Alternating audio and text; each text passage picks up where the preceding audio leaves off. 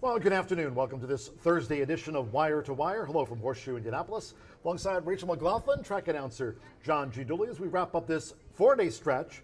No live racing on TGIF, but we've got an all-quarter horse card here kicking off on Saturday morning at 10:45 a.m. Today, a dozen of them. We're giving you a dozen races here, all on the main track where you're off the turf course, Rachel. But among the dozen races, 8 thoroughbred races, and then the final 4, we're closing with the trials for the Jaguar Rocket Futurity final. Yes, we have a really nice 4 races to get the 10 fastest times is how that works. That will go into the Jaguar Rocket. Martha's going to be covering most of those. I'll talk about one, but it is a wonderful card. Even though we are off the turf, we are fast and ready to go here. Not terribly too many scratches on the card, but definitely change some of those turf races. And today, main track labeled fast, and again, we'll close with those trials for the Jaguar Rocket Futurity. First race post time 2:10, last of the day scheduled around 7:45, and then of course we have the presidential debate tonight at 9 o'clock. But regardless of if you'll be watching that or not, one thing that we're watching right now is the weather. Sunny skies, 80s. Looks like a nice day for our 12 race card here today at the Shoe. Let's check in right now for the official race day forecast with WRTV6's, speaking of downtown. Todd, TK. From Indy's streaming news leader, this is a WRTV update.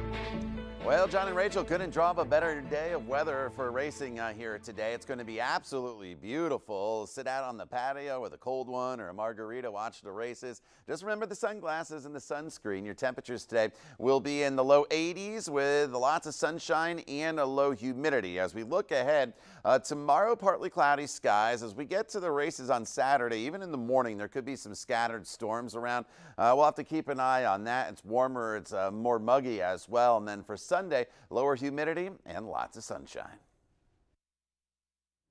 All right, cheers, Todd Clausen at WRTV6. Yesterday, Todd called for spotty showers, and that in case was the fact, and we took off the Horseshoe Hat-Trick All-Turf Pick 3 was canceled on yesterday's card, and of course, today an all-main track 12-race card, and Todd also predicting apparently margaritas in my future. Yes, I think so. I think definitely margaritas for John. You guys, we met Todd out downtown, and the margaritas were flowing. After Saturday's Old Quarter Horse card, this coming Saturday, 10:45 a.m. start time, as I mentioned. No live racing Sunday, Monday, so just keep that in mind. And then we come back with an action-packed start to the new month, including, of course, the Battle of the Big Mouse on July 4th, and we've got the 5th, those NEC qualifiers on the 6th and Indiana Derby Day. Yesterday, Cipriano Contreras, a nice training double on yesterday's card. Yeah, it was a good day for Sippy and also a riding double for Santo. That's his second double this week as well. And I thought we could take a look at Santo's wins, one of which was for Sippy, and then we'll take a look at the handicaps, big upsets in those. But Grace and Glory, he's on the 3 here. The favorite was 7-5, and he ends up upsetting that one 7-20. Just grinding. Yeah, we always talk about it. He is such an underrated jockey. He rides so well and tries so hard. It doesn't matter if he's racing for, 5th or winning. He's such a good jockey. Beautiful and bold, edging out Lily's Home. That was under apprentice Joseph Romero, who's still seeking his first career win. So we're rooting Joseph on to maybe get that here at Horseshoe Indianapolis. But yesterday, one of Santos' 2, that coming on board the gray, Grace and Glory for Cipriano Contreras. And how about Big Dig, this horse in the yellow blinkers? Nice move by Santo coming toward the quarter pole, took the initiative, made that move, opened up on them in the stretch, and a maiden win for Big Dig yesterday on a wet, fast track. Yeah, it was kind of hard after we came off the turf, and these races were, you kind of had to go through and try to find a horse that you think would like to run on the off track kind of last minute. So definitely Big Dig with the upset there, 980 winner. Yeah, because I heard you a couple of times during the your pre-race mentioning, guys, I'm going to call an audible here, but at least we did give them notice. It wasn't like we started the Horseshoe Hat-Trick All-Turf Pick 3. The races yesterday came off our 3 turf races. Yeah, that saved me a lot of flack on X. Yeah, before the 4th race started. Saved all of us a lot of heartache on social media. Then, of course, we had a couple of handicap races on yesterday's card.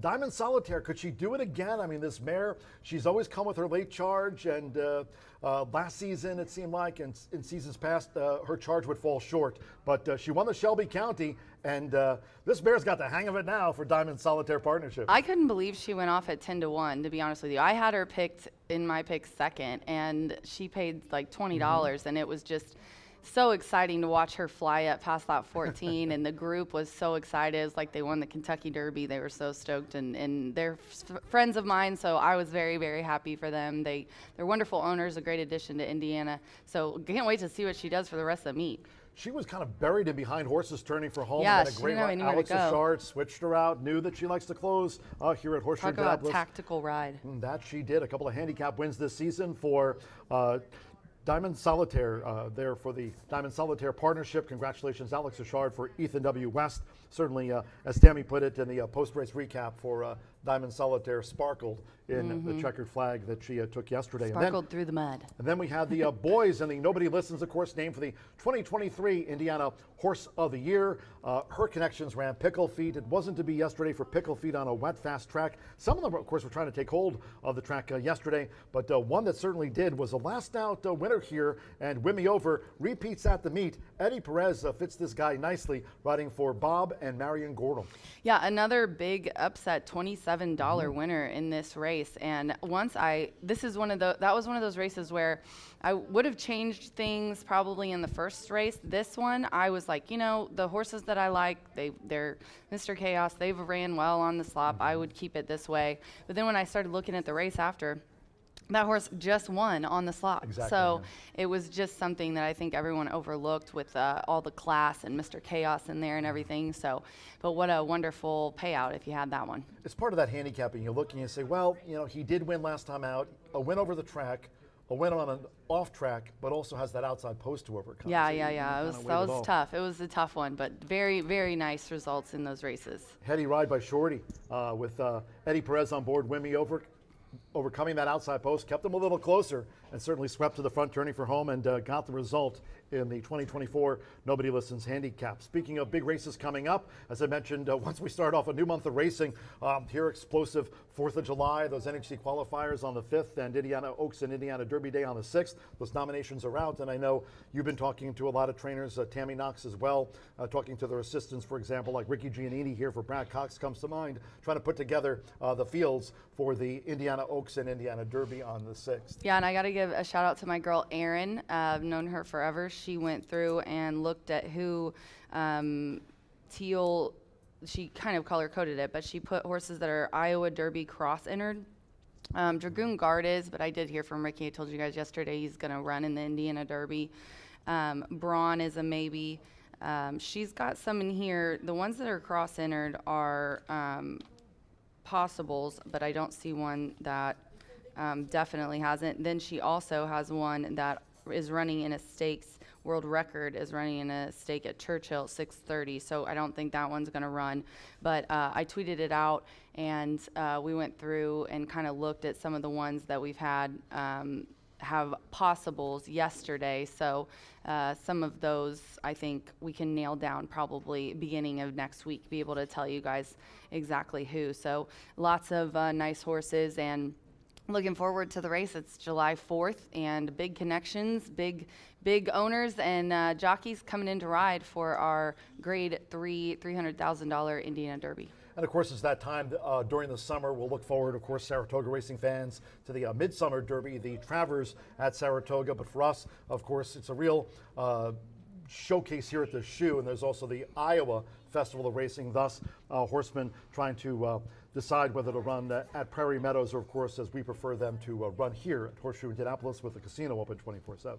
Yeah, it's going to be a big day. We have a $3,000 mega bet drawing that's free. We're going to have the handicapping contest is $2,500 completely free, courtesy of the HBPA. Itoba put in even more money in the hat contest. There's going to be a $1,500 hat contest to the top 5, so be sure to wear your hat. We'll have a magic mirror selfie station, all kinds of fun, all sponsored by Indiana Breed Development. So Derby, our biggest day of the year. Did a radio hit this morning on the local radio station about it, so hopefully get some people out. It's always a big day.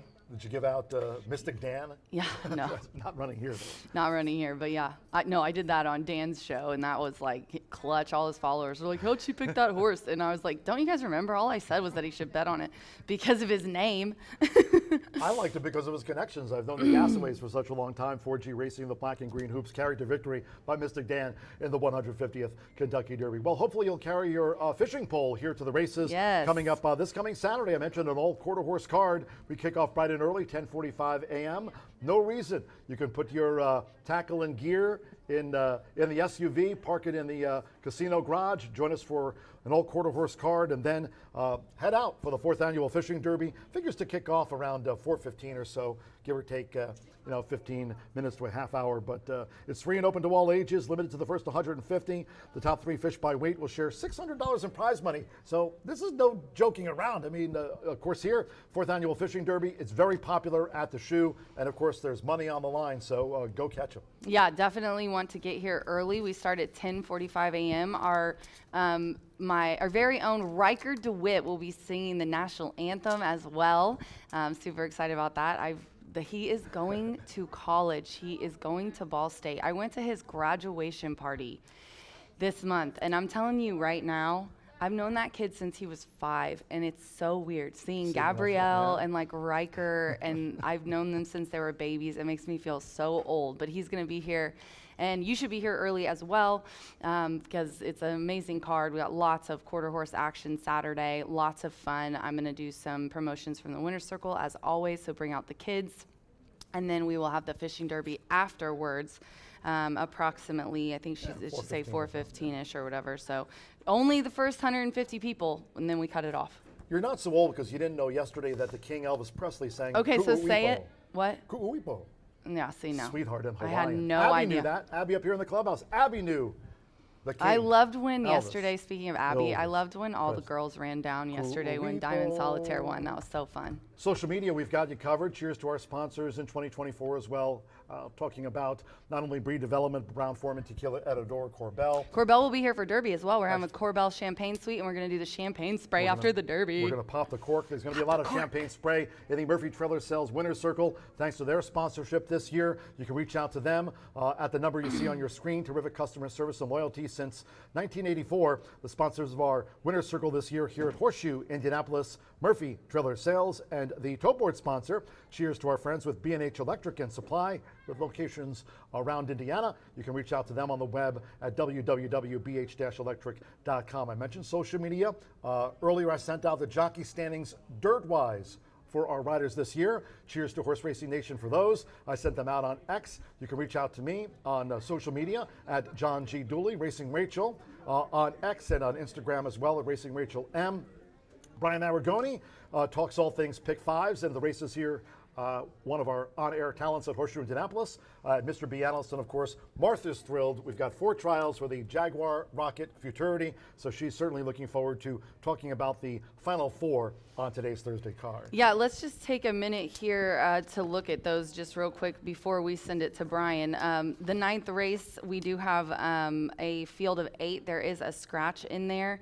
The morning line was the 3. I went with Tim Eggleston in that race. The 10th race, there's a field of 8 as well. The 8 is scratched in there, and the morning line went to the 6. These are all young horses too. It's going to be really tough to handicap these. That's why I'm letting Martha do the majority of them.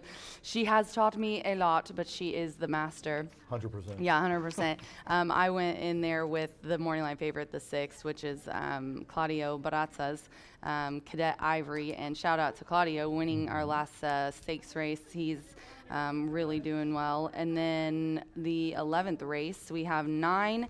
And then in the 12th race, we have 9 as well. In the 11th, I went with the 8, Tony Cunningham and Danny Martinez. And then the 3, Never a bad way to go. Natasha is on fire right now. Tony Cunningham, has been leading. Yeah. Montenegro, yes, he has too. Cunningham has been, honestly, I think he's been the leading quarter horse owner like 7 years, and he got the training title last year. And I kind of went back and forth between their horses in that finale, but I put Natasha on top just because they're hot. So out of all of those horses, the 10 fastest times are going to be the ones that will go on to the the Jaguar Rocket Futurity. And then Saturday, is it all trials Saturday? It is, isn't it? It's a lot of them. Yeah, there's a lot of trials on Saturday. So we're just going to queue up for all these wonderful all quarter horse days that we have coming up after this Saturday and after the Indiana Derby. Just heard it's 10 out of 12 here, by the way. It's 10 on out of Saturday. 12? Yeah, trials. So. Yeah, 10 out of 12. Okay, good. Action-packed day, however you want to spell it out here for Saturday, and of course afterwards the 4th annual Fishing Derby. So as we get set to wrap up this edition of Wire to Wire, stay tuned. We'll take a commercial break and we'll be back with odds. We got Brian Aragoni joining us throughout the course of the afternoon. Jimmy Mack's here. Jimmy McNerney coming in as Rachel rocks. It's country rock. It's Tyler Childers. It's sold out. Grab a cold one. I hate when it's sold out at Deer Creek. It's like so packed. Driving there in your truck? Yeah, I should drive there in my new 2500 Wow. I got. God. Yeah, I know. I'm a country girl. I always see you blowing past me on the way back to downtown. Yeah, right. All right, so Yeah, because you drive like a grandma. Have a safe. He's so mad at me. I'm done. We're done. Have fun. Brutal. Bye for now. She's brutal.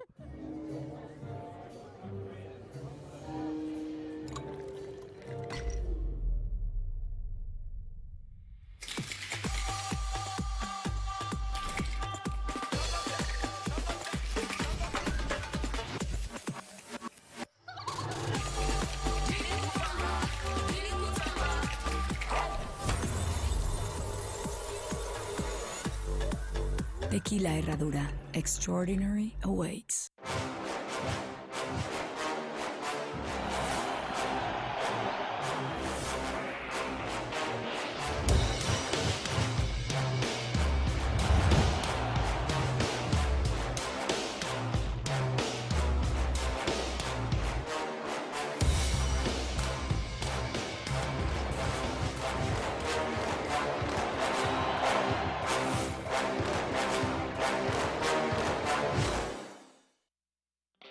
Feel the excitement with TwinSpires.com, the official betting partner of the Kentucky Derby and Breeders' Cup. With TwinSpires.com, place legal wagers and watch live horse racing wherever you are on any device. Sign up, play, and win today. New players use promo code FREE100 on sign up to start your $100 bonus. With TwinSpires.com, you can bet on horse racing. Get the TwinSpires.com app to receive special offers and the most up-to-date information. Terms and conditions apply. Void where prohibited. Please wager responsibly.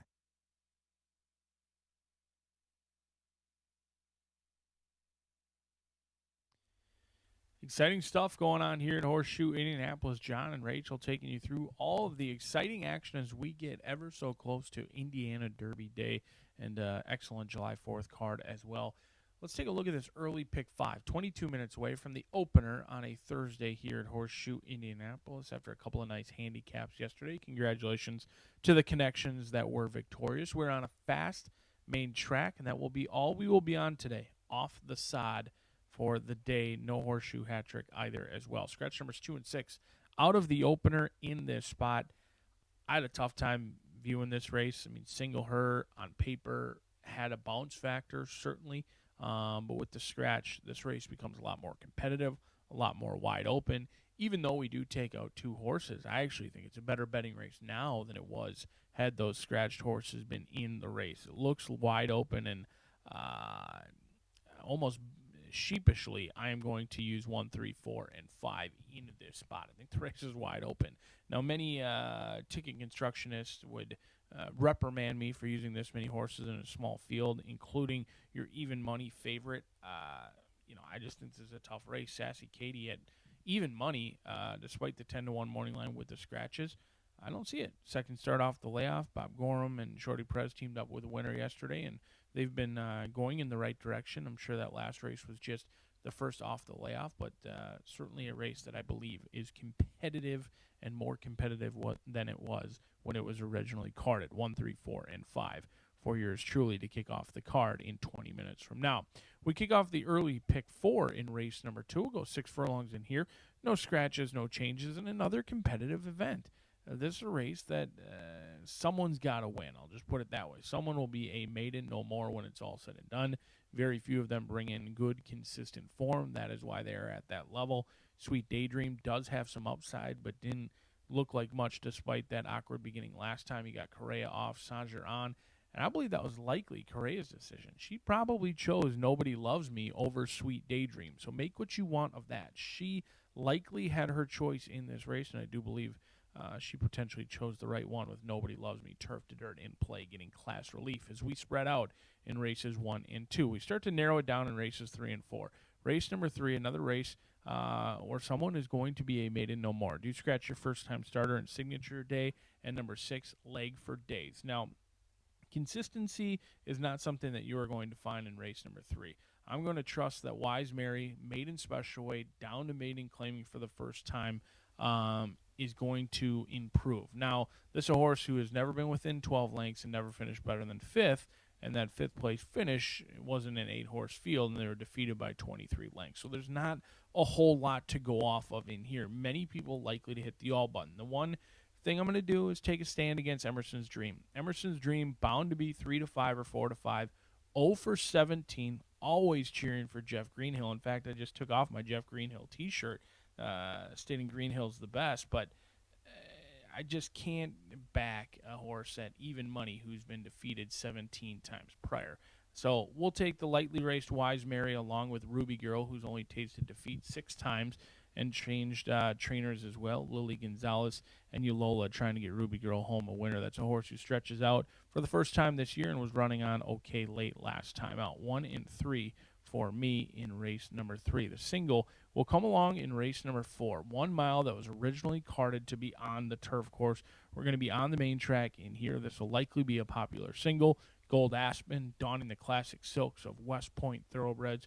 Marcelino Pedroza Jr., Brad Cox, not trying to get creative in here. This is a $500,000 son of Looking at Lucky, who has just not panned out, but has run competitively so far this season. He's run well on both the dirt as well as the turf. I think he's got tactical speed, doesn't need the lead, and just trying to beat Magical Road, who's entered for a main track only. This is a horse who acted up in the gate May 29th, and the $1.1 million son of Quality Road appears to be waving the white flag as well, going back to the main track, entered on the main track after trying to be on the turf the first 3 starts. I didn't make much of it as a main track only in here. I think Gold Aspen strictly the one to beat. Realignment could be the one overlooked, but there's a ton of mistakes in race number 4, at least in the sales ring, to put it politely. Race number 5, this one is going to be the spread race in here. 6 furlongs going to be the distance. No scratches, no changes. Kicks off the late pick 4 as well.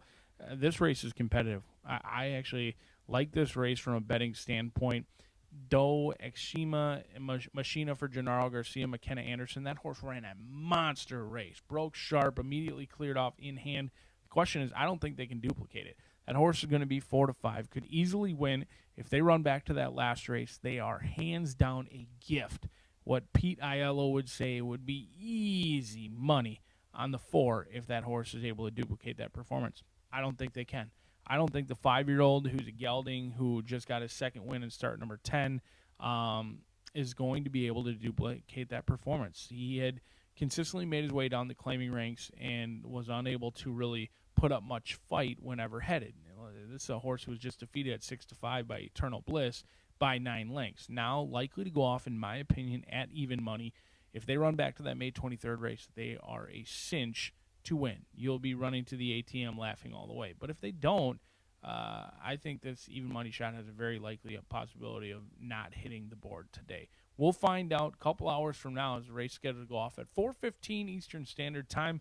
A plenty of races, a baker's dozen for you, with a ton of races and quarter horse action throughout the day, beginning in race number 9. Don't forget that Late Fire 5 does kick off in race number 4 despite 12 races, so certainly do not want to miss out on that. We may be off the turf, but there's plenty of ways to make money right here at the Shoe on a Thursday. Good luck.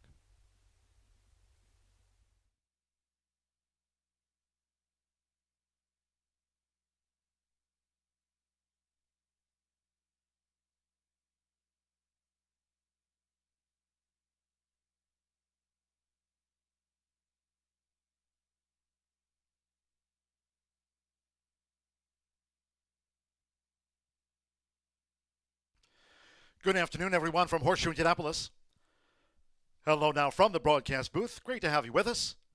Track announcer John G. Dooley. 12 races on tap. Under sunny skies, temperatures in the 80s. A dozen race card on the main track. We're off the turf. All races today on the main track. Main track fast under sunny skies. If you have your programs close by, let's take a look at the changes and corrections on today's racing program.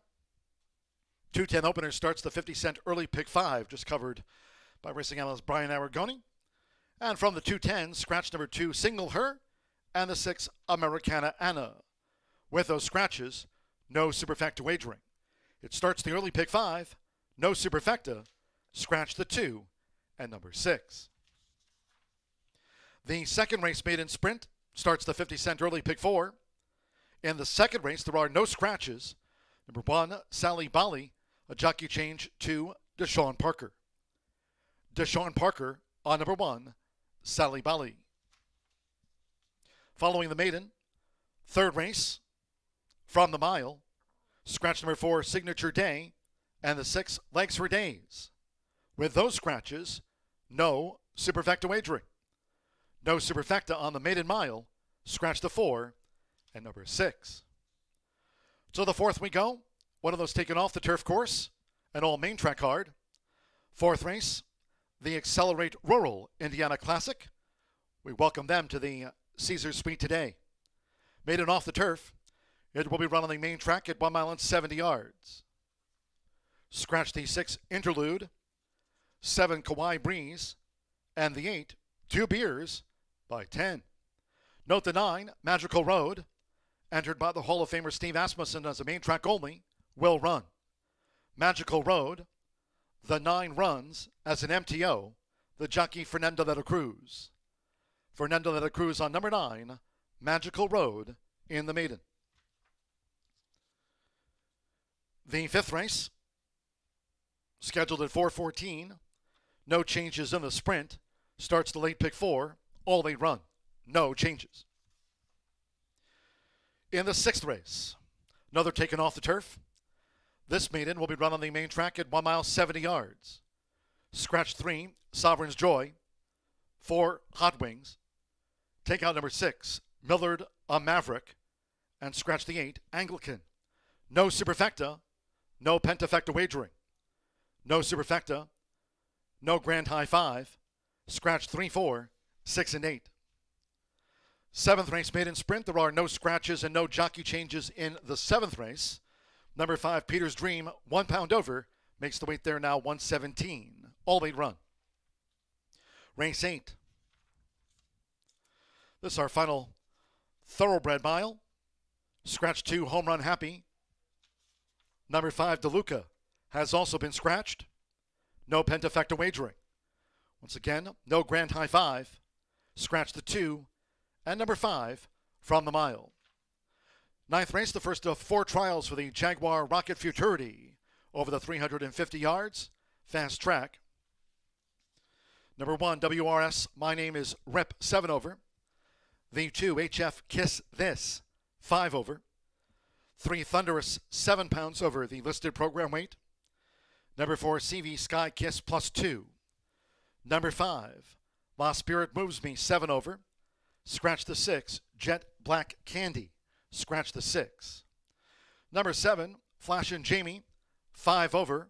And note an ownership spelling, John Myers. That's a spelling correction.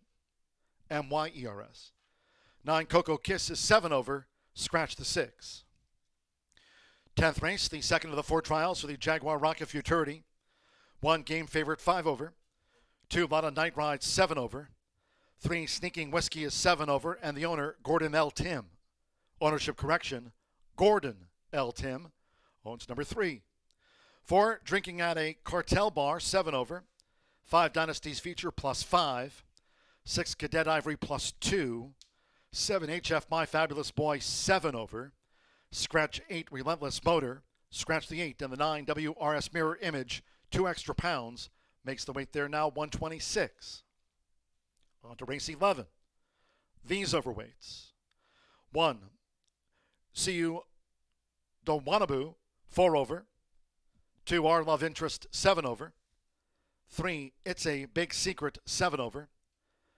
Number 5, Cost a Lot to Be a Cowboy, 5 over. 6, Legendary Night plus 5. 7, Valiant Beecher, 2 over. 8, You Drive Baby, 7 over. And number 9, Louisiana Love, 7 pounds over. On to the 12th, last of the day, scheduled at 7:45 p.m.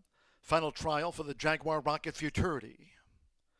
These overweights: 1 County 2, 7 extra pounds.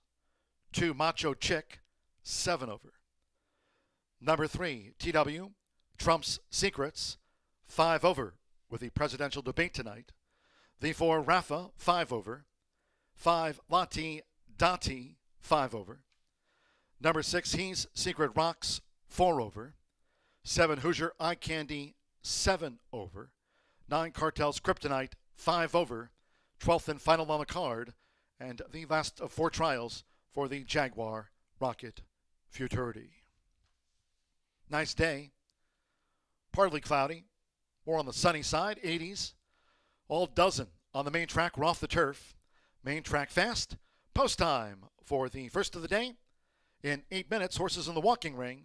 Make it a great day with us here at Horseshoe Indianapolis.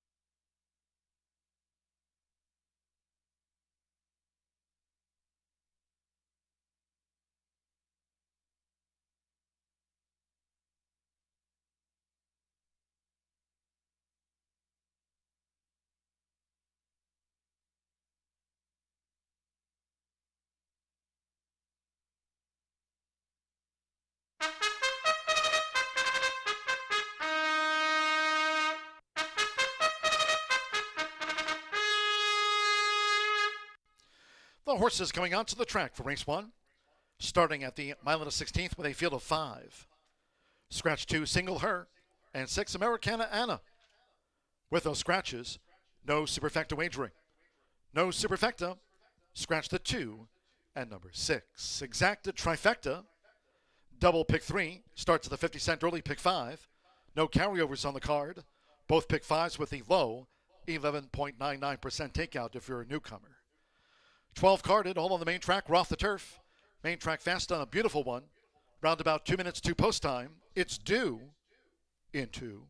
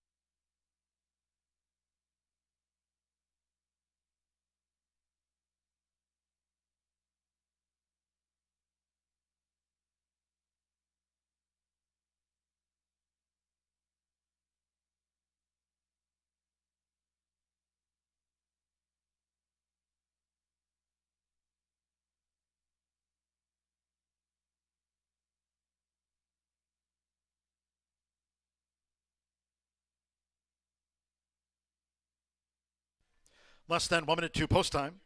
Start to the 50-cent early pick 5. Fast track. Less than 1 minute.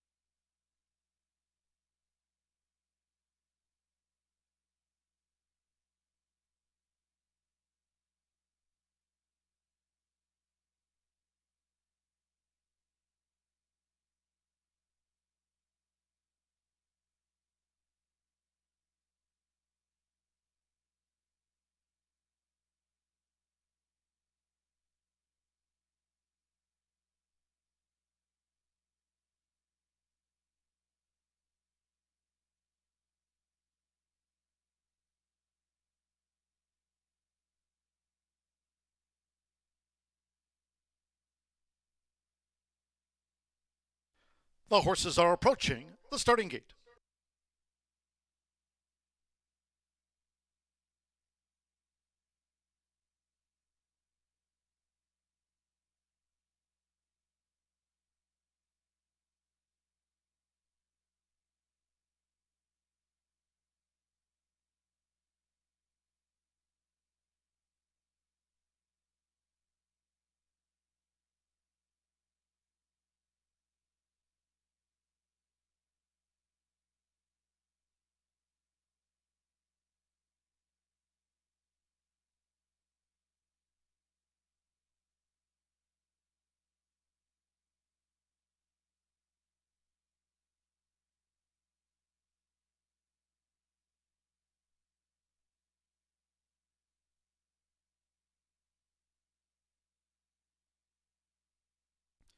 The horses have reached the starting gate. It is now post time.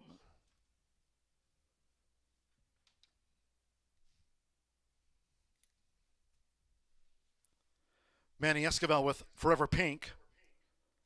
3-2, the first favorite. There she is, Forever Pink. First in at 7-5 now.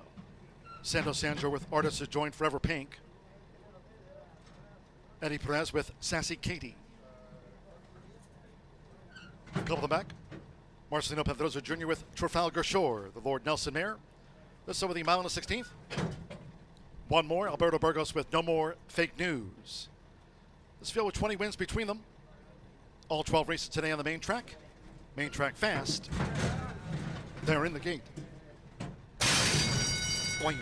Running out Horseshoe Indianapolis. Forever Pink broke smartly, along with Trafalgar Shore. Artist showing her speed as they make their way toward the first turn. No More Fake News in the green cap, and Sassy Katie has drifted back to last here in the early stages as Artist has come away in front here for Santos Sandro. Artist to the lead. Forever Pink is the grain toward the inside with Trafalgar Shore in between horses. No More Fake News in the three path, and Sassy Katie held up in last there under the hands of Eddie Perez. Artist out in front. Smooth sailing for Artist, who's in front here of Trafalgar Shore, who's gained second for Marcelino Pedroza Jr. No More Fake News and Alberto Burgos on the outside. Manny Esquivel and Forever Pink is running in fourth. 3/4 length to Sassy Katie, who still trails here in the Thursday opener. The quarter for 24.36 seconds. Artist out in front. They still have the six-time winner to track down. Artist leads past the half-mile pole, now by 2. Trafalgar Shore, Forever Pink holding the rail. No More Fake News, 3 wide both turns and 3 from the front. And pulled to the far outside for her bid. Sassy Katie trails. It's 4 lengths from leader to last. Still Artist. Trafalgar Shore. No More Fake News. Forever Pink driven between horses. Sassy Katie is now hard pressed. The half was 48.84 seconds for the front runner. Artist past the quarter pole. Artist looking to finish them off. Artist spins them in as Forever Pink is now switched out with on the outside Trafalgar Shore. No More Fake News has raced wide and Sassy Katie has trailed. 3/4, 1 minute 13.37 seconds. Artist now headed by Forever Pink, who's taken the lead for Manny Esquivel and is slowly edging away near home. At even money, the first favorite, Forever Pink, gets the result from Artist. And thirds on the bob, Trafalgar Shore with No More Fake News.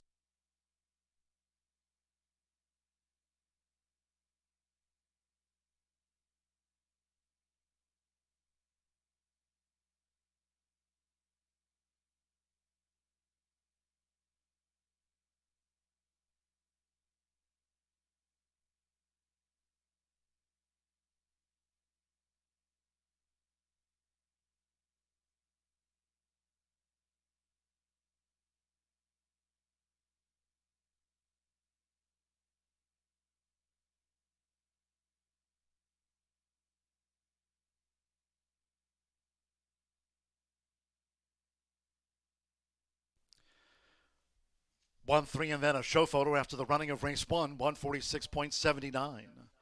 1 Forever Pink and even money was first. 3 Artists at 2-1 was second. Thirds on the bob. Stand by for the result of the show photograph.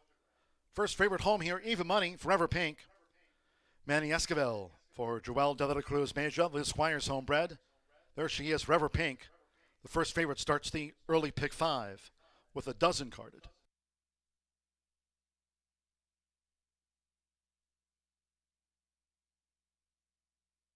The judges have posted after a photograph number 5.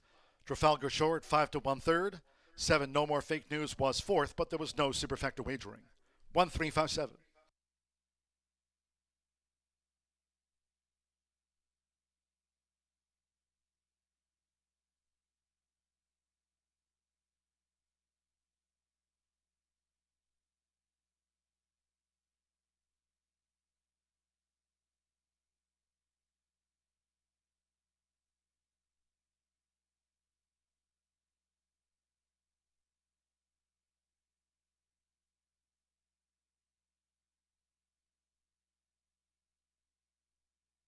Returning to the Murphy Trailer Sales Winner's Circle, the 1 Forever Pink with Manny Esquivel. Forever Pink is a 4-year-old Grey Roan filly by Forever Doro, and a Pinking of You by Pink Viper.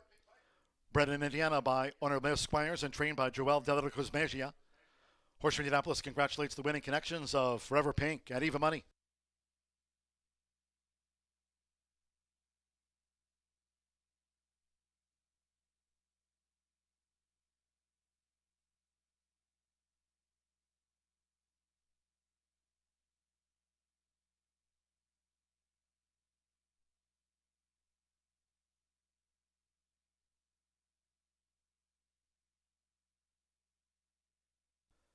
Race 1 official. 1-3 exacta paid $15.80. Trafalgar Shore ran third. 50-cent trifecta 135, $9.25. The 2 and 6 were non-runners. Favorite first, 5 ran. First of the day, 146.79. We go to the second of a dozen.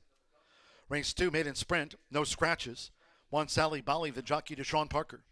Deshaun Parker will ride the 1 Sally Bally. Exacta trifecta superfecta. Double pick 3 starts to the early pick 4 with the maiden. Post time on a fast track in 23 minutes at 2:42 in all cases. Please do try to make your selections and Horseshoe Indianapolis wagers today early. Thank you. Coming up in just a moment, our first replay of the day. Hope you had a bet on Forever Pink.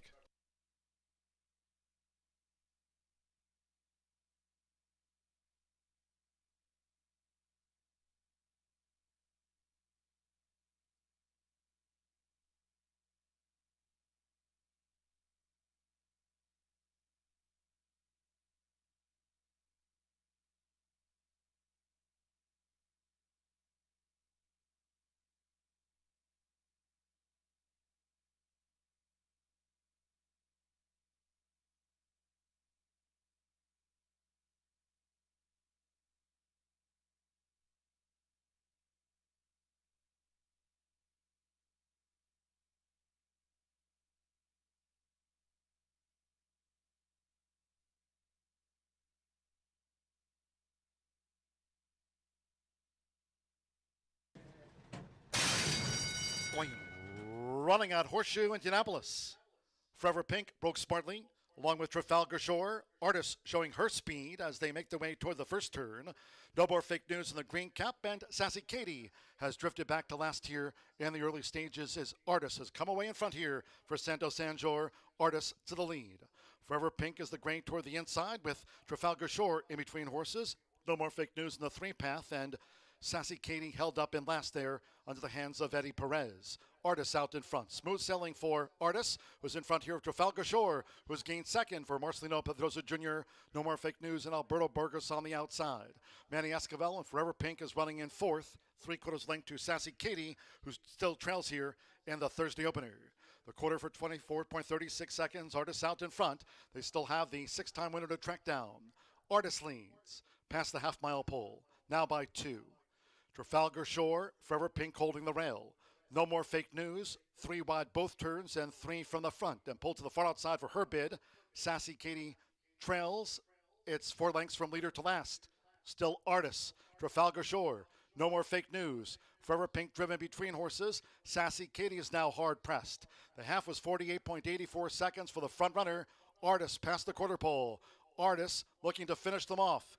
Artis spins them in as Forever Pink is now switched out with on the outside Trafalgar Shore. No more fake news has raced wide and Sassy Katie has trailed. 3/4, 1 minute 13.37 seconds. Artist now headed by Forever Pink, who's taken the lead for Manny Esquivel and is slowly edging away near home. At even money, the first favorite, Forever Pink, gets the result from Artist. And thirds on the bob, Trafalgar Shore with no more fake news.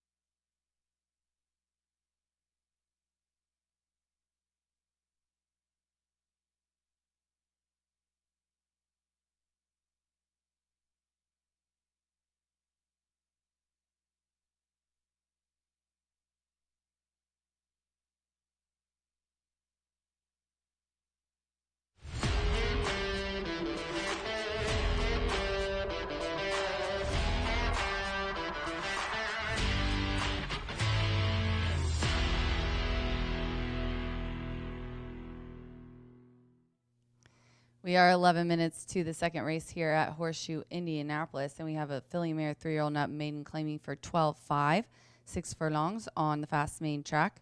Deshaun Parker will ride the 1, Sally Bally. This is a 7-horse field, and right now the even money favorite is the 5. I've got 5-7-4 here in this race. Nobody Loves Me. Yamari Correa is aboard for Tom Medina. This is a 3-year-old filly, and she's making her 11th lifetime start. She's a 2nd and 2/3 to her credit. She's been in maiden claiming for 20 on the turf on June 11th. She didn't like that one. She went to the lead. She looked good, and then kind of just at the 8th pole faded. But she's been in maiden special weights and maiden claiming for 20. But if you go back where she's dropped down at Turfway on the Poly, she was in a maiden claiming for 15 and a maiden claiming for 7,500. She had a couple of thirds, and she got really close when she was in that maiden claiming for 7,500. She only missed third by a length. Or only got third by a length. And who knows, maybe she likes Poly a little bit better because both of her good races were on Poly. But she has ran this distance 6 times and has a second to her credit there. This one, it was wet dirt, though, was the second place finish. And maybe that had a little bit to do with it. But she gets a fast track today. She gets class relief. She's returning to dirt. A lot of upside about the 5 on the 5. And then the 7 on the outside is who I'm going to go with next. The 9-2 on the tote board, Moro Maestro. This one is trained by George Leonard, and it's a 3-year-old filly by More Spirit. She dropped down to maiden claiming for 5 on April 23rd at 5.5 and was second. And then he put her in a maiden claiming for 12.5 like she is today and was second versus similar. She ran against Sweet Daydream in that one as well. She's going to 6 furlongs today. And I think on the outside, her numbers, there's not a whole lot of speed in here, but definitely I think she can improve off of those efforts. Then I'm going to go to the 4, Sweet Daydream, who I just mentioned, 9-2 right now. Sweet Daydream gets Santo Sandra, who is coming off of a double yesterday, and it was his second double this week, so en fuego for Santo. 4-year-old filly, who they waited to start until this year when she was 4, by Animal Kingdom. And this one, Rogelio Labra, is the trainer. Last time out, June 4th at 5.5 in the same class. Ended up 3rd. She was well bet in that race, and she did overcome an awkward start there. She kind of came out of the gate a little wobbly, but she straightened it up and got up for 3rd to my second place finisher in that race, Moro Maestro. She also put in a decent work on June 19th since that try. 39 breezing, 7 of 10 there. She, I think, is a one that you definitely need to mix in. I like the odds too at 5-1. Might even be a good one to play Santo because he's, had a lot of success this week. It seems to be his week.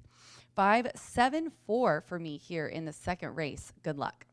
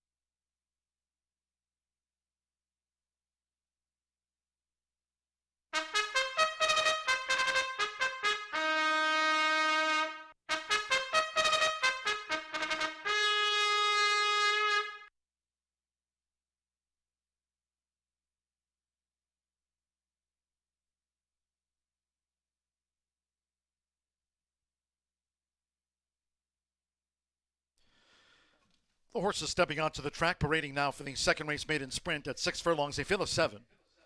One Sally Bali, the jockey, Deshaun Parker. Rides one Sally Bali, Deshaun Parker. Exacta, trifecta, superfecta. Double pick 3 starts at the 50-cent early pick 4 with the maiden. Fast track. 3 minutes to post time. 3 minutes now to the off.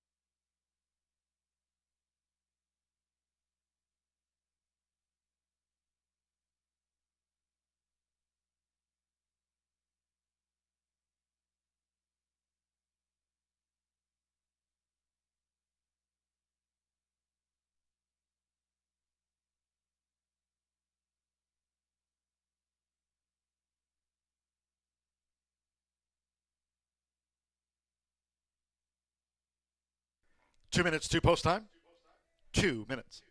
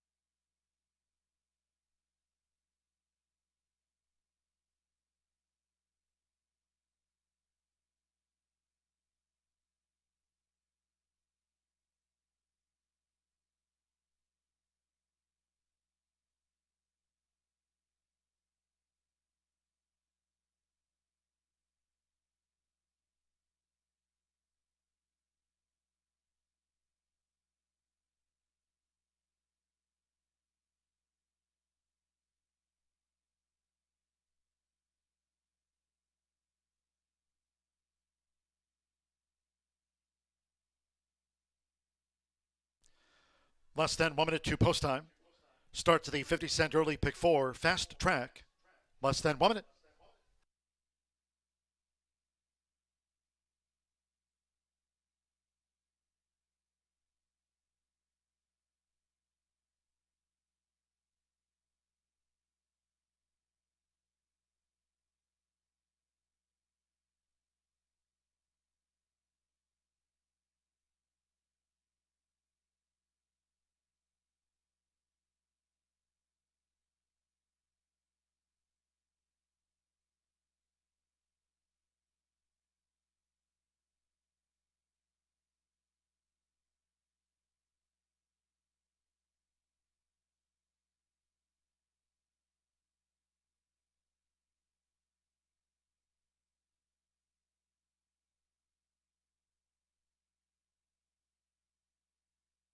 The horses are approaching the starting gate.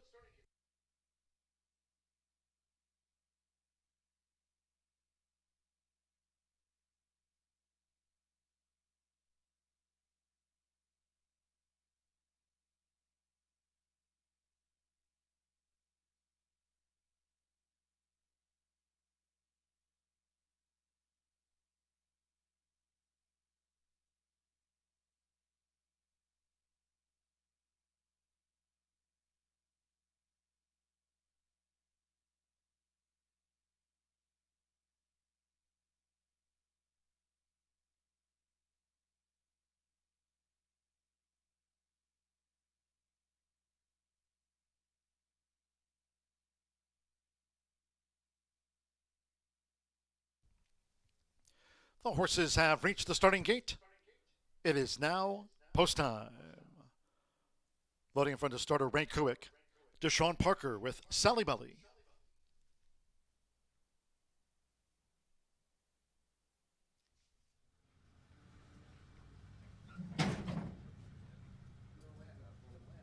Now Santo Sandro with Sweet Daydream. Joined Sally Belly. Yamari Correa with Nobody Loves Me.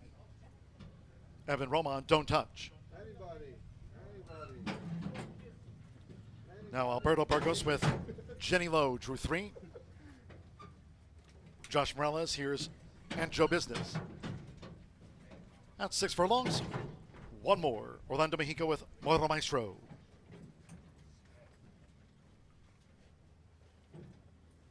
All main track card today. Second of the day from Horseshoe Indianapolis. They're in the gate. And they're off. Even start. Don't Touch. Racing out with Nobody Loves Me. Sweet Daydream and the white blinkers is now forged in front for Santo Sanjor. Sweet Daydream took the lead from Don't Touch. Nobody Loves Me in the blue cap, and nearest the inside is Sally Bali in the leading quartet as they go toward the half-mile pole. Then nearest the inside, Jenny Lowe, joined on the outside by Moro Maestro, and in between horses, and Joe Business. They enter the far turn. The leader here is Sweet Daydream. The quarter 23.08 seconds. Sweet Daydream leads with 3 furlongs to go. Tracked by Nobody Loves Me, who's inching in for Yamari Correa. Don't Touch in third. Sally Bali running in fourth. Moro Maestro in the red cap is a wide fifth. And then we trail back to Jenny Lowe and Joe Business as these maiden fillies and mares turn for home. It is Nobody Loves Me who's swept ahead into the stretch. Half mile, 46.85 seconds. Nobody Loves Me. Nearest the inside, Sweet Daydream battles on as they come down toward the final 16th together. And then on the outside, Don't Touch with a late bid. And toward the inside, Sally Bali. Here comes Don't Touch for Evan Roman. Don't Touch, powered past. Don't Touch, won by a length and a half. Sally Bali gained second. Third's a photo between Sweet Daydream, who battled Nobody Loves Me.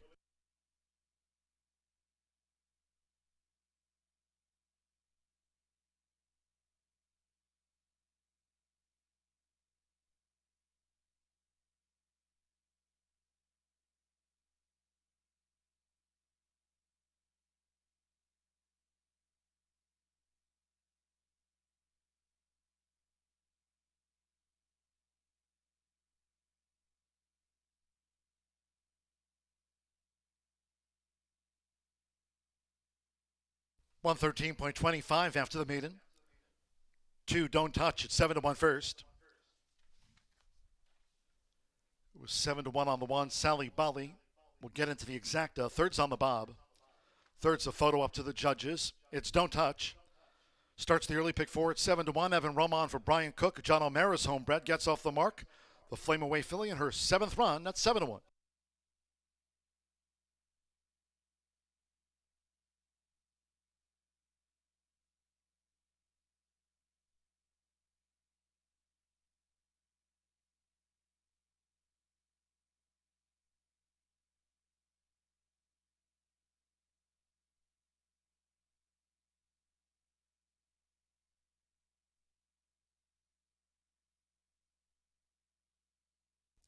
The judges have posted number 5, Nobody Loves Me, at 8-5 third over the 4 Sweet Daydream at 7-2 fourth.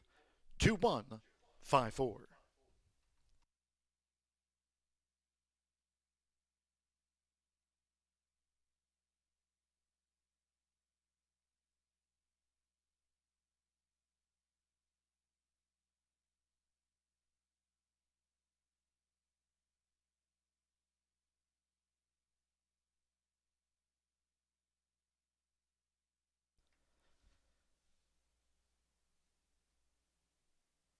The winning groom leading into the Murphy Trailer Sales Winner Circle of the 2. Don't Touch with Evan Roman.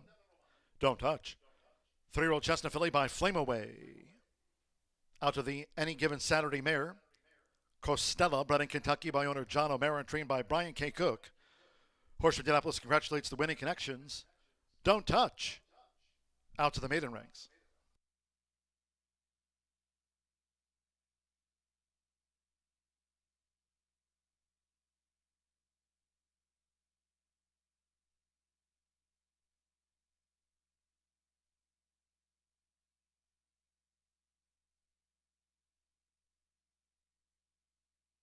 The result of the second race, now official.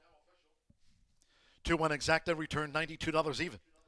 50-cent trifecta, 2-1-5, $76.75. 1-2 the opening double, $68.20 with Sweet Daydream fourth. 10-cent superfecta, 2-1-5-4, paid $77.07. In the maiden, favorite, third. All 7 ran, 113.25 seconds. In the third, maiden mile next. Scratch the 4 Signature Day and 6 Legs for Days. With those scratches, no superfecta wagering. No superfecta. Scratch the 4 and 6 from the maiden mile. Exacta, trifecta, double pick 3. All main track card. Post time 3:14.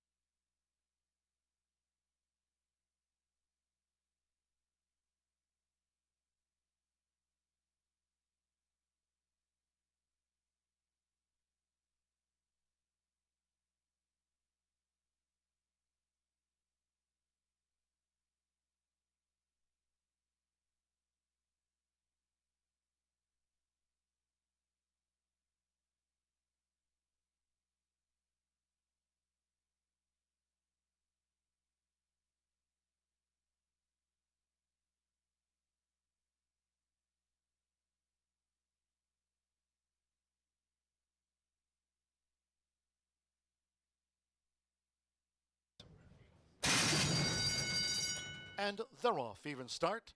Don't Touch. Racing out with Nobody Loves Me. Sweet Daydream and the white blinkers is now forged in front for Santos Sanjor. Sweet Daydream took the lead from Don't Touch. Nobody Loves Me in the blue cap. And nearest the inside is Sally Bali in the leading quartet as they go toward the half-mile pole.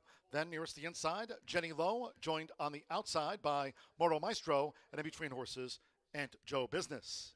They enter the far turn. The leader here is Sweet Daydream. The quarter 23.08 seconds. Sweet Daydream leads with 3 furlongs to go. Tracked by Nobody Loves Me, who's inching in for Yarmarie Correa. Don't Touch in third. Sally Bali running in fourth. Moro Maestro in the red cap is a wide fifth. And then we trail back to Jenny Lowe and Aunt Joe Business. As these maiden fillies and mares turn for home, it is Nobody Loves Me who swept ahead into the stretch. Half mile 46.85 seconds. Nobody Loves Me. Nearest the inside, Sweet Daydream battles on as they come down toward the final 16th together. And then on the outside, Don't Touch with a late bid. And toward the inside, Sally Bali. Here comes Don't Touch for Evan Roman. Don't Touch, powered past. Don't Touch, won by a length and a half. Sally Bali gained second. Third's a photo between Sweet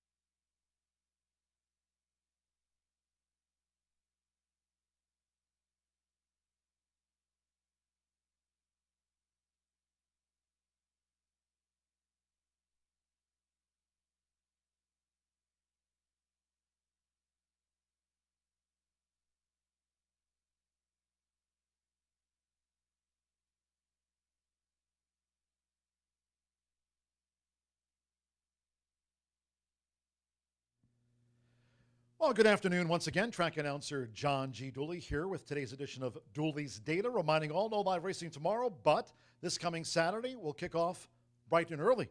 10:45 a.m. start. Saturday will be an all quarter horse card, so hope you can join us here this weekend. And then no live racing on Sunday nor Monday. Tuesday with a thoroughbred and quarter horse card here. Tuesday racing off at 2:10 p.m. Eastern, just like today. Well, a week from this Saturday, after our all quarter horse card here this weekend, hope you can join us. It's Indiana Oaks Indiana Derby Day, Saturday, July 6th.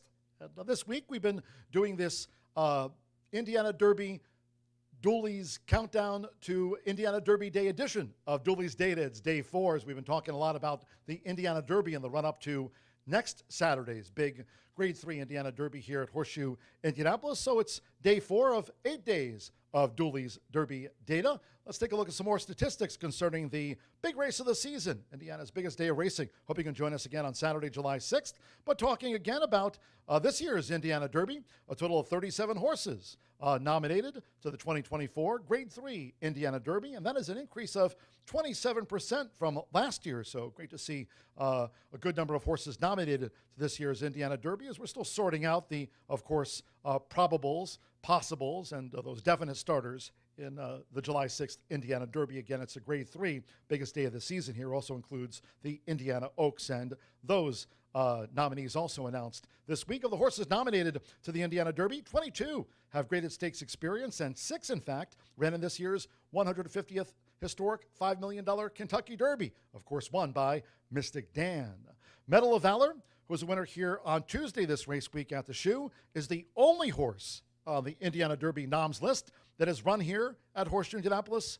In fact, trained by George Leonard III. Wouldn't that be great to see a local like George pick up the Grade 3 Indiana Derby, owned by Hillerich Racing and Bernie Flint's LTB Incorporated? We'll keep our eyes on the entry box to see if a horse has won locally here at Horseshoe Indianapolis. Medal of Valor among the entries a week from this coming Saturday. And Woodcourt, by the way, is also trained locally by Cipriano Contreras, who had a couple of wins on yesterday's card, did Sippy, but he has not competed at Horseshoe Indianapolis. He's trained by Sippy here, but he finished third in his last start, Woodcourt, in the $2 million Illinois Derby, now run at Hawthorne. In years past, War Emblem won at the old Sportsman's Park, but that now closed in Cicero, Illinois. Today we have a 12-race card. Don't forget, later today, 4 trials for that Jaguar Rocket Futurity. Looking forward to later in the live broadcast hearing from quarter horse racing expert Martha Clausen with her thoughts on those trials for the Jaguar Rocket Futurity to wrap up the racing card here today. All main track card. Again, the main track is fast. We're off the turf course. Also joining us here today, Jimmy McNerney in the house. Jimmy Mack, he'll be along talking about the races here today. And again, we look forward to having you join us here on Saturday for an all quarter horse card. I mentioned that Derby Dooley's Data. Join us here Saturday, July 6th for the running of the Grade 3 Indiana Derby.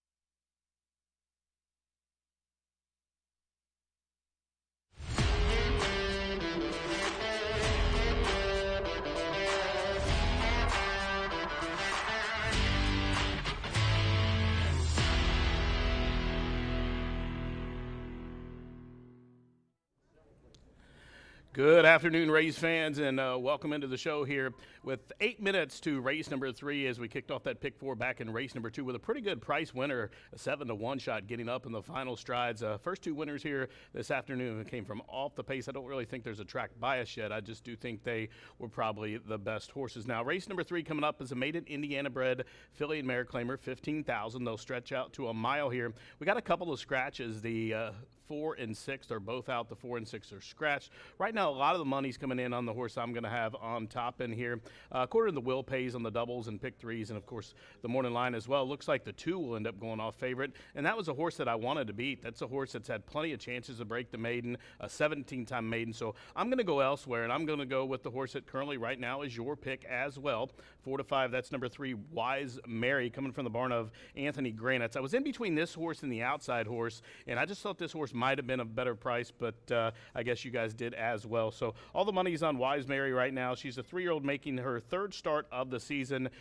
She debuted last year here against Open Company and just kind of ran around there then, but the first start this year, they tried the turf, showed speed, stopped. Last start, she kind of prompted the pace in her first dirt effort and was 5th, well beaten. Decent field. Galoshes is a pretty good horse from the Lauer barn that won that day, but Granitz is dropping her in class, taking the blinkers off. I think she'll be allowed to settle a little bit off the pace today. I don't know if she likes to be rushed and ridden all the way around like she has a couple of times. So equipment change here.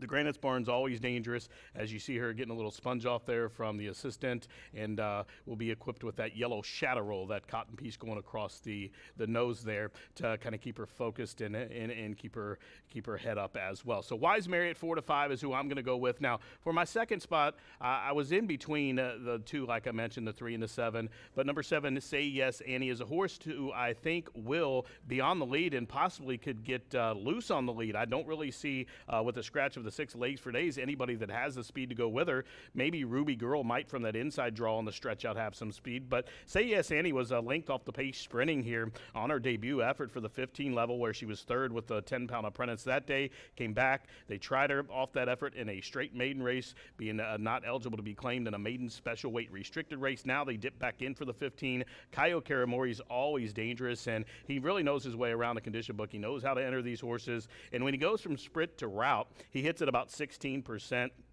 Now, I do think probably on the dam side, this horse has a pedigree saying that sprinting is okay, but you'll see the sire there, Cloud Computing, of course, won the Preakness. So I don't think the distance is really a question, although the mare's had 5 starters, all winners, and of the 16 wins of her progeny, 14 have been sprinting. But against this company, I think Say Yes Annie at 7 to 2 is a definite must use, and that's a pretty good price, 7 to 2 on Say Yes Annie, with Indiana's all-time leading jockey Rodney Prescott up top. Now for third, I'm going to go down the inside, a horse that is going to be a price. That's number 1, Ruby Girl, currently 6 to 1 on the board for Lily Gonzalez, who really knows her way around a racehorse, and she really has been excelling the last couple of years here, picking up more horses and more barns as the riders get leg up here. And this one, Ruby Girl, trained by the aforementioned Lily. When Lily stretches a horse out from sprint to a route, she's had 5 wins from 18 starts. It's 28% when she does that this year, and I think Ruby Girl's one that you got to throw in your ticket. You look at the horse that's a morning line favorite, has had 17 chances. The 5's had 10 chances. All those at the bottom level. This one hasn't really proven that against state breds at a cheaper level she can't run long. I think she can come in at the bottom of the ticket for a slice at a price, if you will. So the riders are up. They're on their way to the racetrack here. Just 4 minutes to post race number 3, where we start another rolling double to another rolling pick 3. Maiden Indiana-bred girls to go around the ground. I'm going to go 3-7-1. Good luck.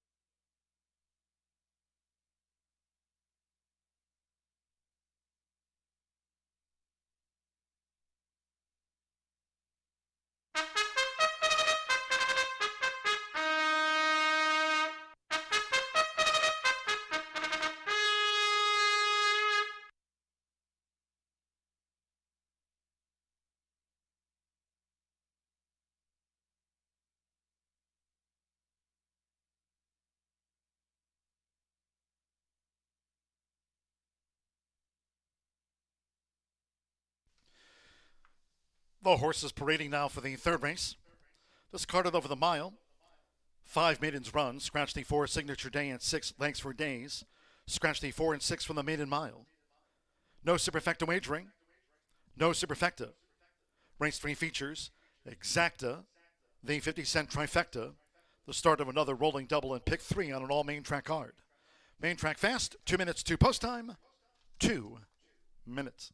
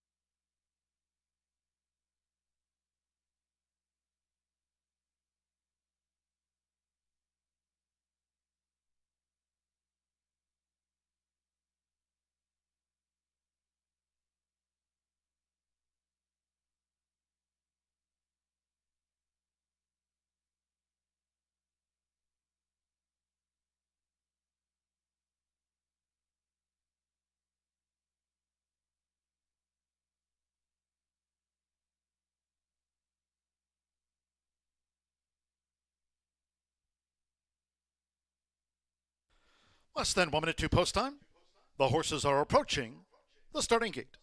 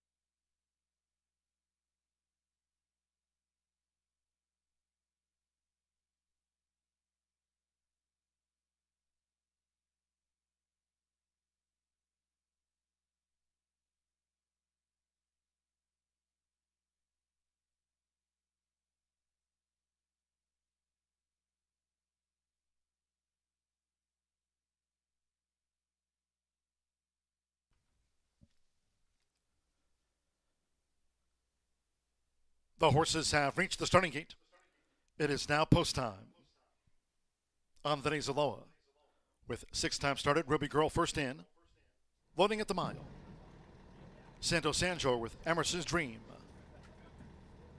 Emerson's Dream loaded, 8-5 favorite. Now Fernando de la Cruz with Wise Mary drew 3.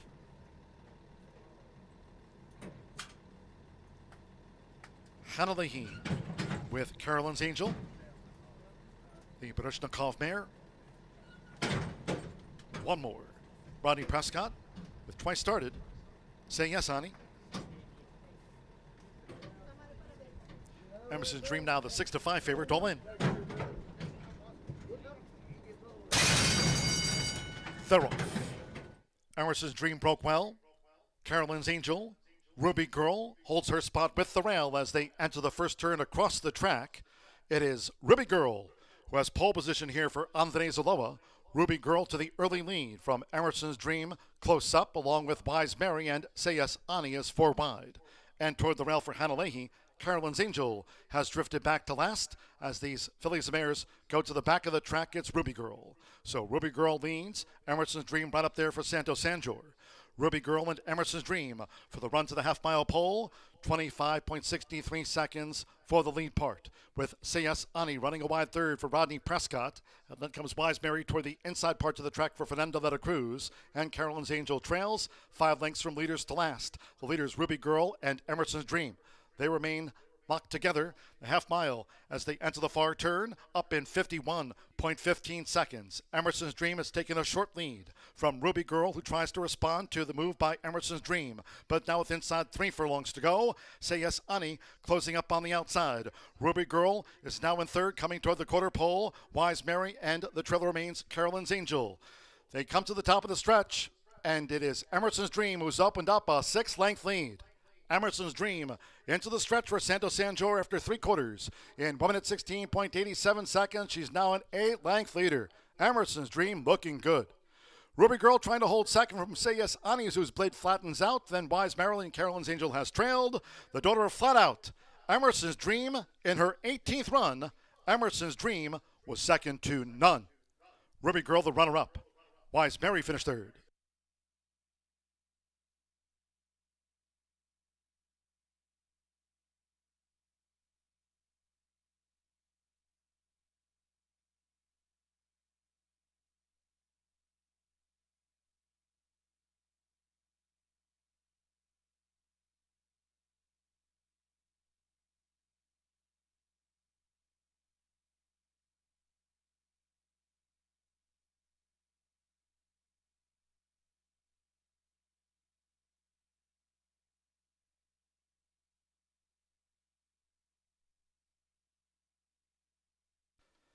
$141.93 for the maiden mile.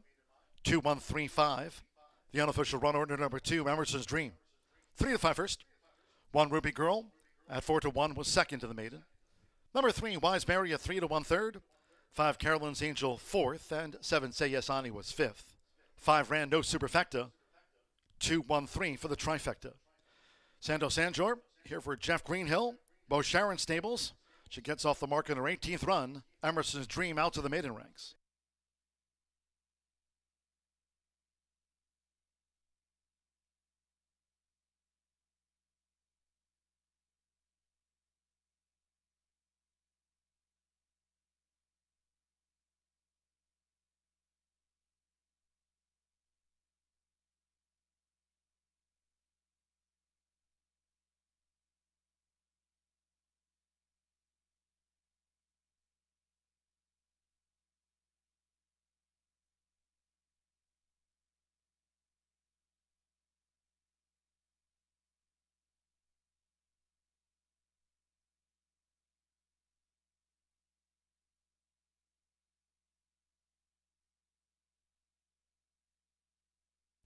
Returning to the Murphy Trailer Sales Winner's Circle. Number 2, Emerson's Dream with Santo Sanjor. Emerson's Dream is a 5-year-old bay mare by Flat Out. Out of Poppy's Dream by Broken Vow. Bred in Indiana by Bo Sharon Stables and In Good Company Farm. Jeff Greenhill trains for James Wyandance, Bo Sharon Stables LLC. Horseshoe Indianapolis congratulates the winning connections of Emerson's Dream, takes the maiden mile at 3 to 5 odds.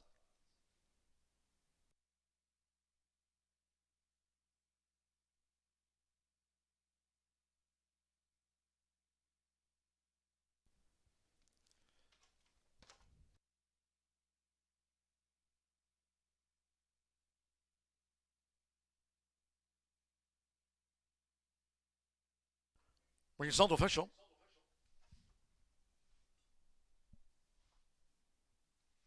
The 2-1 exacta paid $9.80. Opening pick 3 for $23.40.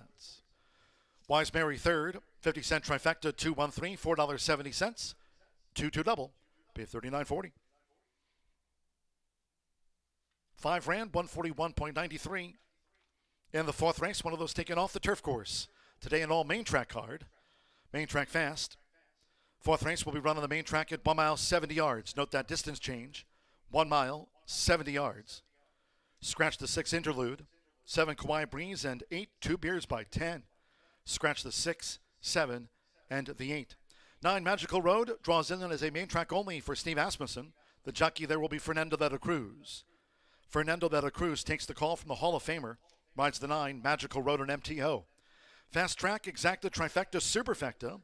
Double pick 3 starts at the 50-cent late fire 5. Post time at 21 minutes at 3:45.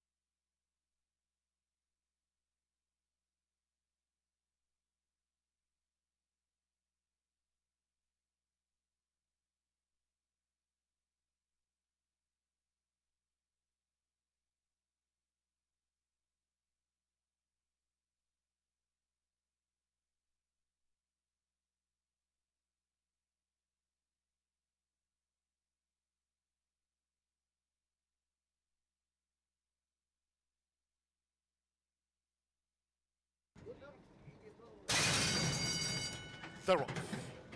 Emerson's Dream broke well. Carolyn's Angel. Ruby Girl holds her spot with the rail as they enter the first turn across the track. It is Ruby Girl who has pole position here for Andres Aloha. Ruby Girl to the early lead from Emerson's Dream close up, along with Wise Mary and Sayas Ani is 4 wide.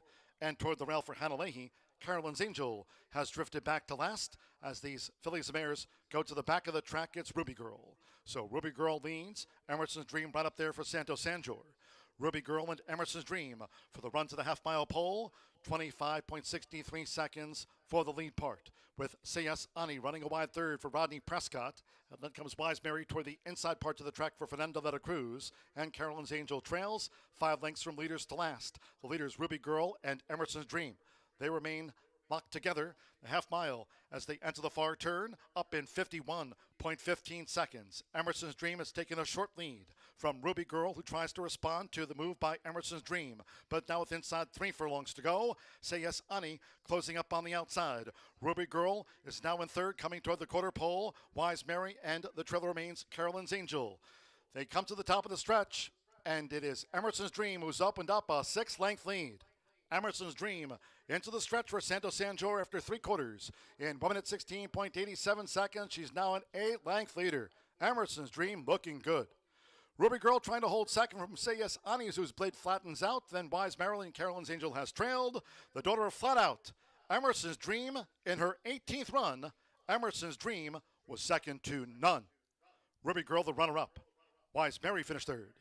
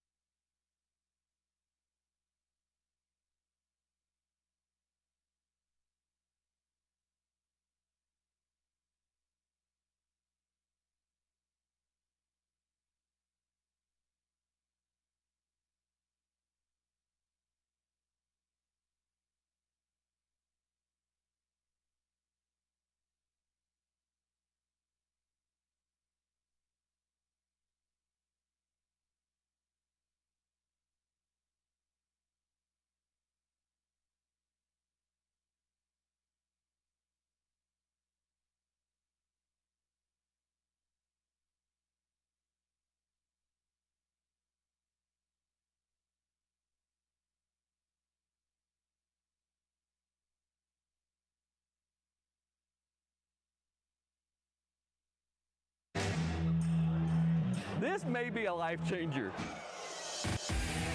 Best of the best, it's a pretty damn big deal. All walks of life abound in this one game. It's just amazing. It's special. It's a different level of excitement. It's a different level of adrenaline. This is the show. It's surreal. It's wonderful. It's the mecca for tournaments.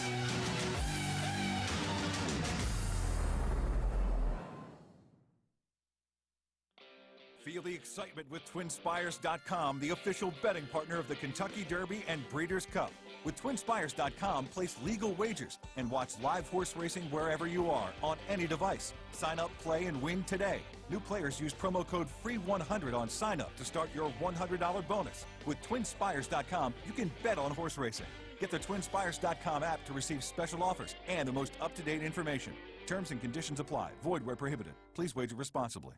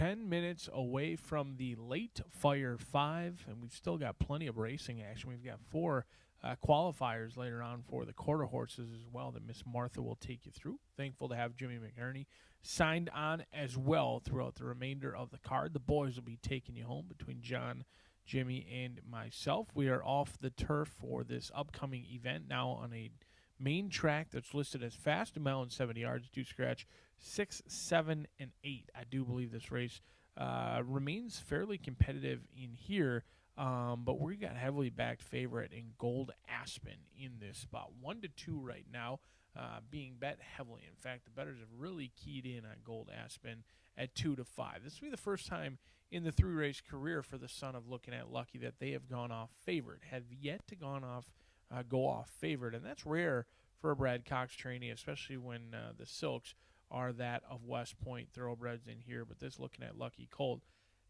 has gotten better with each and every start. Now, debuted on the synthetic sprinting, going 6.5 furlongs. Then there was a layoff, went to the dirt in a route race, showed decent speed, just could never get back get up to Stellarvino, who was a much best winner that day, and really had little response once headed. And then they tried long on the turf. So they've certainly asked a lot of this $500,000 sales purchase in here. Marcelino Pedroza Jr.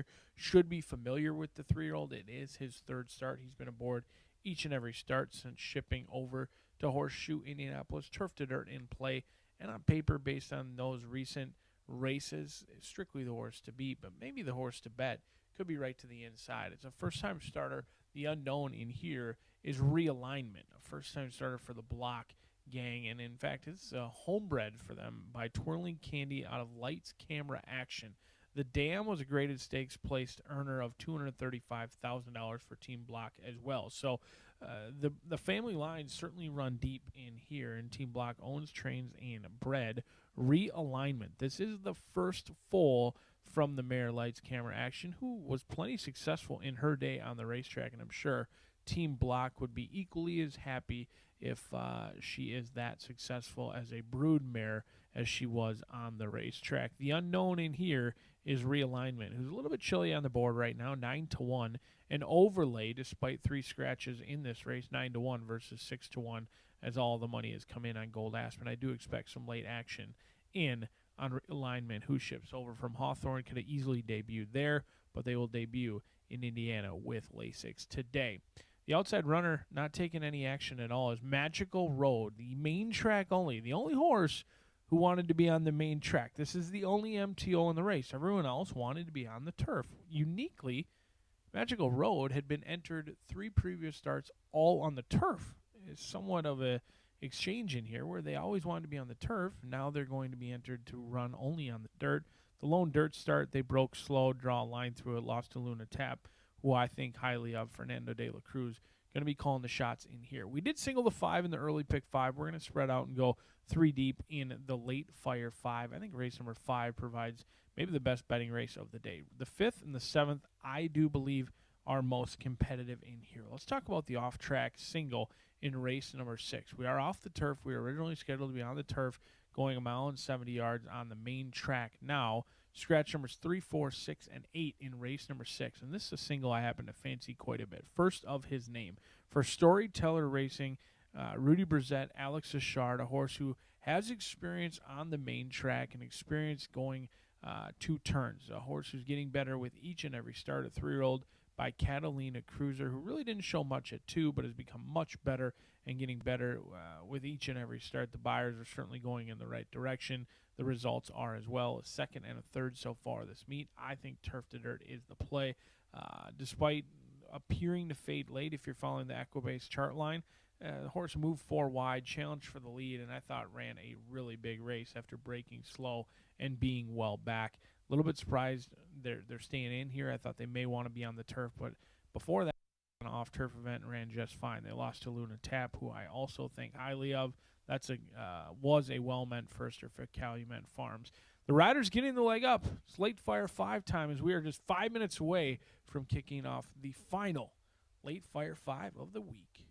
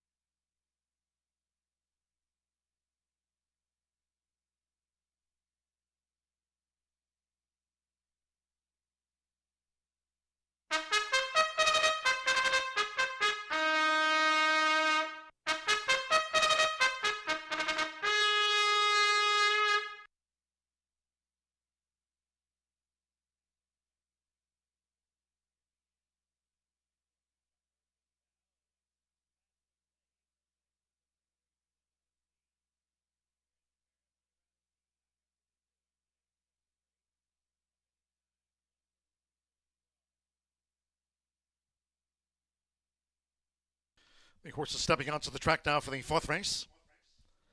This maiden on the main track at 1 mile and 70 yards fast. Scratch the 6 interlude. 7 Kauai Breeze and 8 2 Beers by 10. Scratch the 6, 7, 8. 9 Magical Road. Runs for Steve Asmussen as a main track only. The jockey Fernando de la Cruz.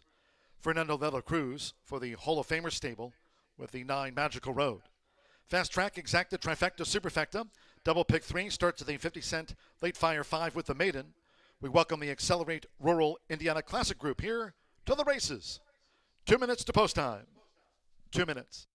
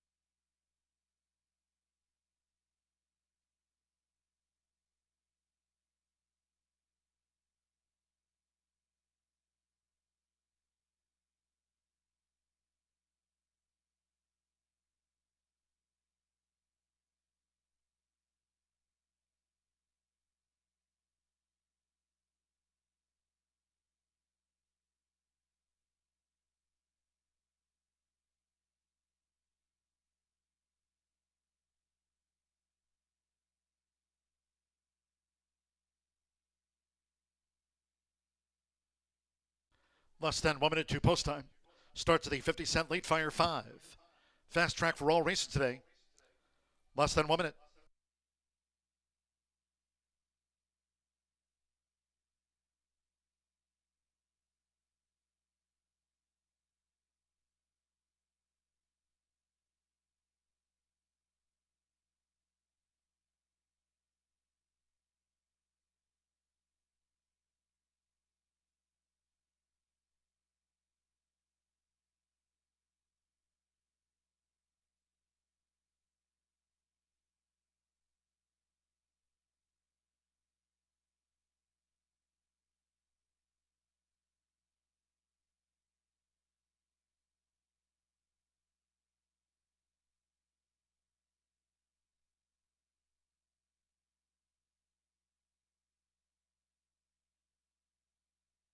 The horses are approaching the starting gate.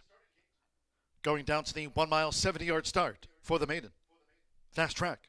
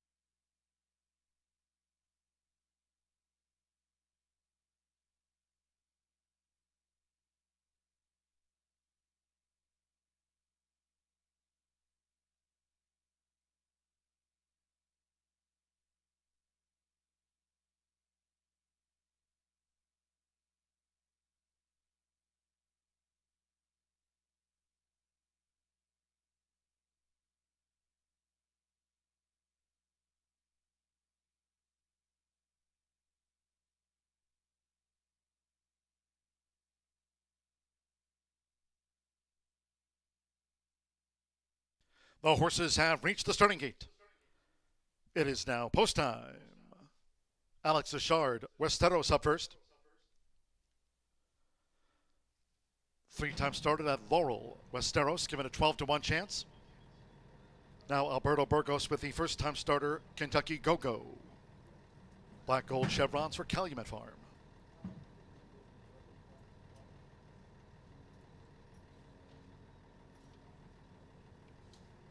Succession Gold. Evan Roman has a win on the card. This view of the 1 mile 70-yard start.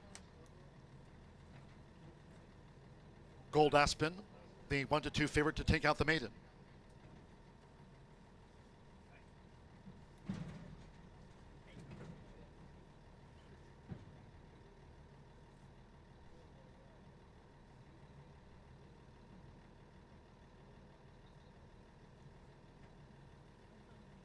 Now Succession Gold has joined Kentucky Go-Go, and Westeros was first in. David Cohen with realignment, gold and green blocks.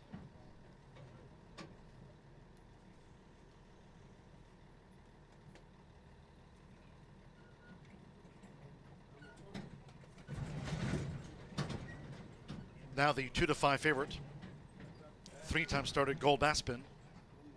Marcelino Pedroza Jr. for Brad Cox. 2-5, Gold Aspen.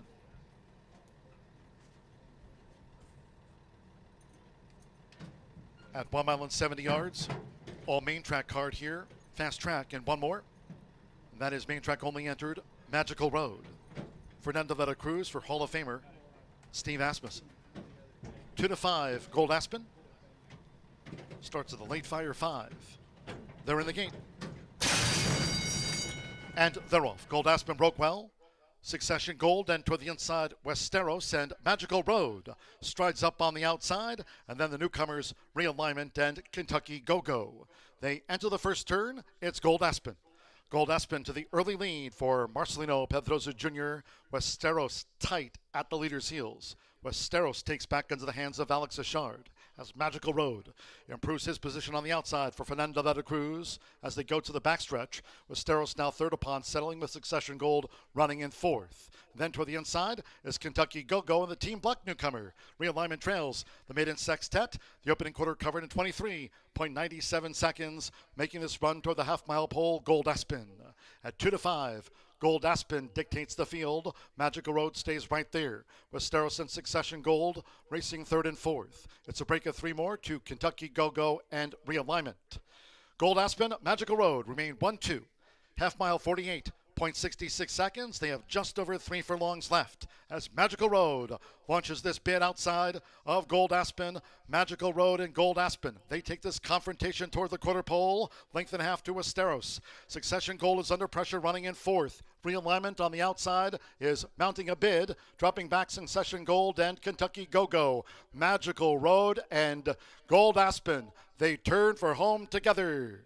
3/4, 1 minute 13.88 seconds. Magical Road battled Gold Aspen. Battle joined by Realignment, who's charging hard on the outside for David Cohen. They're deep in the final furlong. And here comes a first-time starter. Realignment, Magical Road, and Gold Aspen. Realignment, in a 3-way battle. Realignment, Gold Aspen, Magical Road, blanket photo finish. Westeros finish fourth.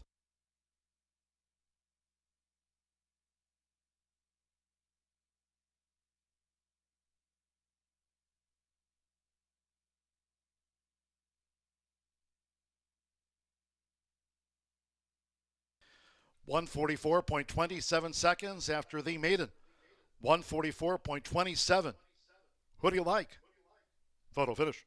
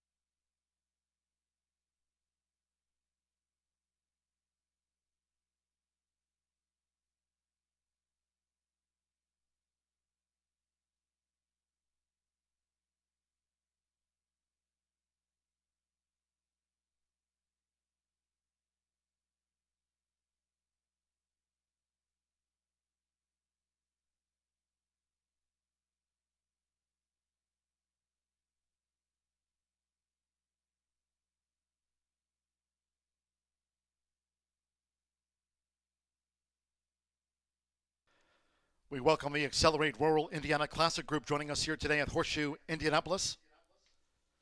We are still standing by for the run order from the judges after race 4. Here's the 4 realignment with David Cohen. 3-year-old big gelding by Twirling Candy out of the Will Take Charge mare. Lights, Camera, Action. Bred in Kentucky by Team Block and trained by Chris Block.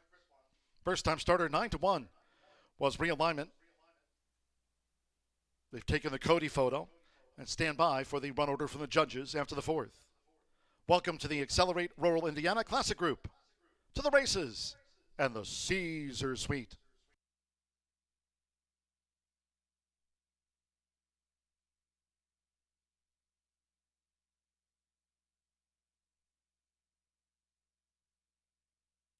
Having a slight issue with the infield tote board. 4-9-5-1, the run order after the maiden. 4-9-5-1. So number 4 realignment confirmed first. Already got the Cody photo. Number 9, Magical Road, was second. Number 5, Gold Aspen third, and 1 was Steros fourth. Again, a slight issue getting those numbers up on the new infield video board. Brand new this season. It's looking good. Slight problem posting the order. It's 4-9-5-1.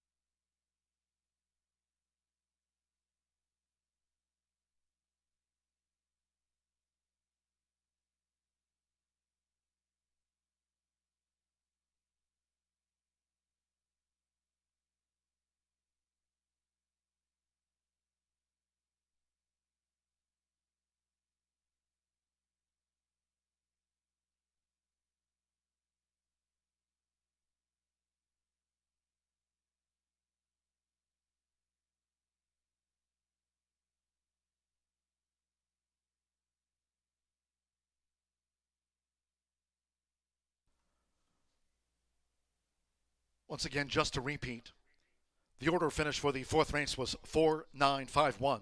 Again, we are having an issue posting the numbers on the infield tote and on the TVs. Again, race 4, 4-9-5, and the 1 ran 4th.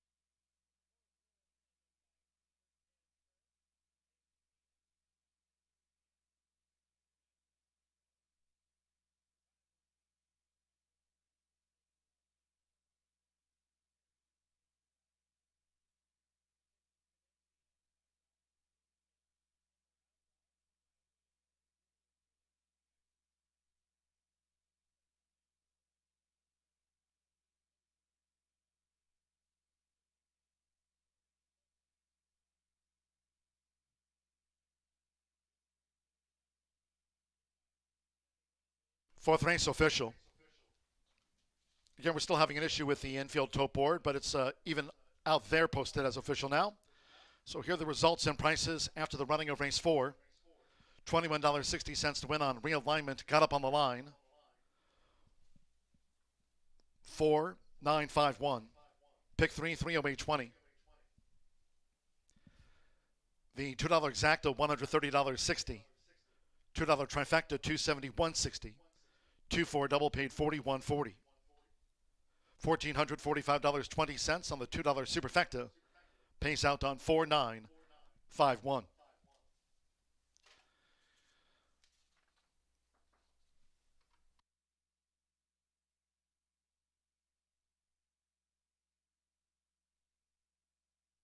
They're in the gate.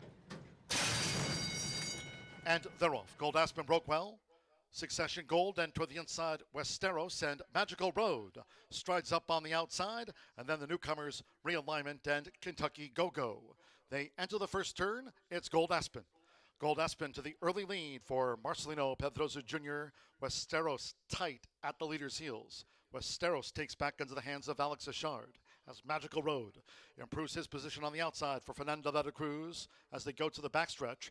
Westeros now third upon settling with Succession Gold running in fourth. Then toward the inside is Kentucky Go-Go and the Team Black newcomer. Realignment trails the maiden sextet. The opening quarter covered in 23.97 seconds, making this run toward the half-mile pole, Gold Aspen. At 2-5, Gold Aspen dictates the field. Magical Road stays right there. Westeros and Succession Gold racing third and fourth. It's a break of 3 more to Kentucky Go-Go and Realignment. Gold Aspen, Magical Road remain 1-2. Half mile 48.66 seconds. They have just over 3 furlongs left as Magical Road launches this bid outside of Gold Aspen. Magical Road and Gold Aspen. They take this confrontation toward the quarter pole. Length and a half to Westeros. Succession Gold is under pressure running in fourth. Realignment on the outside is mounting a bid. Dropping back Succession Gold and Kentucky Go-Go. Magical Road and Gold Aspen. They turn for home together. 3/4, 1 minute 13.88 seconds. Magical Road battled Gold Aspen. Battle joined by Realignment, who's charging hard on the outside for David Cohen. They're deep in the final furlong. And here comes a first-time starter. Realignment, Magical Road, and Gold Aspen. Realignment in a 3-way battle. Realignment, Gold Aspen, Magical Road, blanket photo.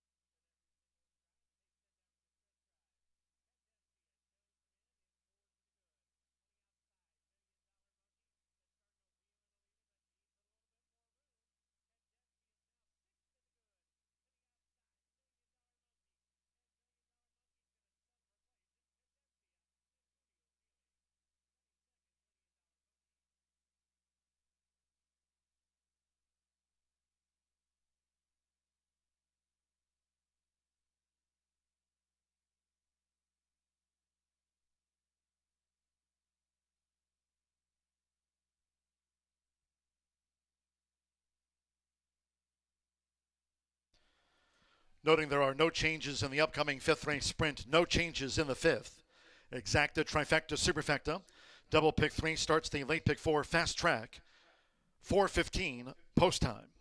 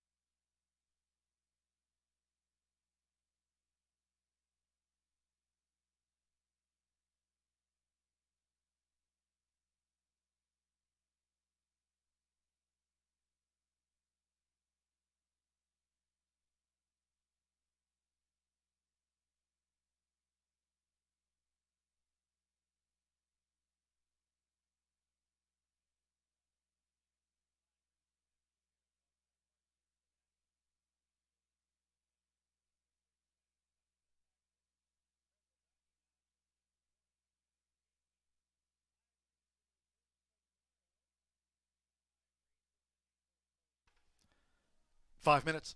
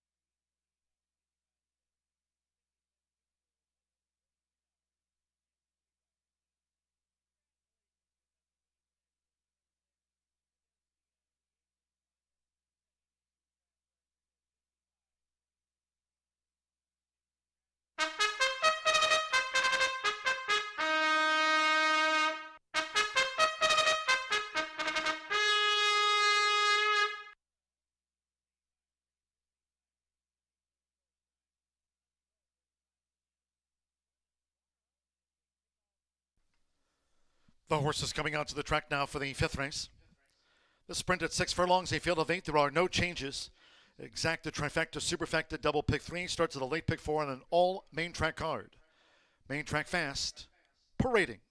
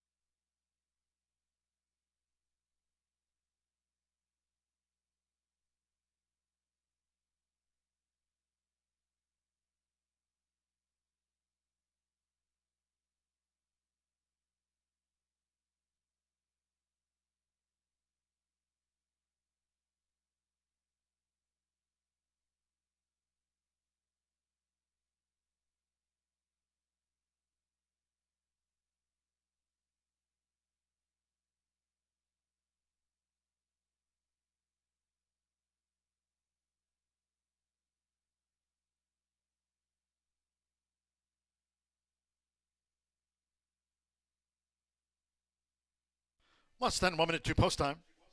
Starts at the 50-cent late pick 4 fast track. Less than 1 minute.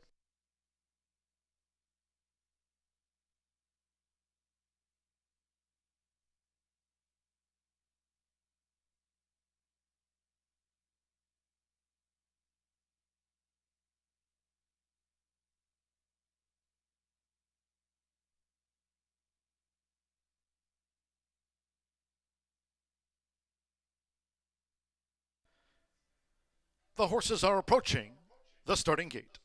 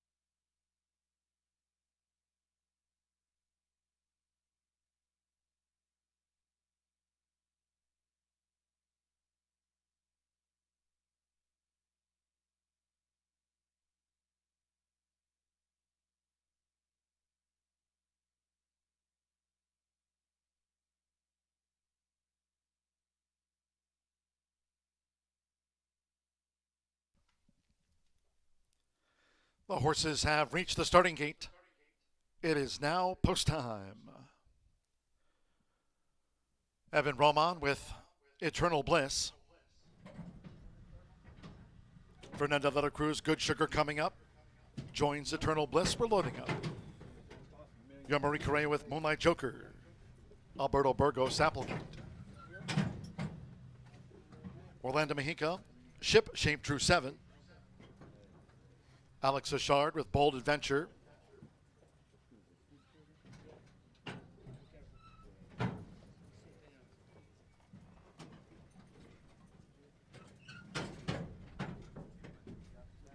Couple the back. McKenna Anderson with Deus Ex Machina. 7-5 favorite Deus Ex Machina, and one more. River Boy coming up. Santo Sanjor on the Thursday scoreboard here at the Shoe. They're in the gate. Often sprinting in the fifth. River Boy broke sharp, quickly headed by Applegate, who's made a dash for it for Alberto Burgos. Applegate fired to the front. Chasing is Deus Ex Machina in the red cap with Good Sugar toward the inside. Bold Adventure in the leading quartet. After breaking sharp, River Boy is running a wide fifth. And then to the inside is Eternal Bliss along with Moonlight Joker looking to move up between horses. Ship Shape trails after a couple of furlongs. It's Applegate. And Deus Ex Machina right there with Applegate, who has the point through an opening quarter in 22.43 seconds to 3 furlongs from home they go. Applegate leads. Deus Ex Machina, who's staying close there from McKenna Anderson coming toward the quarter pole. And Good Sugar is close up with River Boy running in fourth as they turn for home. Eternal Bliss on the outside. Moonlight Joker, we trail back two. Bold Adventure and Wide Ship Shape. Into the stretch half mile. 46.48 seconds. Deus Ex Machina coming down toward the final furlong. It's Deus Ex Machina in front, looking to hold Good Sugar. River Boy continues to charge hard toward the inside. Coming with a late bid. It's still Deus Ex Machina narrowly. River Boy, Good Sugar on the outside. River Boy makes that split for Santo Sanjor. River Boy to win it from Good Sugar, Deus Ex Machina, and Ship Shape.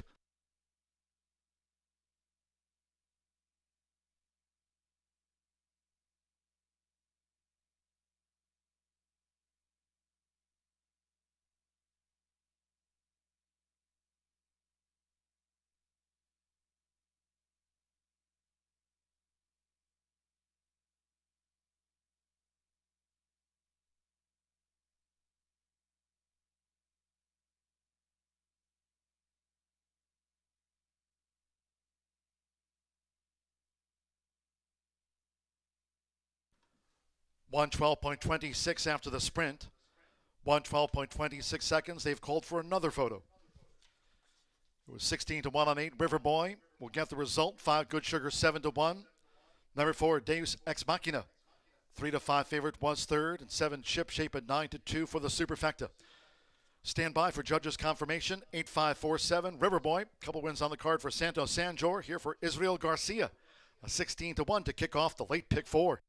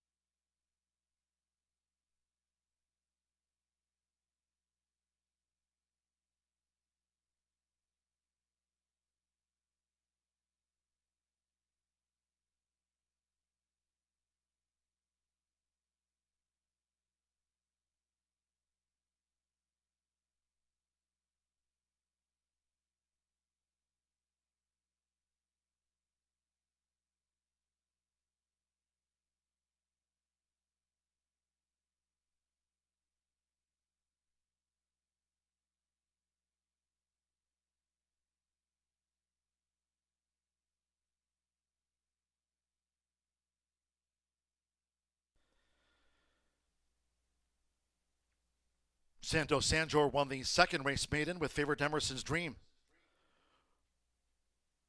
Here on a 16-1, the 8. Riverboy stepping into the Murphy Trailer Sales winner's circle. It's official. Riverboy, 4-year-old big gelding by Sharp Azteca. Out of the Birdstone mare, Southern Accents. Bred in Kentucky by OPA Bloodstock and Mr. A. Jennings, his Kentucky breeders. Owned and trained by Israel J. Garcia. Horseshoe Indianapolis congratulates the winning connections. River Boys, 16-1 upset. The 8.5 exacta paid $158.40. 50-cent trifecta, 854, $132.80. The 4-8 double paid $416.80 for the double. Ship shape fourth, 10-cent superfecta, 8547, $58.99. Pick 3, $167.45. Results in on the 50-cent early pick 4. There it is. 404, $1,700, $51.25. 50-cent early pick 5 daily starts on the first of the day. On Saturday, that'll be at 10:45 a.m. for an all quarter horse card. Today on 5 of 5, started with a 210 opener, $2,292.55 on 5 of 5. Race 6, nearing halftime here at Horseshoe Indianapolis on a 12-race card. Off the turf. Made it on the main track at 1 mile, 70 yards. Scratch 3, Sovereign's Joy. 4, Hot Wings. 6, Miller Maverick. And 8, Anglican. No superfecta. No pentafecta. Scratch 3, 4. 6, 8. Exacta. There is the 50-cent trifecta. Double. And pick 3. Fast track. Post time for the maiden in 19 minutes at 4:45. Reminding all, no live racing tomorrow. We've got a dark day. No live racing tomorrow. Casino here open 24/7. All quarter horse card on Saturday. As noted, kicks off on Saturday. All quarter horse card at 10:45 a.m. A week from this Saturday. Hope you can join us. Indiana's biggest day of racing on Saturday, July 6th for Indiana Derby Day. Post time noon on the 6th of July.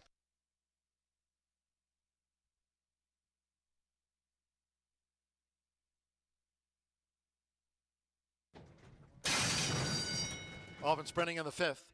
Riverboy broke sharp, quickly headed by Applegate, who's made a dash for it for Alberto Burgos. Applegate fired to the front.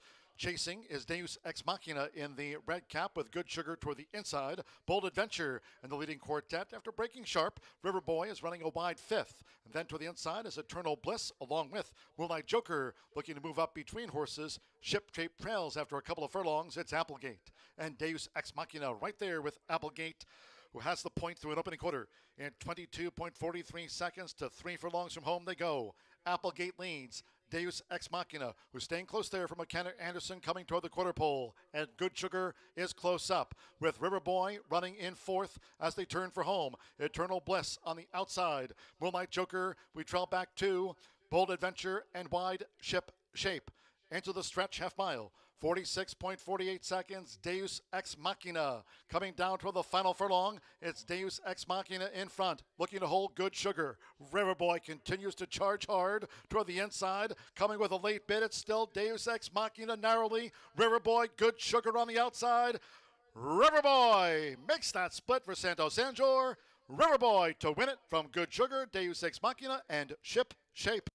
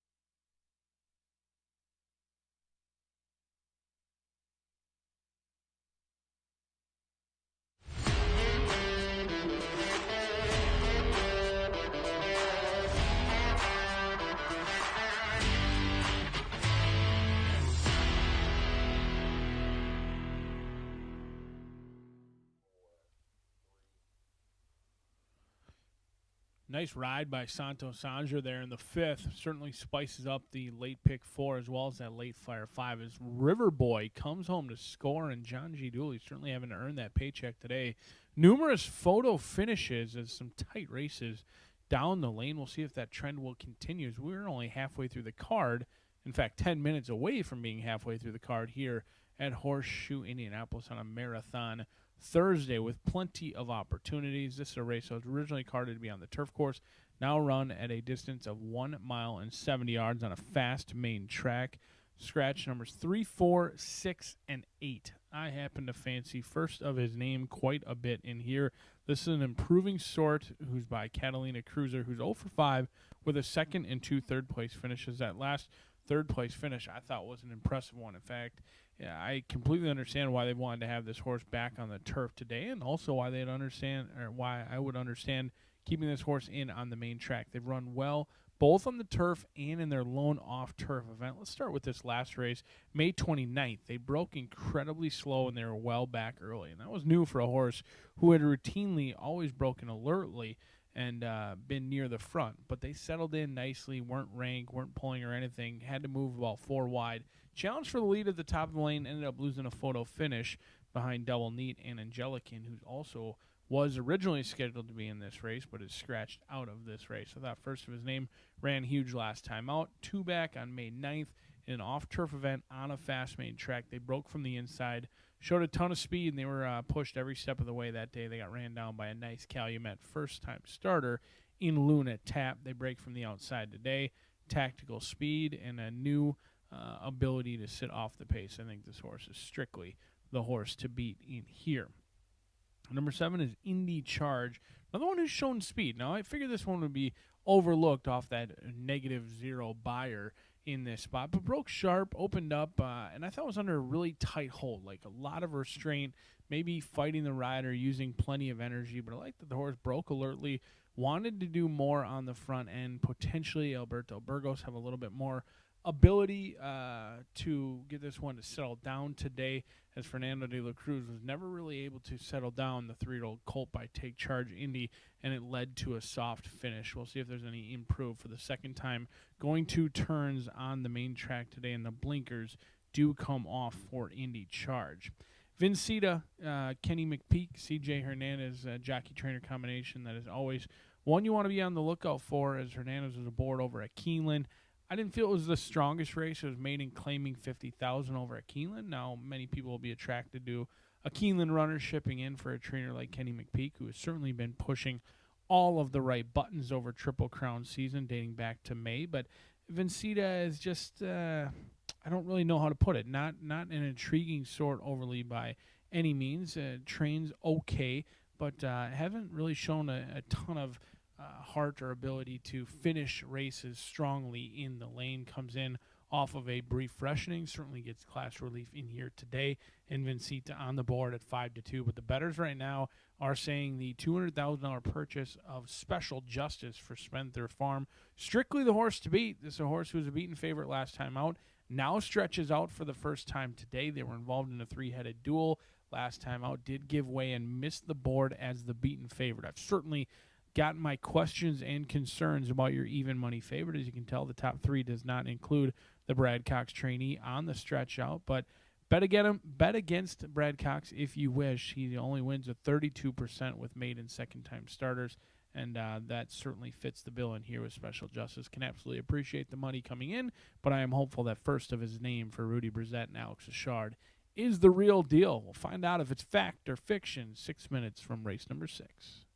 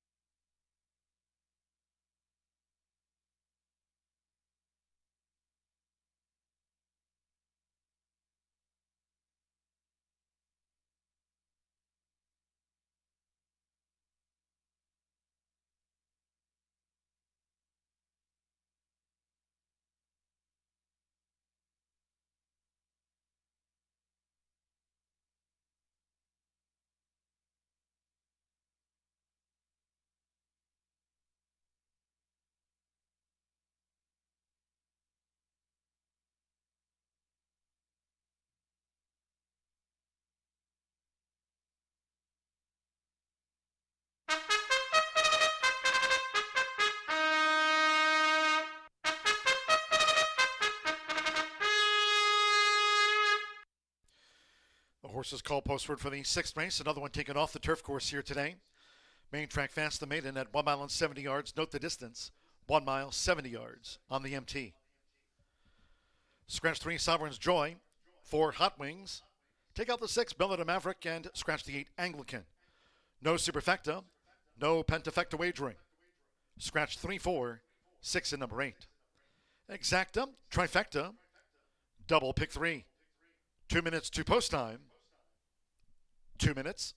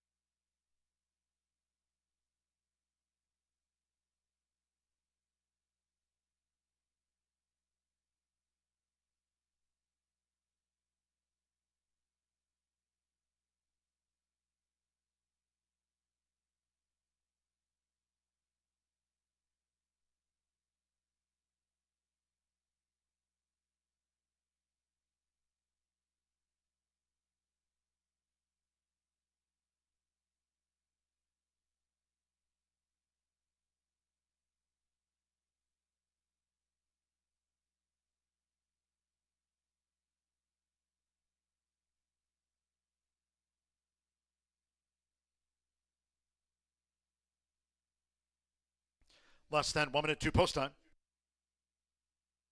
Less than 1 minute.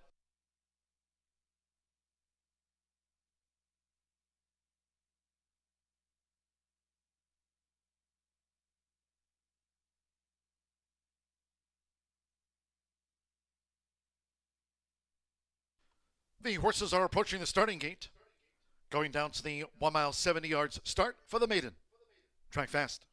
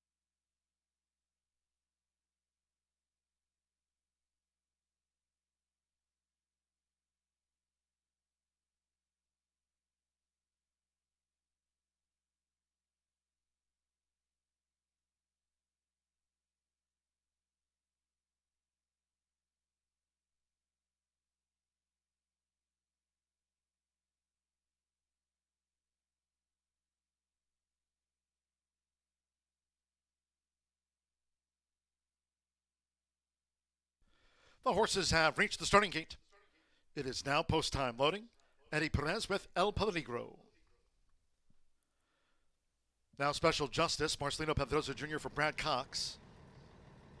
Those Martin Schwartz silks here in the maiden. Special Justice.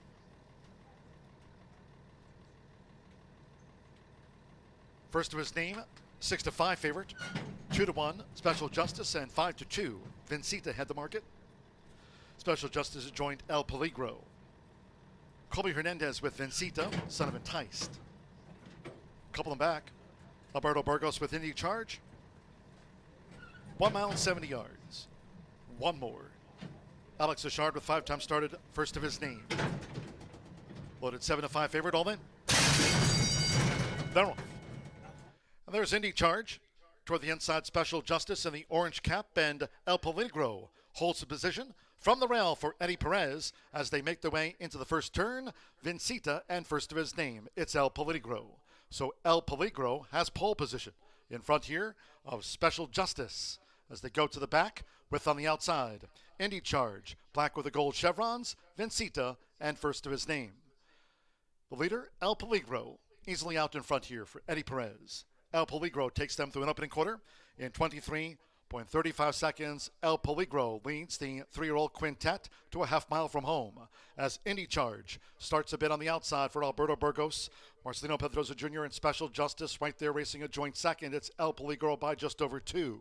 Then with Alex Achard, first of his name is running in 4th. And into the hands of Colby Hernandez, Vincita trails the quintet. Half mile in 47.74 seconds, set by 12-1 El Peligro. So El Peligro to 3 furlongs from home by a half length to Special Justice, who's in between horses. Indy Charge in the 3-path with first of his name looking to draw in now for Alex Achard, 4 lengths off of the leader. El Peligro coming to the top of the stretch, and Vincita is last. It's El Peligro after 3 quarters in 1 minute 12.75 seconds. El Peligro in front as first of his name is charging alongside El Peligro, and these two with 1 furlong to go. First of his name narrowly from El Peligro, then Special Justice, Indy Charge, and Vincita. They come past the 16th, the son of Catalina Cruiser. First of his name, Alex Achard for Rudolph Brissett. First of his name, out to the maiden ranks by 3.5 from El Peligro. Indy Charge edged out Special Justice for 3rd.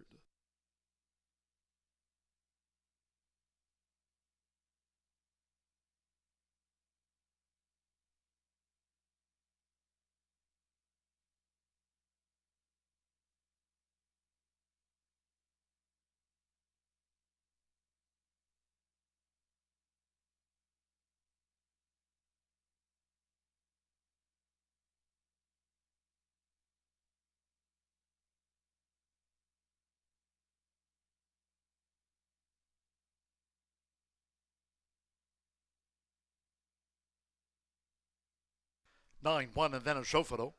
143.619. First of his name. Even money favorite takes out the maiden. Number 1, El Peligro at 12-1 second. Good effort. Couldn't contain first of his name. Photo for 3rd. We're standing by for the 3rd and 4th from the judges. It was 8-1 on 7 Indy Charge and 2-1 on 2 Special Justice. 9-1-7-2, and that now up on the board. Hold on until official. Alex Achard on the son of Catalina Cruiser. This was his 6th career start. Storyteller Racing, September Farm. Shrek Racing, Rudolph Brissett. Eva Money, first of his name.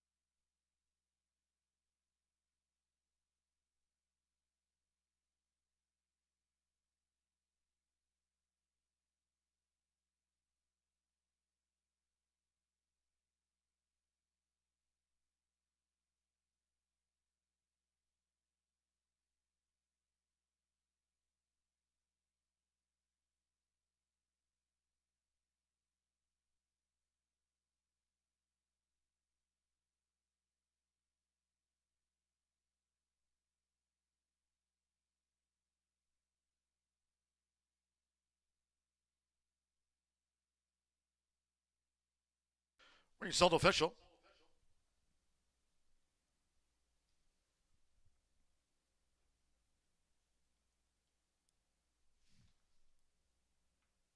Returning to the Murphy Trailer Sales winner, circle the 9. First of his name with Alex Achard.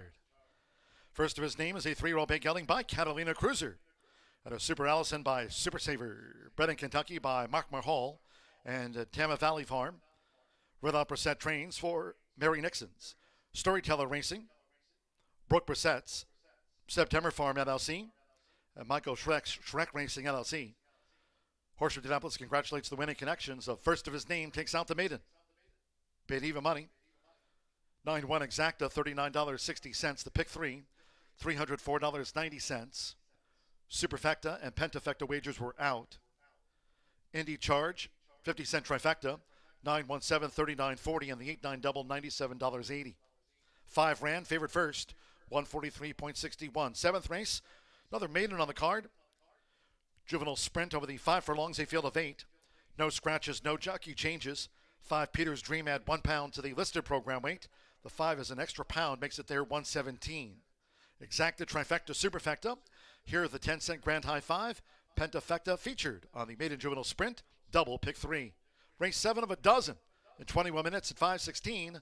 No live racing on Friday. Saturday an all quarter horse card. Saturday kicks off. Rise and shine at 10:45 a.m.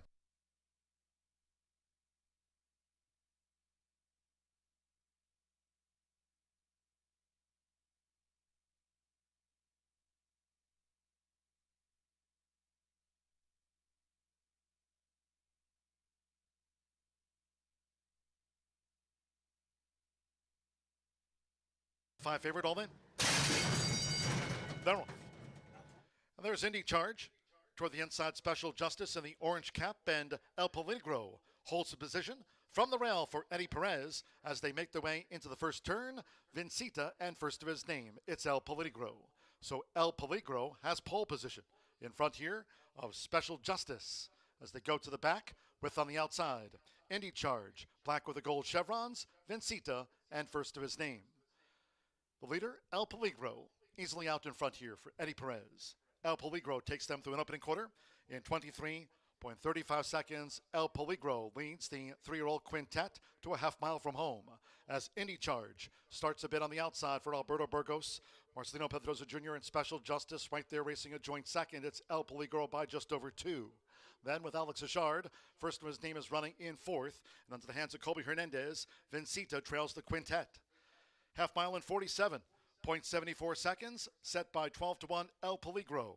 So El Peligro to 3 furlongs from home by a half length to Special Justice, who's in between horses. Indy Charge in the 3-path with first of his name looking to draw in now for Alex Achard, 4 lengths off of the leader. El Peligro coming to the top of the stretch, and Vincita is last. It's El Peligro after 3 quarters in 1 minute 12.75 seconds. El Peligro in front as first of his name is charging alongside El Peligro, and these two with 1 furlong to go. First of his name narrowly from El Peligro, then Special Justice, Indy Charge, and Vincita. They come past the 16th, the son of Catalina Cruiser. First of his name, Alex Achard for Rudolph Brissett. First of his name, out to the maiden ranks by 3.5 from El Peligro. Indy Charge edged out Special Justice for 3rd.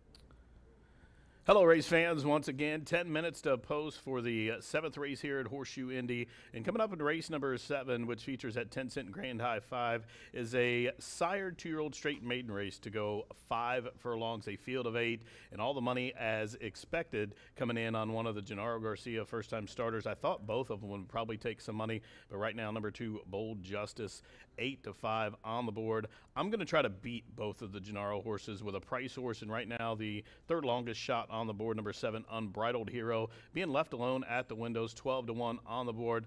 And I'm going to use this son of Unbridled Express as my top pick strictly for a value play. Comes from a very good barn, and in fact, Unbridled Hero workmate, if you watched the races here yesterday, horse named Flint Express, was second on debut. This horse has been working right with her pretty much all the way through the work tab, and seems to be looking good in the paddock, nice, calm, and collected in the paddock like he's been there many times. So been well schooled by the Leonard barn here, by Unbridled Express, who is known for Indiana sire progeny, and of course the mare broke her maiden here, Runaway Dream, and she's got some pedigree. This horse has some pedigree on the dam side now.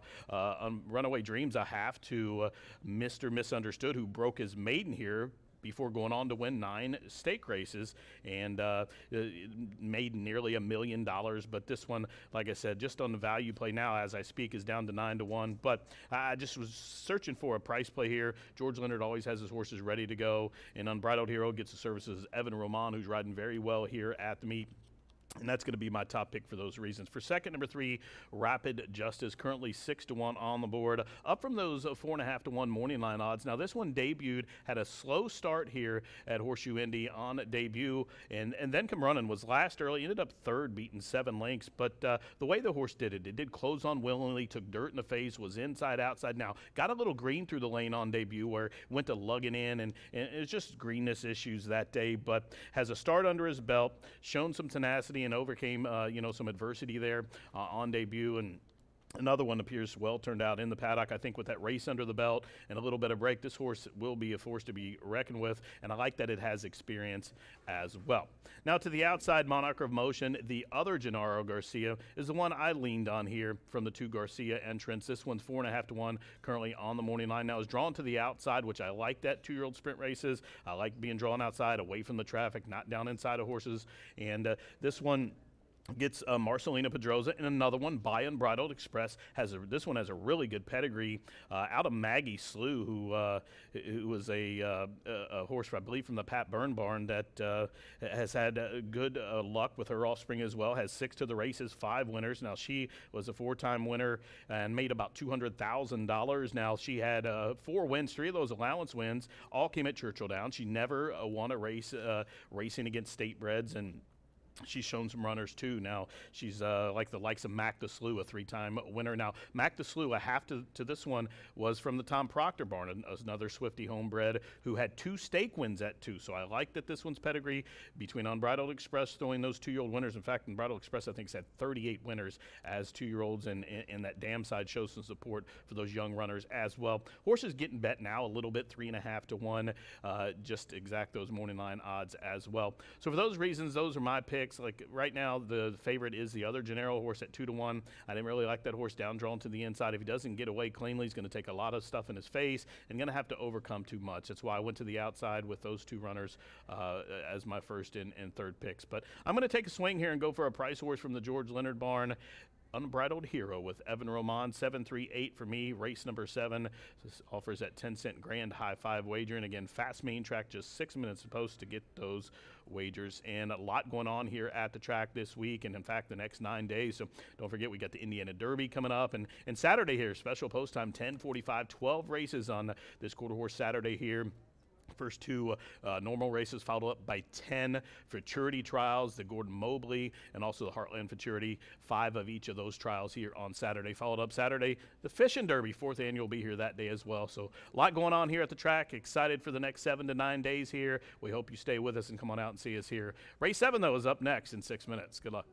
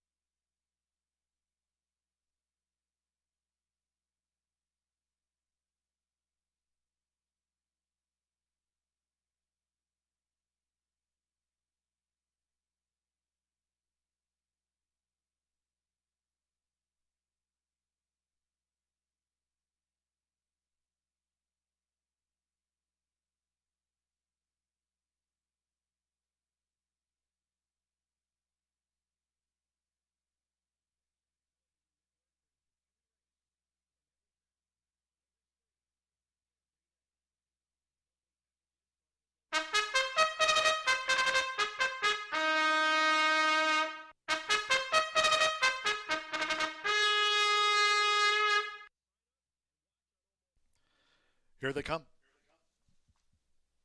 Stepping onto the track now for the 7th race. Maiden juvenile sprint over the 5 furlongs, a field of 8. No scratches, no rider changes. Number 5, Peter's Dream, 1 pound over. Makes the weight there now 117. Exacta, trifecta, superfecta. 10-cent pentafecta wagers. There is the grand high 5 here. All 8 run, double pick 3. 2 minutes to post time. 2 minutes.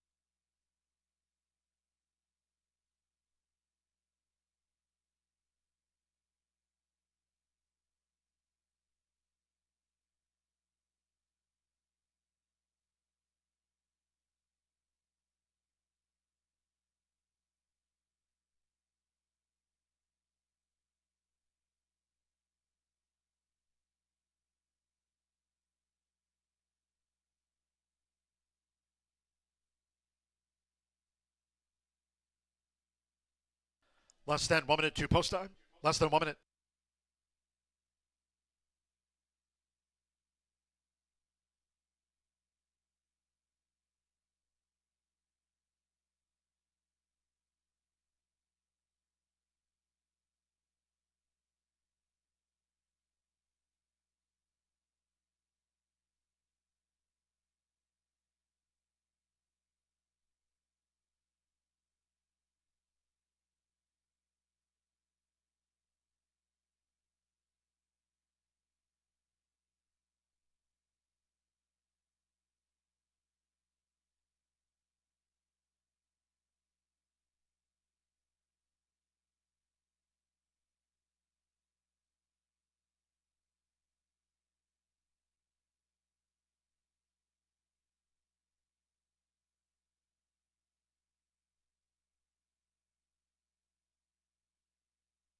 The horses are approaching the starting gate.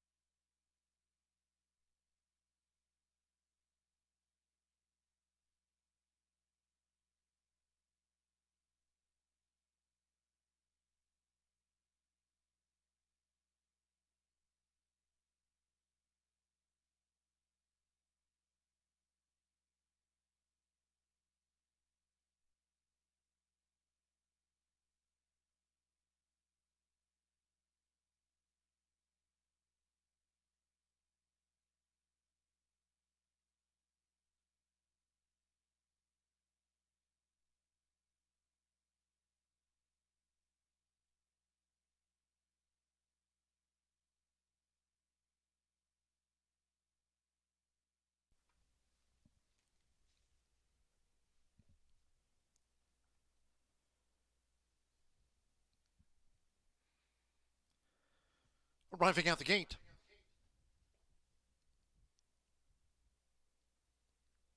It is now post time.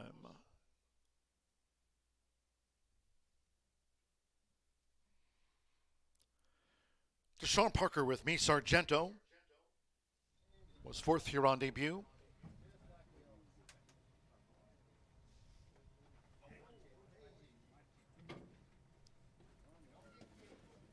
With Alberto Burgos, Peter's Dream loaded.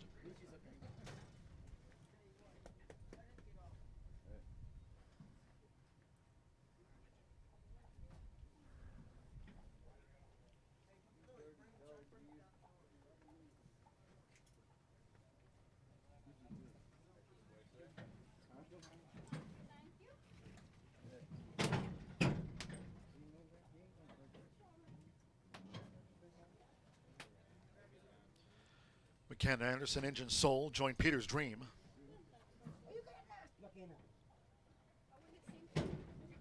Here's the drone view. Starter Ray Crew still working with me, Sargento, the second time starter. Whoa, this son of a bitch kicking. Scratch that son of a bitch.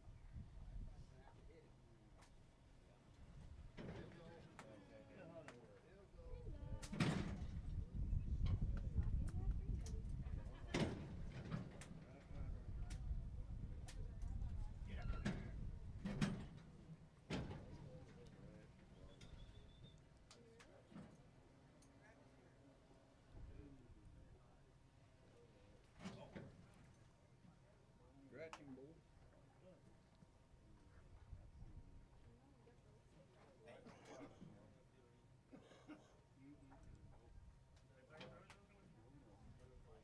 While waiting to load, Bold Justice is the 2-1 favorite.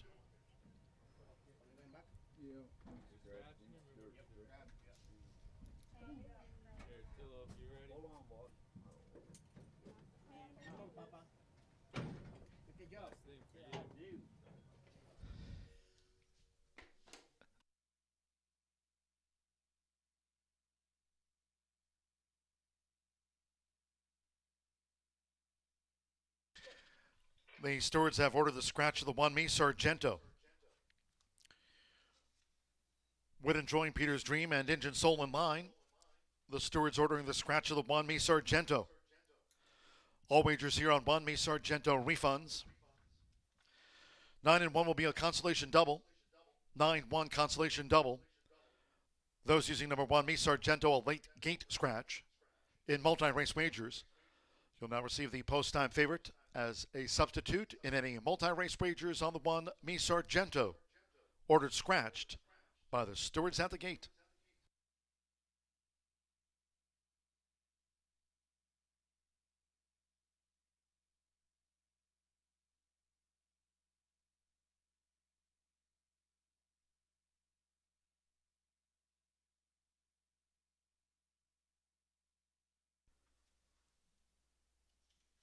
They did back out Peter's Dream and Engine Soul. Getting ready to reload. Scratch me, Sargento, the 1.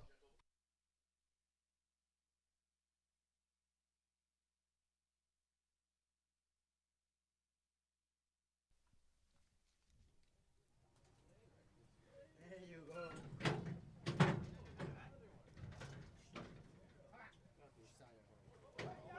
Now Bold Justice has flipped him back at the gate.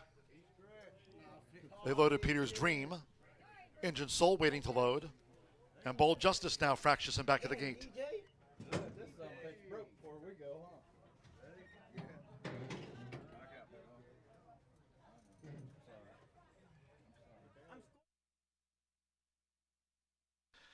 For a second time, Peter's Dream has been backed out of the gate.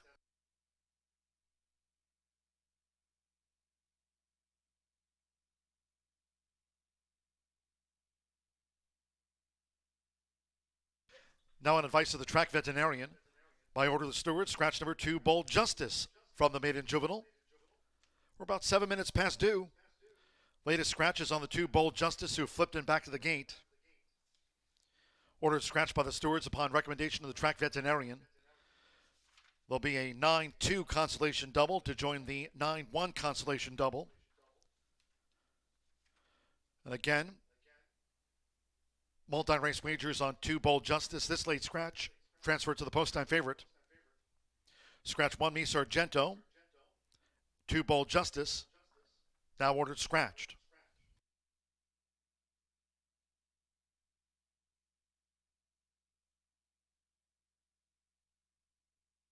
Let's try Rapid Justice. Santos Sanjo with a couple of wins on the card.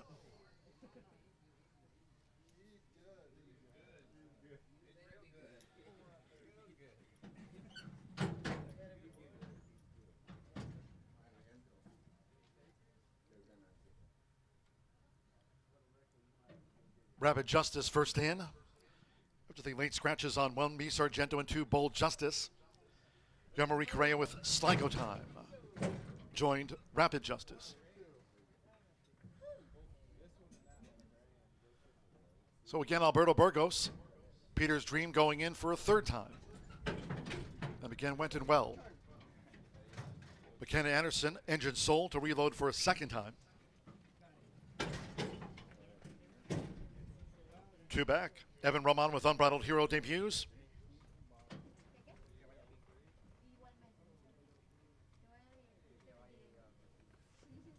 One more.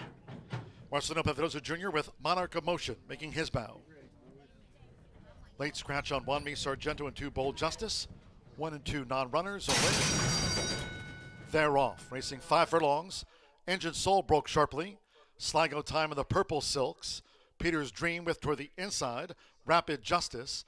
Then on the outside is Monarch of Motion, who tracks this front wave past the half-mile pole. Unbridled Hero trails.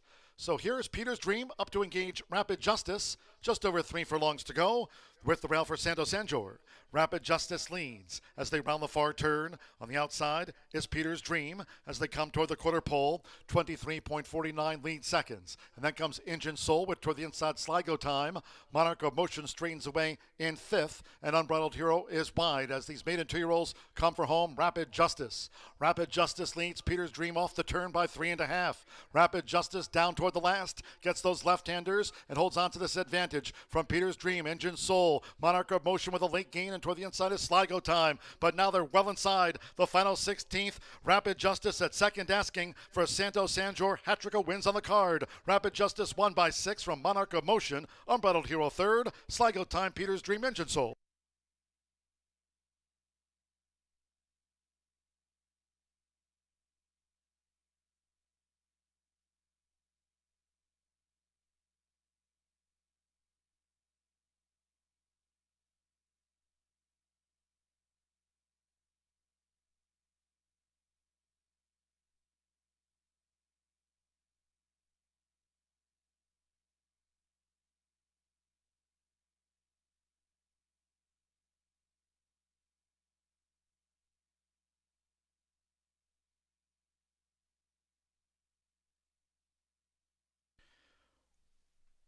.101.16 seconds for the maiden juvenile. 1 minute 1.16. 3.8745. The judges have posted the full. We have a loose horse. Just attention, staff. We have a loose juvenile coming back in front of the stands. We have a loose horse. Be advised, staff, a loose horse running in front of the stands.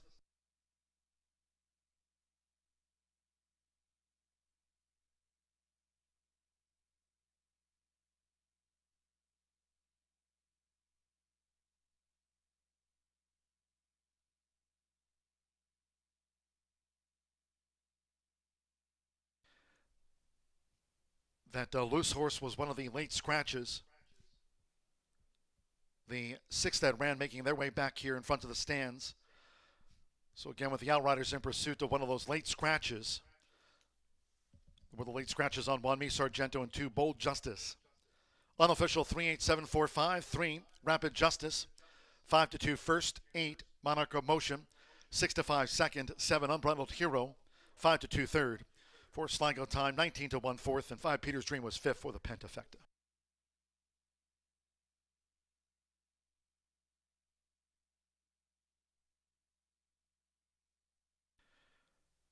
And we still have a loose horse on the track staff.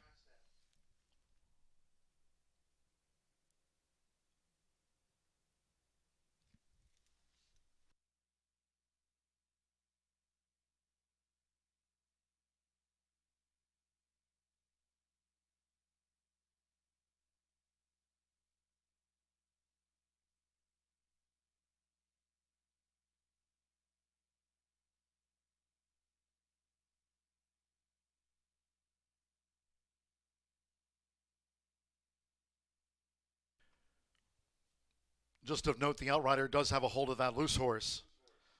The loose juvenile now with the outrider on the back of the track. We can lead into the Murphy trailer, sells winner, circle of 3, Rapid Justice, Santo Sanjor with a hat trick of wins on the card. 3 for Santo. It's official. In steps 3, Rapid Justice, 2-year-old bank colt by Lantana Mob. And a true starlet by Yes It's True. Bred in Indiana by Justice Farm, Greg Justice, and trained by Thomas Medina. Horseshoe Indianapolis congratulates the winning connections of Rapid Justice. And just to note, that juvenile's gotten loose again. We still have a loose horse on the track.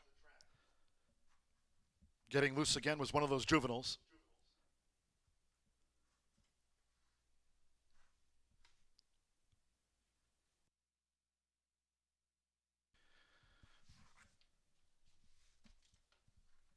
The 3/8 exacta paid $20.20. 50-cent trifecta, 3/870, $11.30. The 9-3 double paid $15.40.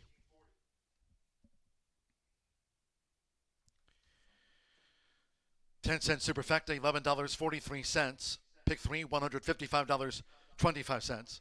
10-cent pentafecta paid $14 even. We have those consolation doubles. 9-1, 9-2, and still a loose juvenile on the track. 9-1 double paid $4.20. The other consolation double, 9-2, also $4.20. Refunds on the 1 and 2.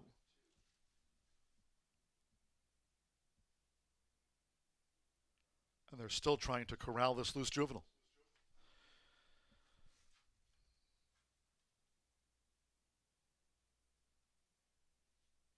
In theory, 20 minutes to the 8th race. In the mile, scratch 2, Home Run Happy, and 5 DeLuca, no pentafecta wagering. Scratch the 2 and number 5. Exacta, trifecta, superfecta, scratch the pentafecta. No pentafecta wagering. Double pick 3, post time. 5:52, and staff, this horse is still loose on the track.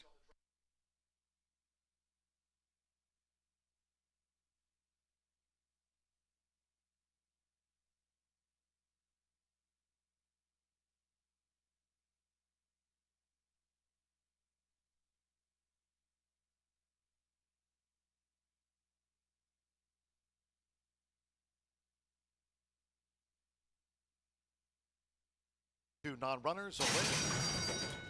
They're off. Racing 5 furlongs. Engine Soul broke sharply. Sligo Time in the purple silks. Peter's Dream with toward the inside. Rapid Justice. Then on the outside is Monarch of Motion, who tracks this front wave past the half-mile pole. Unbridled Hero trails. So here's Peter's Dream up to engage Rapid Justice. Just over 3 furlongs to go with the rail for Santo Sanjor. Rapid Justice leads as they round the far turn. On the outside is Peter's Dream as they come toward the quarter pole. 23.49 lead seconds. And then comes Engine Soul with toward the inside Sligo Time. Monarch of Motion straightens away in 5th. And Unbridled Hero is wide as these maiden 2-year-olds come for home. Rapid Justice. Rapid Justice leads Peter's Dream off the turn by 3.5. Rapid Justice down toward the last. Gets those left-handers and holds on to this advantage from Peter's Dream. Engine Soul. Monarch of Motion with a late gain, and toward the inside is Sligo Time. But now they're well inside the final 16th. Rapid Justice at second, asking for Santo Sanjor. Hat-trick of wins on the card. Rapid Justice won by 6 from Monarch of Motion. Unbridled Hero third. Sligo Time, Peter's Dream, Engine Soul.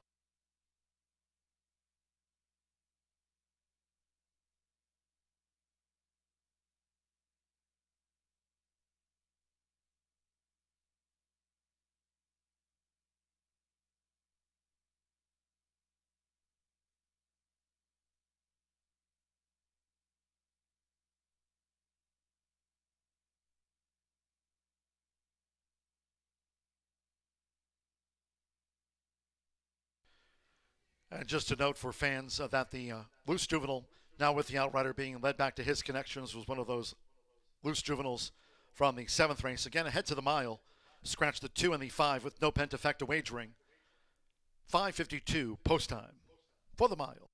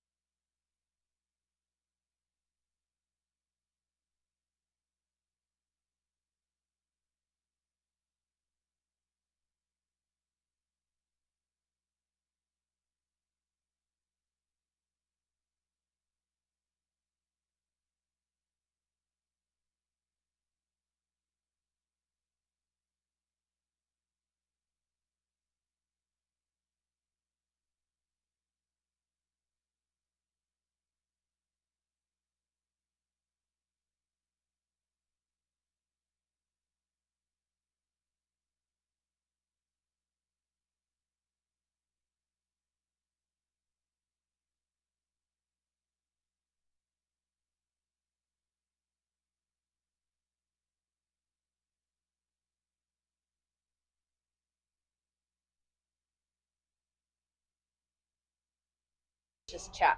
Yep. So, Gavin, got off on a little slow start. We were talking about this at the beginning of the meet, but you're picking up steam. Tell us who you're riding for. Yeah, that's right. Obviously, don't know whether the horses just needed a run that I was getting on, but they seem to be in great form right now. I'm getting plenty of support from the likes of Jonathan Thomas, Wayne Catalano, and obviously Mike Laura, who I've now rode 2 winners for here. So it's good, and hoping just to keep the momentum going and hope the business picks up. Yeah. Tell us a little bit about where you've been before. You told me, but share with everybody where you were before this here in the States. So in the States, when I first came over last year on the 4th of July, I started my career at Colonial. It was absolutely a great meet for me. I started with no business at all, but hit the ground hard, put in a lot of work with my agent, Liz Morris, and we ended up finishing the meet really well, riding the full card and stakes races, and that momentum continued to Churchill, where I got 3 or 4 winners in the fall meet. Then I went on to Turfway for the winter, and now just back riding Churchill, Indiana, Belterra, wherever the business takes me, I'll certainly go, and looking forward to Colonial again this summer. Well, I am so glad. I hope you stick around. Congratulations. I certainly will. Thank you so much.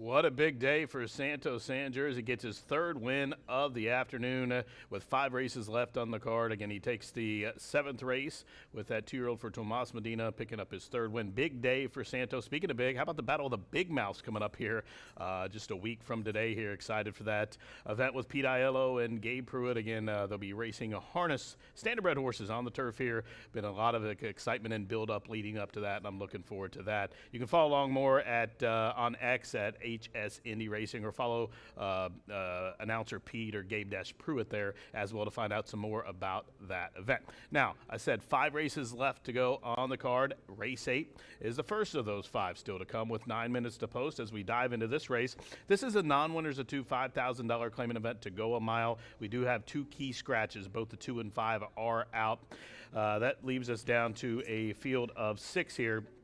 And I'm going to go to the 7-horse Out of Alcatraz. Currently 4-1 value play, I think, with those scratches out to still be able to get 4-1 on Out of Alcatraz. This horse is, to me, just needs to get back to the dirt.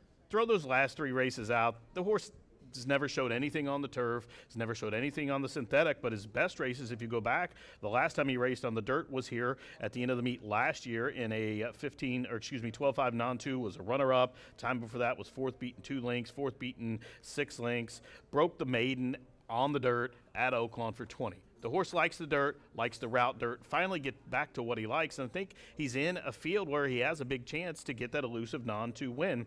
So the key to me is getting this horse back on the dirt at a route distance. He gets a break in class, gets Alberto Burgos, who I think's leading jockey at the meet, and looks to get Steve Fosdick off the duck as he is 0 for 22 at the meet, but I think Fosdick has a pair of chances in here to get that first victory of the meet, as Out of Alcatraz now goes 4.5 to 1.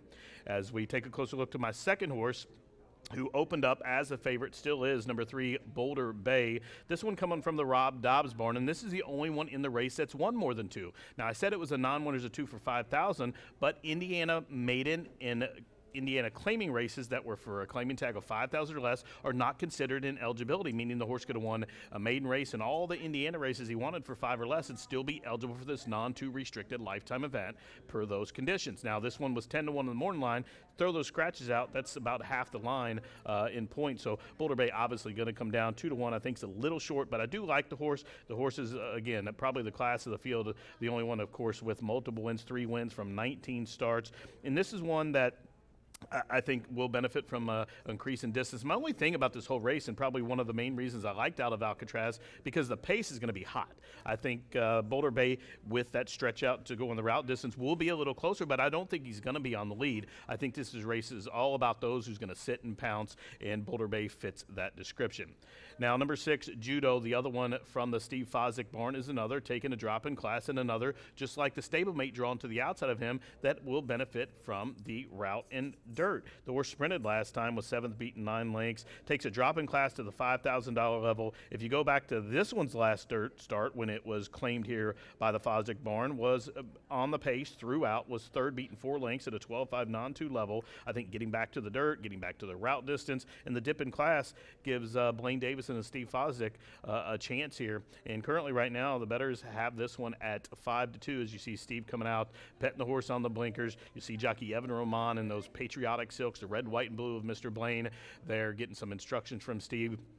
And I think both the Fosdick entrants have a decent shot in here. I just thought Out of Alcatraz on the class relief, on the return to the dirt, and at the route distance, I think it's a huge upside for this horse, and I think Steve might find himself in the winner's circle getting that Cody photo for the first time of the meet. Still a lot of action here left today. 5 races to go still. Race number 8, post time in 5 minutes. We're about to get riders up orders here from the paddock judge. 7-3-6 for me. Best of luck to you.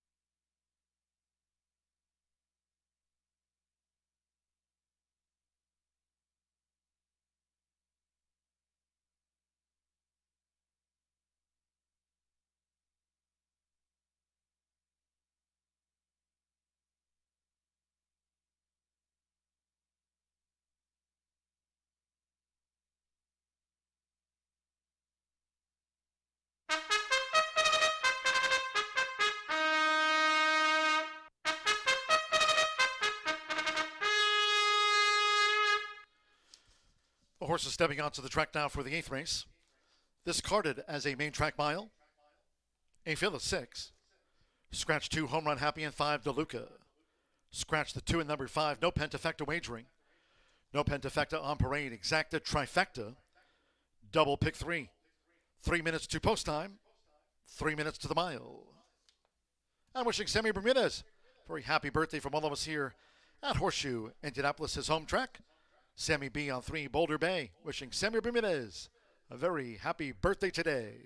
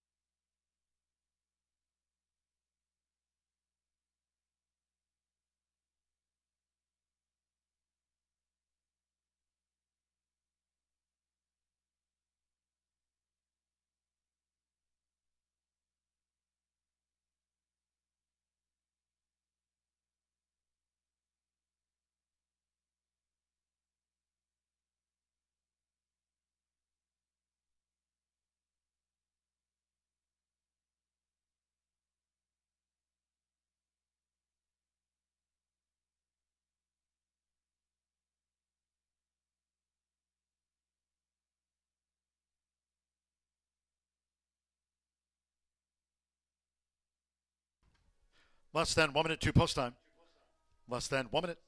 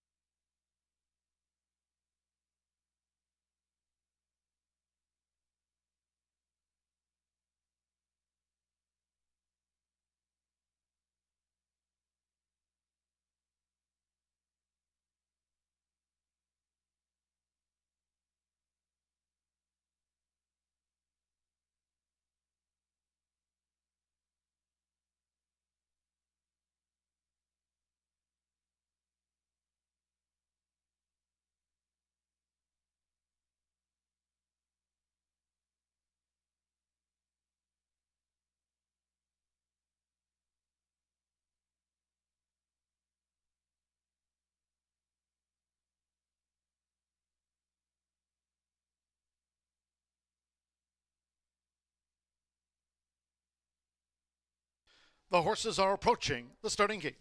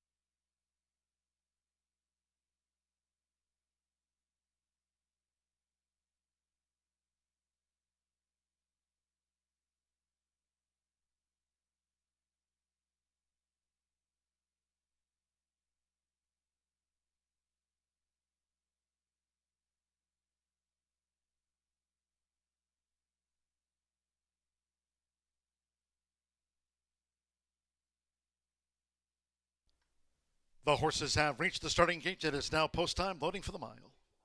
Josh Morales with Gentleman Logan. Happy birthday, Sammy B. Saber Bermudez and Boulder Bay joins Gentleman Logan. Now German Taraza with Wicked Ecstasy. Red Blue Sash. Evan Roman with Judo coming up. 2-1 mile favorite, Judo.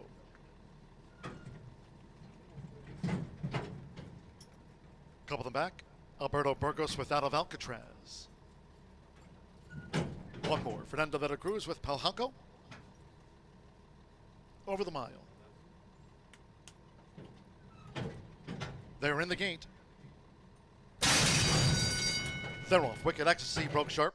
There's Boulder Bay. Palhanco in the orange cap. And toward the inside is Gentleman Logan, who moves on through for Joshua Morales to take the lead. Gentleman Logan in front to sharp starting Boulder Bay with Wicked Ecstasy, and on the outside is Palhanco, who's pressing forward to go after the leader, Gentleman Logan, as they go to the back of the track. Judo's running second to last, and Out of Alcatraz trails. It's Gentleman Logan. Just inside 6 furlongs left, aiming for Gentleman Logan, who dictates the field, making his backstretch run. Palhanco's running in second from Boulder Bay, Wicked Ecstasy, Judo on the front outside, and the trailer remains Out of Alcatraz. The opening quarter for the leader, Gentleman Logan.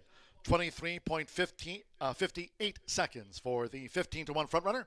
Gentleman Logan passed the half-mile pole with a 5-length lead from Palhanco. Went to the inside, Boulder Bay. On the outside, Judo now underway. Then comes Wicked Ecstasy. The trailer remains Out of Alcatraz as they round the far turn. Palhanco, Judo try to narrow the margin on Gentleman Logan, who clocked a half-mile unchallenged. 47.57 seconds. Coming toward the quarter pole, Gentleman Logan. Palhanco's inching in. So too Judo coming up on the outside. Boulder Bay, Wicked Ecstasy, and Out of Alcatraz has trailed. They turn for home after 3 quarters in 1 minute 14.17 seconds. Gentleman Logan has given way. It is Palhanco with Judo on the outside. Judo trying to chop down Palhanco with 1 furlong to go. Judo, Palhanco, game lead for Fernando de la Cruz. Palhanco finding just a bit more than Judo, kept at bay by Palhanco home by a length over Judo. Wicked Ecstasy gained third, then Boulder Bay, Gentleman Logan Out of Alcatraz trailed throughout.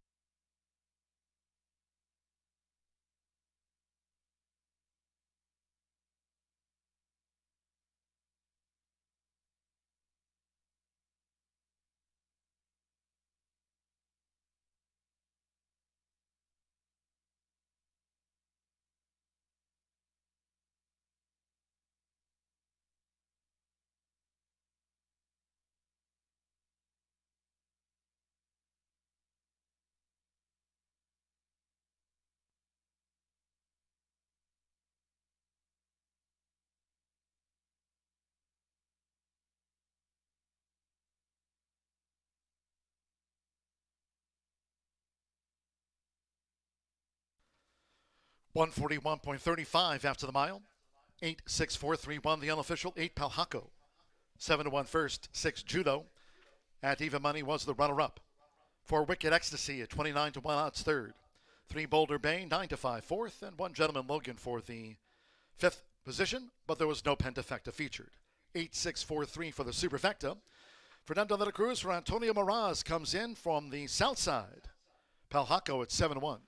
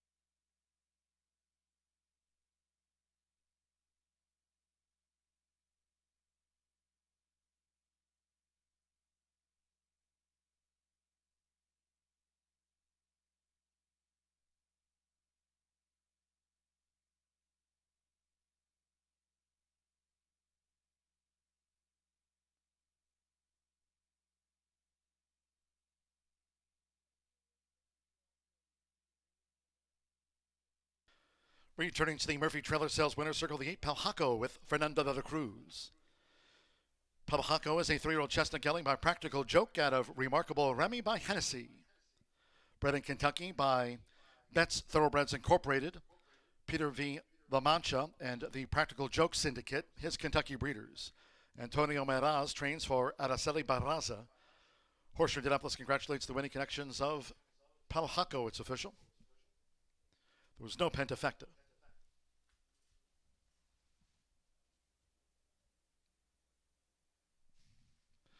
8-6 exact to $56.80. The 10-cent Superfecta Boulder Bay ran fourth in the mile.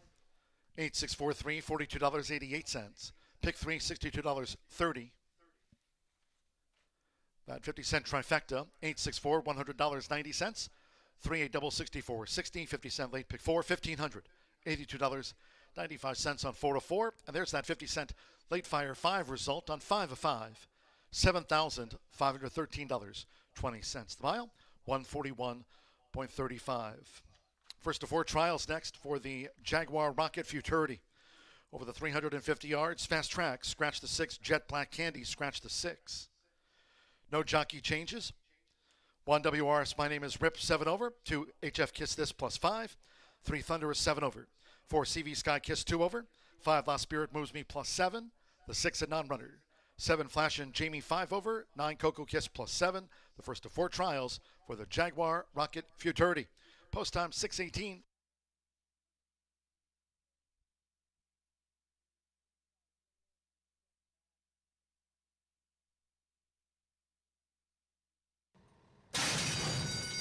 They're off. Wicked Ecstasy broke sharp. There's Boulder Bay. Palhaco in the orange cap. And toward the inside is Gentleman Logan, who moves on through for Joshua Morales to take the lead. Gentleman Logan in front to sharp starting Boulder Bay with Wicked Ecstasy. And on the outside is Palhaco, who's pressing forward to go after the leader, Gentleman Logan, as they go to the back of the track. Judo's running second to last and out of Alcatraz trails. It's Gentleman Logan. Just inside 6 furlongs left. Aiming for Gentleman Logan, who dictates the field, making his backstretch run. Palhaco's running in second from Boulder Bay. Wicked Ecstasy, Judo on the front outside, and the trailer remains out of Alcatraz.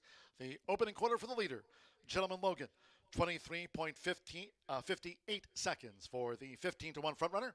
Gentleman Logan passed the half-mile pole with a 5-length lead from Palhaco. Right toward the inside, Boulder Bay. On the outside, Judo now underway. Then comes Wicked Ecstasy. The trailer remains out of Alcatraz as they round the far turn. Palhaco, Judo try to narrow the margin on Gentleman Logan, who clocked a half mile unchallenged. 47.57 seconds. Coming toward the quarter pole, Gentleman Logan. Palhaco's inching in. So too Judo coming up on the outside. Boulder Bay, Wicked Ecstasy, and Out of Alcatraz has trailed. They turn for home after 3 quarters in 1 minute 14.17 seconds. Gentleman Logan has given way. It is Palhaco with Judo on the outside. Judo trying to chop down Palhaco with 1 furlong to go. Judo, Palhaco, game lead for Fernando de la Cruz. Palhaco finding just a bit more than Judo, kept at bay by Palhaco home by a length over Judo. Wicked Ecstasy gained third, then Boulder Bay, Gentleman Logan out of Alcatraz trail throughout.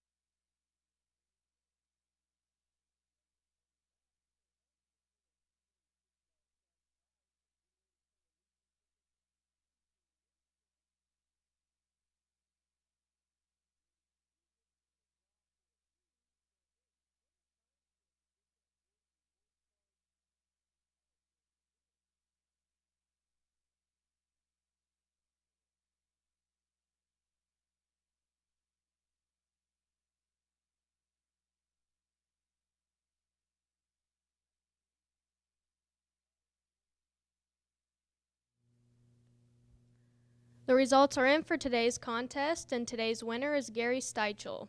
Gary is an online player and wins $100. Thanks for playing in Summer at the Shoe at Horseshoe Indianapolis.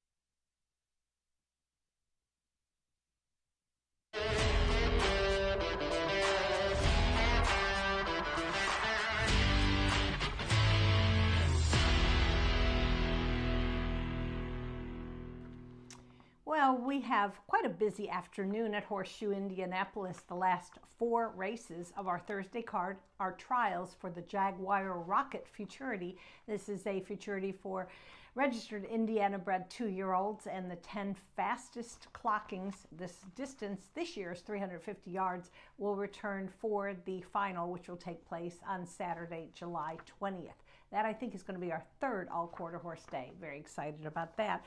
All right, well, we do have a scratch of number 6, and that's Jet Black Candy, but a nice field ahead, so we'll see. We'll go to the paddock, take a look at a few of these 2-year-olds, see if they're ready to go ahead and have a good outing this afternoon. My top choice is going to be number 1, WRS My Name is Rip. 10 today for Tony Cunningham, last year's leading rider, and just moved up to 1st in the standings for this year. This is a nice horse. When you see WRS, that means bred by Williams Racing Stables. Gwen and Randy have been longtime supporters of Horseshoe Indy, so it's going to be interesting to see how this guy does. He's had 2 starts this year. It was at Sandy Ridge at the Red Mile, and he ran 1st and 2nd. Now he comes to Horseshoe Indy. I don't think there's going to be a problem with the adjustment, but you never know. You know, obviously, I don't think there will. This horse is sired by Tarzanito, and I hadn't talked too much about Tarzanito, but the one thing I could tell you, pedigree-wise, he's a son of champion Favorite Cartel. So you've got the breeding, great connections, and like his chances. Next up for me will be number 3, Thunderous, excuse me. Stupendous performance when this filly broke her maiden a couple weeks ago for trainer Shauna Martin. It was a complete, devastating, dazzling experience, but you know, it was an easy time for her. She just went out and did her thing and had no pressure. I mean, she just did it for fun. That's the way I like to say. Under rider Aaron Hunt, who will have the return call today. Now, Aaron, I had to go back and look in the history books, and you can find it all on the Horseshoe Indy website. Tammy Knox does an incredible job of listing past champions, but when you go back a couple decades, Aaron Hunt has had 3 wins. He's wins in the Jaguar Rocket. That's pretty cool. Anyway, this horse had a filly had a nice speed index in her last race. I think she's a filly by One Fabulous Eagle out of an Escondido Beach mare. So real good breeding and great connection. Shauna and Aaron are hitting on all cylinders. So it ought to be interesting to see how she does, if she can replicate that form from her maiden breaking score. All right, then we'll go to number 4, and that's CVS Sky Kiss, daughter of Kiss My Hawks. You know me, I love that Kiss My Hawks pedigree. I love that horse when he was a racehorse. He was my brother, no, but also he's just producing excellent horses. And Claudio Barazza, who has done really well with the Kiss My Hawks, has trained him. Claudio's having an exceptional meet. He's 76% in the money. I don't know if you can top that. And his rider, Edgar Diaz, is also riding very, very well. So the horse ran 3rd in his debut. Didn't have any kind of win like Thunderous, but still Claudio and the Kiss My Hawks, that's enough for me to put him into contention. And then we're going to go last to number 2, HF Kiss This. Now, this horse had an interesting kind of past performances. Began his career at Remington Park under one of their top trainers, Dee Keener, and then made 2 starts here for Natasha Perez. You know, no impact in the first race here at Indy, but ran an improved effort on June 1st. That's what you like to see when you're looking at 2-year-olds that are still learning, and every learning curve is different. Diego Bocanegra has the call, and he's currently still the top rider in our colony. So take a look at number 2, HF Kiss This. Decide how you feel about him as well. All right, I'm going to go 1, 3, 4, 2 in this first trial. We'll be posting up the numbers, and you can see how they do. Remember, we've got 3 more trials to go, and Rachel will preview the next race for us.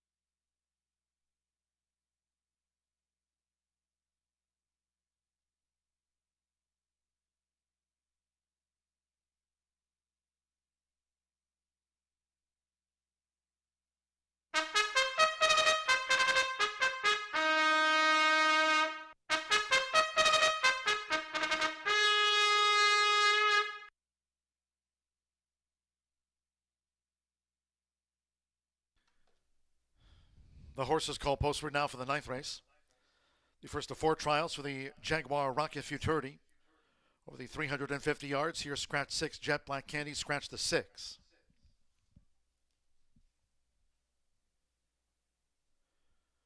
Overweights, the 1 WRS My Name is Rip, 7 over. 2 HF Kiss This plus 5. 3 Thunderous, 7 over. 4 CV Sky Kiss plus 2. 5 The Spirit Moves Me, 7 over. 7 Flash and Jamie, 5 over. 9 Coco Kiss plus 7. Exacta, Trifecta, Superfecta, 10-cent quarter horse Pentafecta, Double, and pick 3. Races 9, 10, and 11.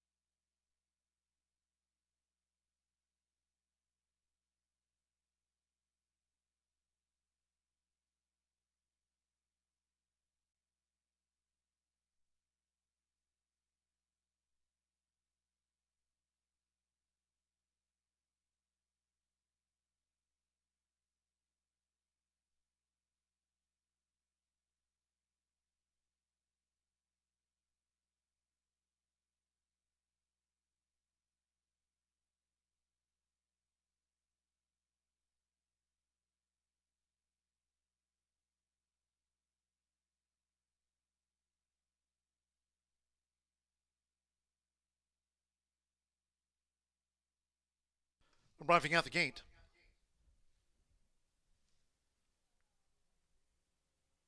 it is now post time.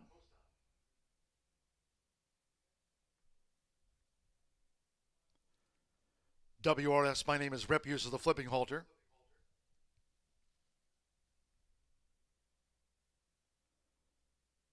WRS My Name is Rip, the first juvenile in. HF Kiss This.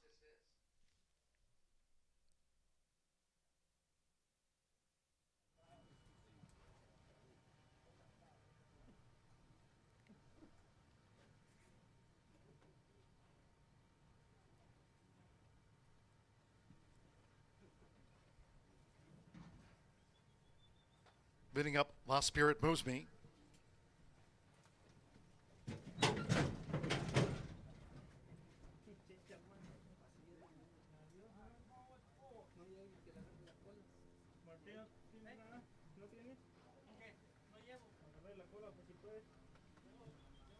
Thunderous going in. Flash and Jamie.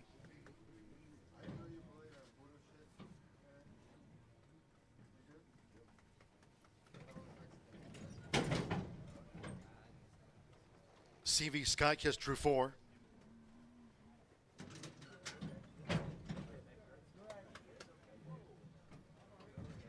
Now the Tim Eggleston 2. Kiss My Garter. One more Rolando Pena with Coco Kiss. At 350 yards is the first of 4 trials for the Jaguar Rocket Futurity. They're in the game.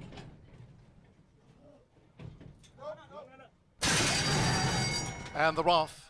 Lost Spirit Moves Me, Flash and Jamie charging along with Kiss My Garter in the blue cap and Coco Kiss from those inside gates. WRS My Name is Rip with HF Kiss This and Thunderous. Past the 110, here comes Thunderous. Thunderous charging hard and Thunderous to the top. Thunderous to win it from WRS My Name is Rip with HF Kiss This with CV Sky Kiss, Kiss My Garter and Coco Kiss.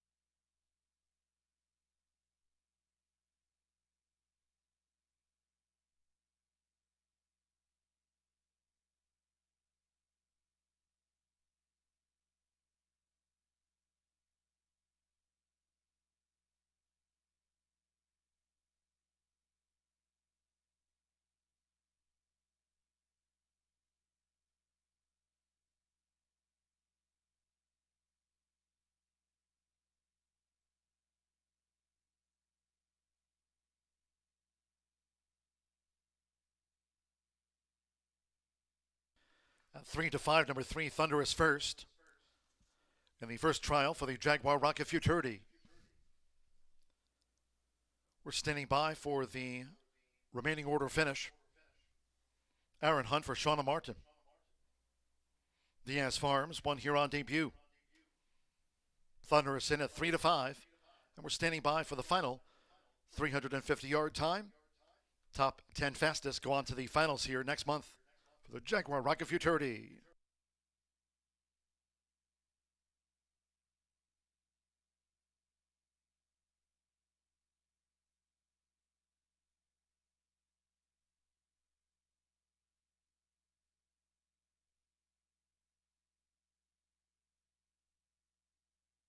The judges have posted number 1, WRS My Name is Rip, second.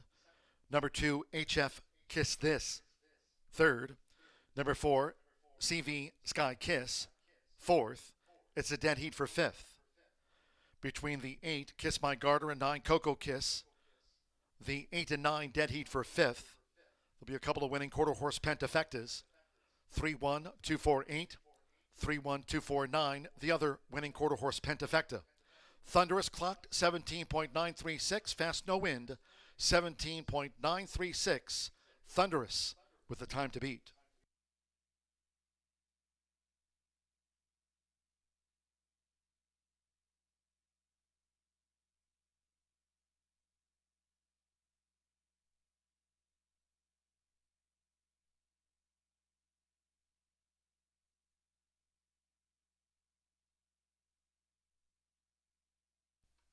Result official.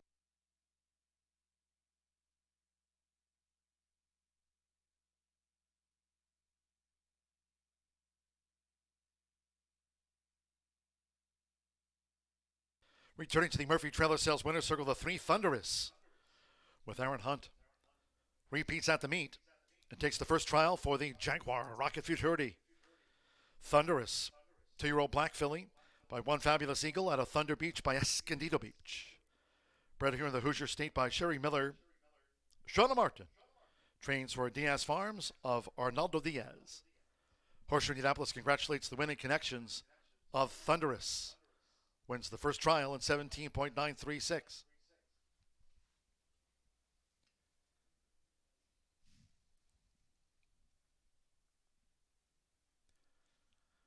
The dead heat for fifth.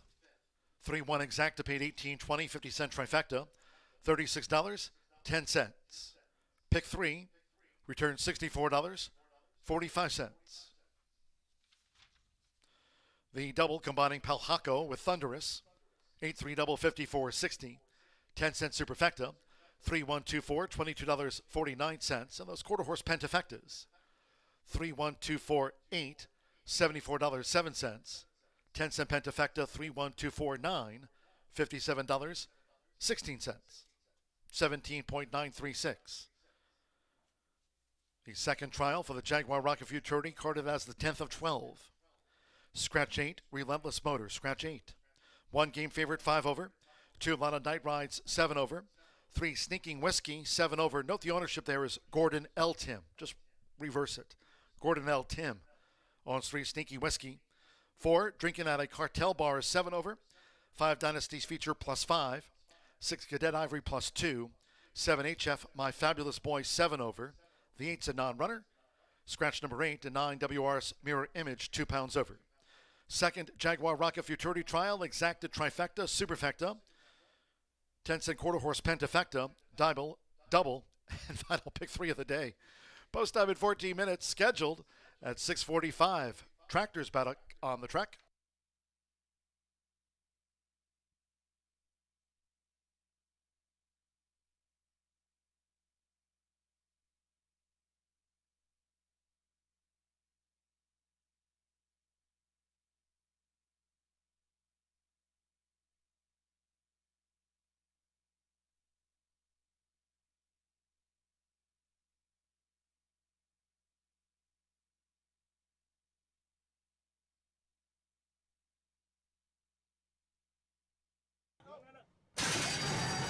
And the Roth. Lost Spirit Moves Me, Flash and Jamie charging along with Kiss My Garter in the blue cap and Coco Kiss from those inside gates. WR's My Name is Rip with HF Kiss This and Thunderous. Past the 110, here comes Thunderous. Thunderous charging hard and Thunderous to the top. Thunderous to win it from WRS My Name is Rip with HF Kiss This with CV Sky Kiss.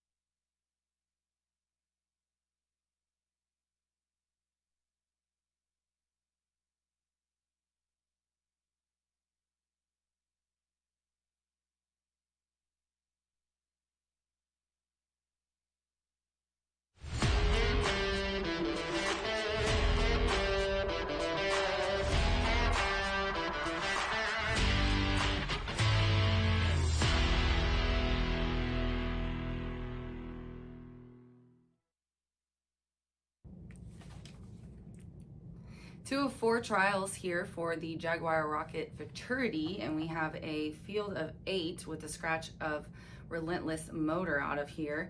And the morning line was the 6, and I'm going to go with the 6 as well on top. 614 for me, Cadet Ivory Edgar Diaz aboard for Campos Family Ventures, and Claudio Barazza. He's already had stakes success this meet, and he's got some nice horses, knows what he's doing with them. This 2-year-old gelding by Ivory James debuted and ended up getting second by a length in that race on May 28th. It was a 250-yard dash, and now we're going 350. We'll see if the extra ground gives him some time to get up there for the win. I think honestly, when you look at the times of that race kind of compared to some of these others, 13.5, the only closest to him is 13.6, and that was the outside horse, the 9. I like that he's a little bit farther to the inside as well, and it looks like he's poised to win here today. And even if not, as we've been saying, the 10 fastest times will go to the final, and as he's had one of the faster at 250, I'm sure he'll be able to get something at 350. And then I'm going to go to the 1 Game Favorite. Game Favorite has Francisco Quintero aboard for Tony Cunningham, and Tony in this race, he has 3 horses actually with that outside horse as well, and exiting a race on June 10th at 250, the maiden, and ended up getting 3rd by a length, got the inside, stayed there, and got a really nice run. But he definitely, I think, can improve off of that effort as well. His time, though, was right behind the 6s. 13.3 actually was the 6s, and the finishing time for him was 13.6. So very, very close there in times.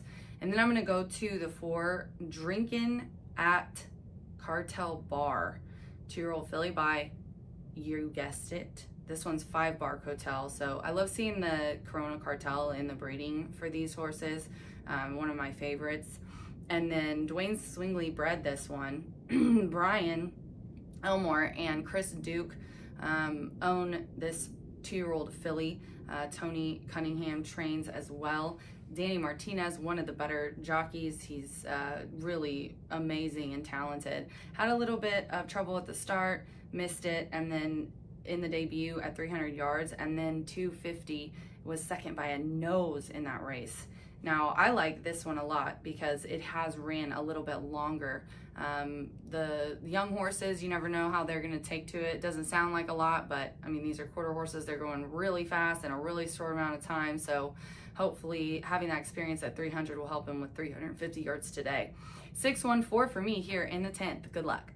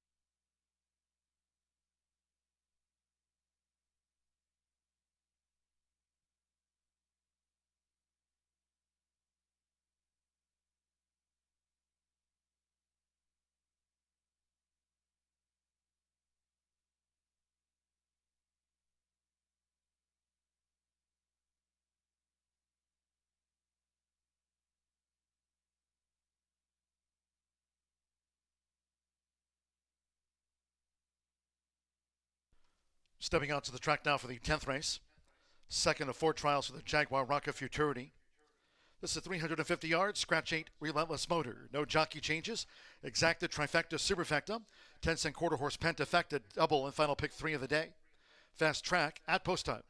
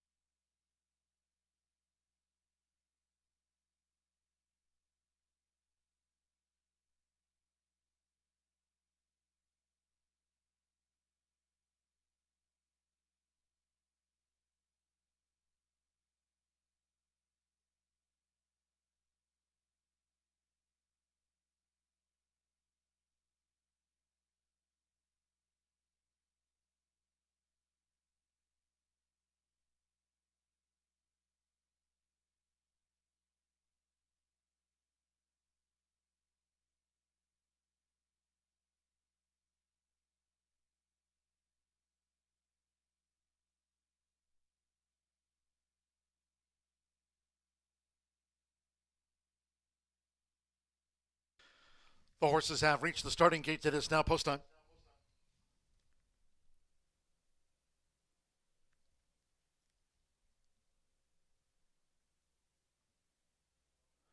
They're going in. Game favorite. A lot of night rides.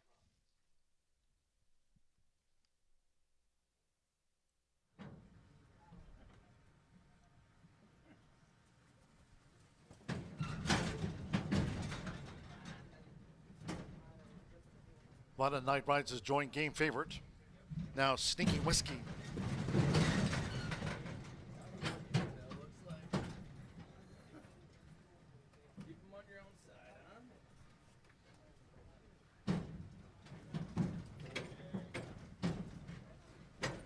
Dynasty's feature. Dynasty's feature in. Drinking at a cartel bar. Now Cadet Ivory.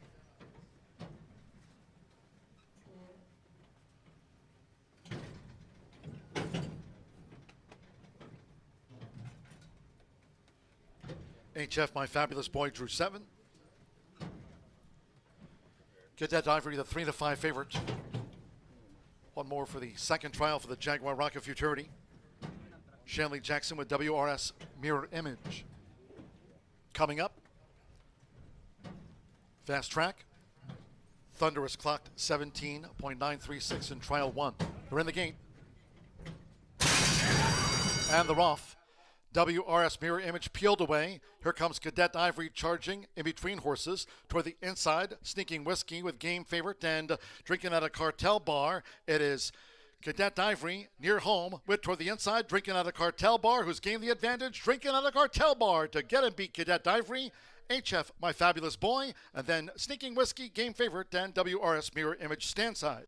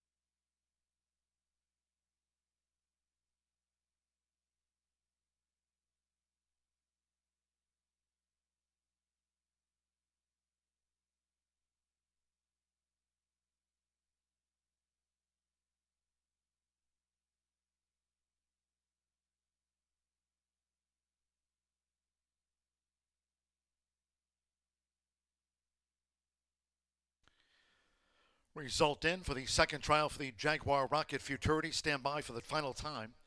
4-6-7-3-1, 4. Drinking at a cartel bar, 9-2 first. 6, Cadet Ivory at even money was second. 7, HF, My Fabulous Boy at 29-1 odds third. 3, Sneaking Whiskey, 9-2 fourth. And game favorite for the quarter horse, Pentafecta. So 17.793. That's the fastest of the two trials thus far for the Jaguar Rocket Futurity. Drinking at a cartel bar serves up 17.793.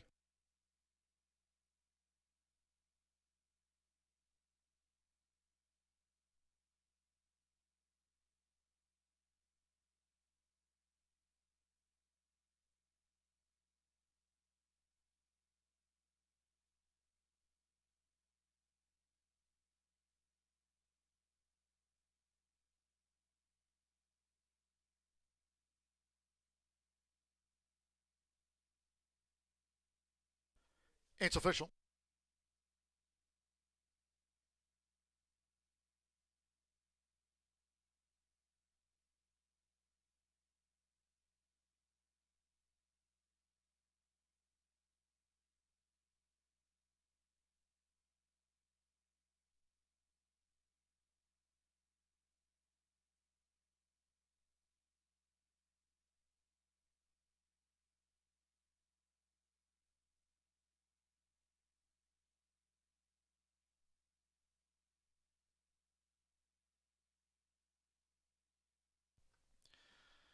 Returning to the Murphy Trailer Sales Winner Circle of 4, Drinking at a Cartel Bar with Danny Martinez. Drinking at a Cartel Bar is a 2-year-old Chestnut filly by 5 Bar Cartel. Out of the La Hoyaroid mare, Truly Quick, bred in Indiana by Dwayne Swingley. Tony Cunningham trains for Brian J. Elmore and Duke Racing LLC of Chris Duke and others. Horseshoe Indianapolis congratulates the winning connections of Drinking at a Cartel Bar. Clock 17.793 to take the top trial time. Pentafecta, $199.38. Game favorite ran 5th. 4-6 exacta, $28.40, 50-cent trifecta. 4-6-7, $70 even. 3-4 double, $21.60, 10-cent superfecta, $69.40. Sneaking Whiskey ran 4th in trial 2. Pick 3, $66.15. A couple more to go. Race 11 is next on the docket. No scratches, no jockey changes. Overweights. Number 1, See You Don't Want to Be You, 4 over. Number 2, Our Love Interest, 7 over. Number 3, It's a Big Secret, 7 over. Number 5, Costs a Lot to Be a Cowboy, 5 over. 6, Legendary Night, 5 over. 7, Valiant Beecher, 2 over. Number 8, You Drive, Baby, 7 over. And number 9, Louisiana in Love, 7 over. 12th race, final trial, that's the last of the day. In the 12th to close out the card, there are no scratches, and no jockey changes. Fast track, post time for the third trial in race 11 of 12 in 15 minutes, scheduled at 7:10.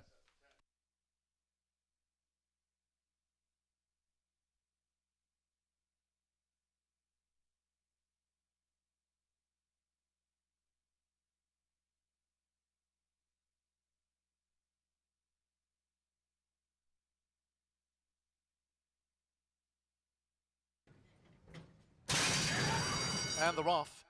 WRS mirror image peeled away. Here comes Cadet Ivory charging in between horses toward the inside, sneaking whiskey with game favorite and drinking at a cartel bar. It is Cadet Ivory near home with toward the inside, drinking at a cartel bar. Who's gained the advantage? Drinking at a cartel bar to get and beat Cadet Ivory. HF, my fabulous.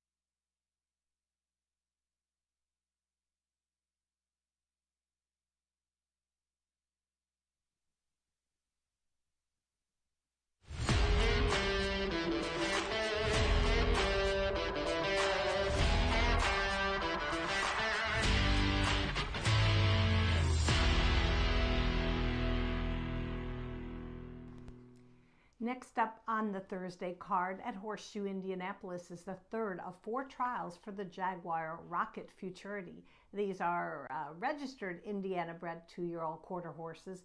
They're going to be competing at 350 yards in the hopes of securing one of the 10 fastest times to advance them to the final on July 20th. All right, we'll go to the paddock, take a look at a few of the horses, and I'm going to begin with number 3, It's a Big Secret, one of 2 juveniles conditioned in this heat by Jessie Vasquez, who's tied for second in our trainer standings. Her husband, Giovanni Vasquez Gomez, had an opportunity to ride either of the 2, but he chose this gelding who's sired by He's Our Secret. Now, this horse exited a 3rd place finish on May 23rd. I think it was a really decent debut, and these 2 seem to figure out certain things about their horses from race to race, so I'd give him a long look. Next up for me, Brian Gunder's homebred, number 8, You Drive Baby. Very nostalgic for me because I saw his daddy win the 2017 LQHBA Louisiana Million. That's $1 million futurity that's run every December at Evangeline Downs. And his daddy, You Drive, I Fly. Whew, what a performance that was. What a good-looking horse. And his son is pretty darn good looking too. So he had a decent debut already, and I think he's going to, improve again in his second start for trainer Tony Cunningham. Actually, yeah, this would be the first time that Tony won this prestigious futurity. He's won a whole bunch of futurities and derbies here. He's having a great meet, so I certainly, especially with 10 in today, you've always got to give his runners a long look. All right, next up for me is going to be number 2, our love interest, who was a training race winner earlier this meet, and then subsequently ran 4th in her debut on June 1st. Now, she's a filly by separate interest. She faced some very tough rivals in that race on June 1st, and that includes Macho Chick, who's going to be the favorite in our final trial. Boy, she ran a standout race. But I think every time you run against tougher horses, it's either going to break you or build you. And I think in this particular case, this filly's going to move forward for Tim Eggleston. Of course, Tim had a really great 2-year-old season last year with Red-Headed Beach, and he won the Jaguar Rocket Futurity, not with her, but with Tricks Are for Kids. So give a long look to our love interest, number 2. All right, and I'll round out my top 4 with a first-time starter, and that's See Ya, Don't Wanna Be You, who makes, I love that name, makes his debut for trainer Ron Raper. Now, as I mentioned before, the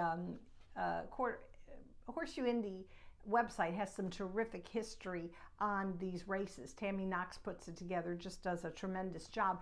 And I learned something very interesting. Ron Raper has won 9 editions of this, and the first one was 20 years ago. How's that for some history? So it'd be pretty cool if he could win again 20 years later, win his 10th and 20, that's a crazy thing. But anyway, this is obviously first-time starter. You never know how they're going to do, but like the pedigree, and Berkeley Packer, who's a very respected veteran rider, has the call over the son of Coronado Cartel. 3 listed works, and they weren't bad. So let's see how our firster can do, see if it can build some more history for Ron Raper. All right, I'm going to go 3-8-2-1 in this particular trial, and again we'll be putting up some notes at the end of the day to see who are the 10 fastest qualifiers.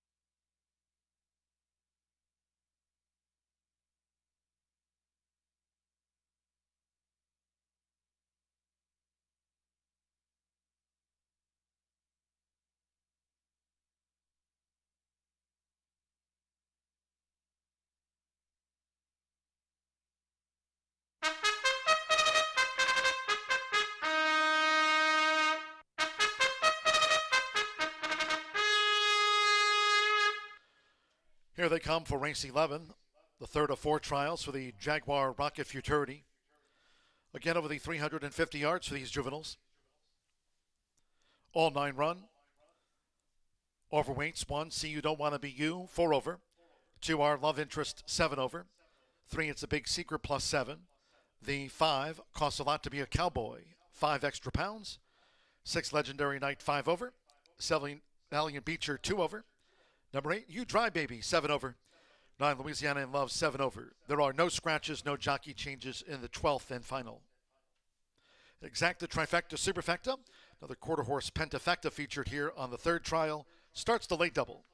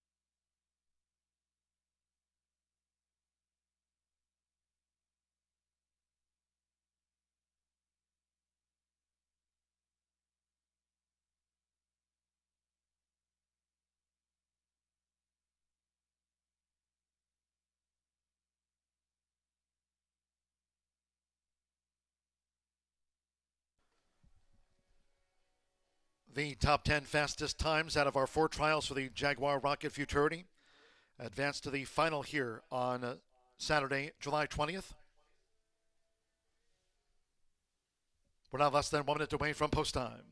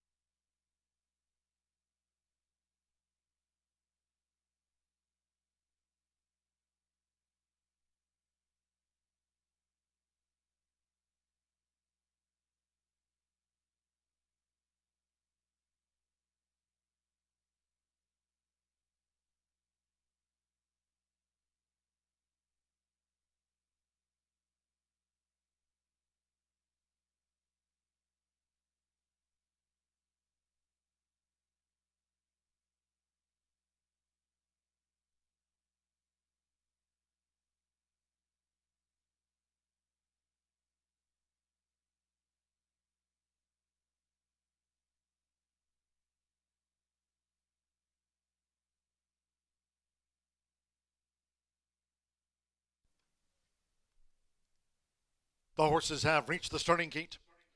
It is now post time. Legendary Knight uses the flipping halter. Legendary Knight loaded.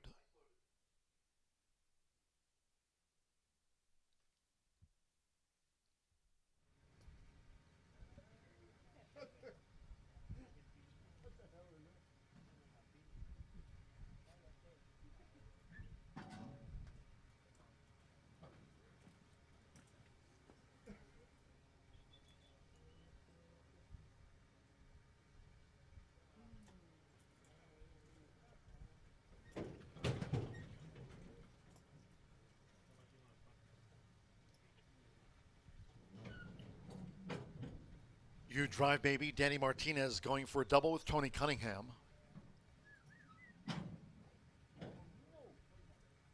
Drinking at a cartel bar, clock 17.793.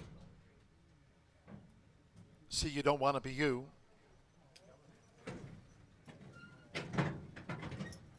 Costs a lot to be a cowboy. Our Love Interest. Valiant Beecher coming up.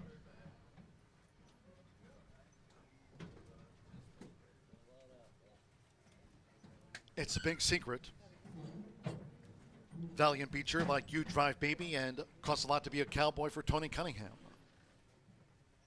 Now Valiant Beecher.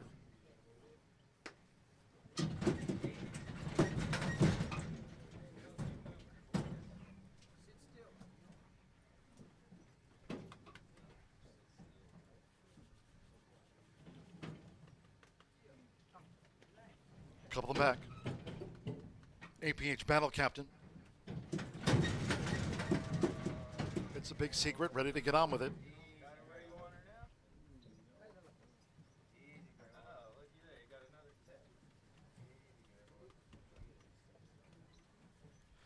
Waiting for APH Battle Captain, and Louisiana in Love will be last.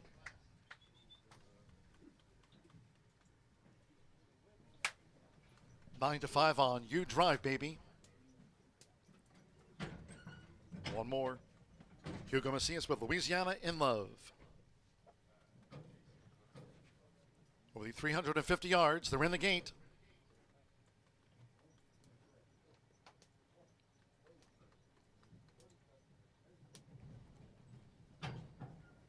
Ready. And they're off.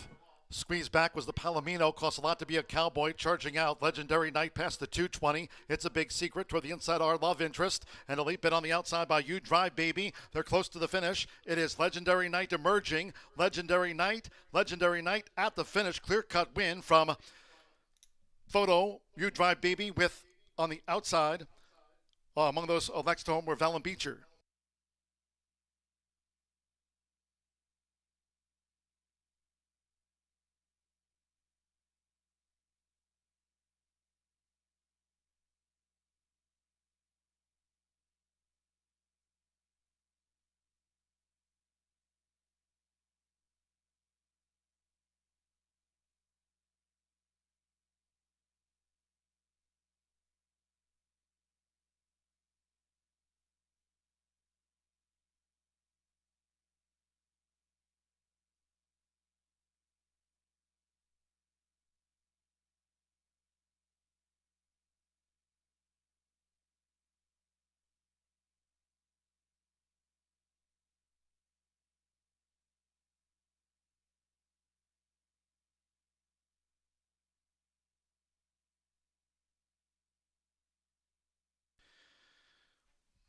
Unofficial, the 6th Legendary Night at 24 to 1 first in the third trial.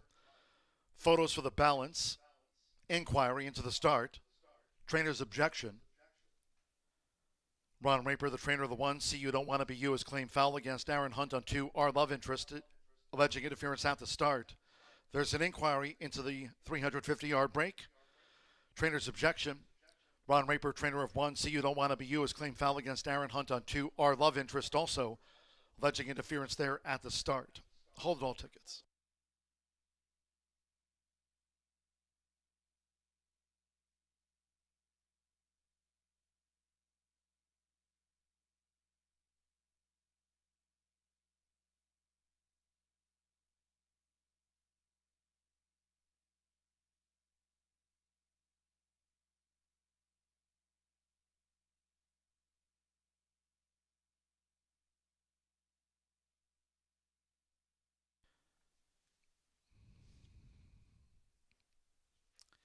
The judges have, well, they've called it a dead heat. For second between 7, Valiant Beecher, and 8, You Drive Baby. The 7 and 8, dead heat for second. 3, It's a Big Secret, fourth, and 2, Our Love Interest, fifth. 6, dead heat, 7 and 8, 3 and the 2. Inquiry start. Trainer's objection, 1 against the 2 at the start.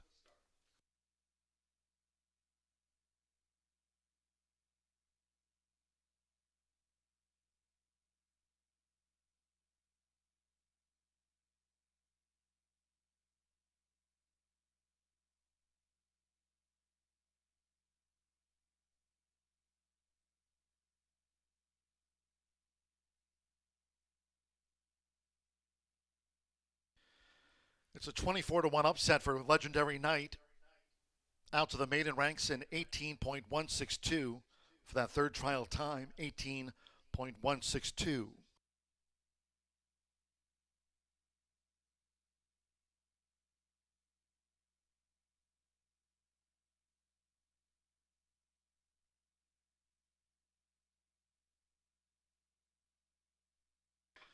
Please note the trainer's objection, alleging interference by the rider of the two at the start, has been disallowed.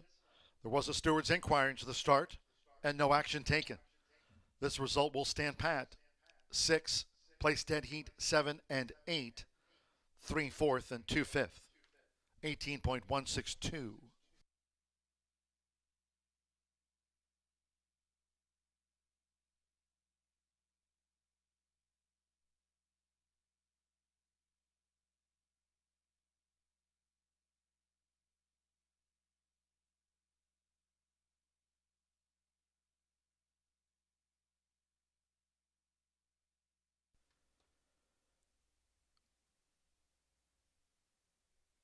In the Murphy Trailer Sales Winner's Circle, the 6th Legendary Knight with Saul Lopez.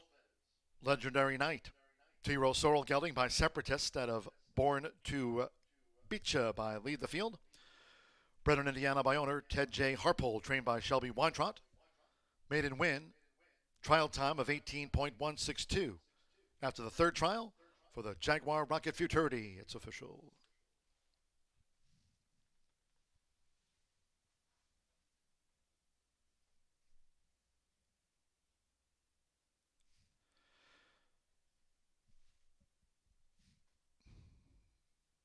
Couple of winning exactas with that place dead heat. Multiple pays here after the third trial.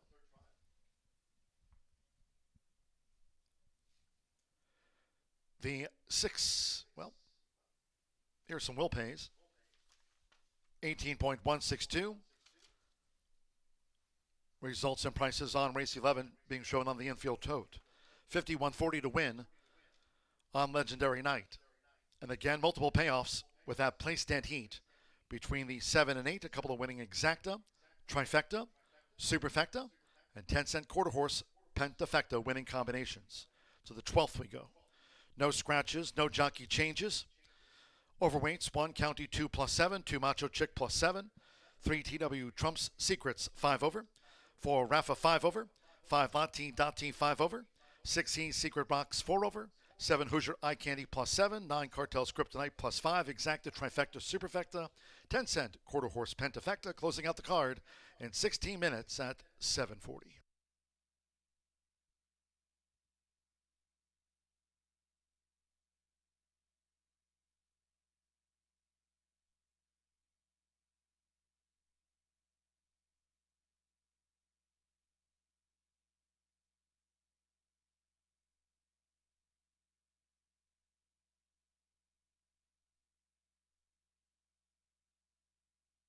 His back was the Palomino, cost a lot to be a cowboy, charging out. Legendary Knight past the 220. It's a big secret toward the inside, our love interest. And a leap bit on the outside by You Drive Baby. They're close to the finish. It is Legendary Knight emerging. Legendary Knight at the finish. Clear-cut win from Photo, You Drive Baby with on the outside.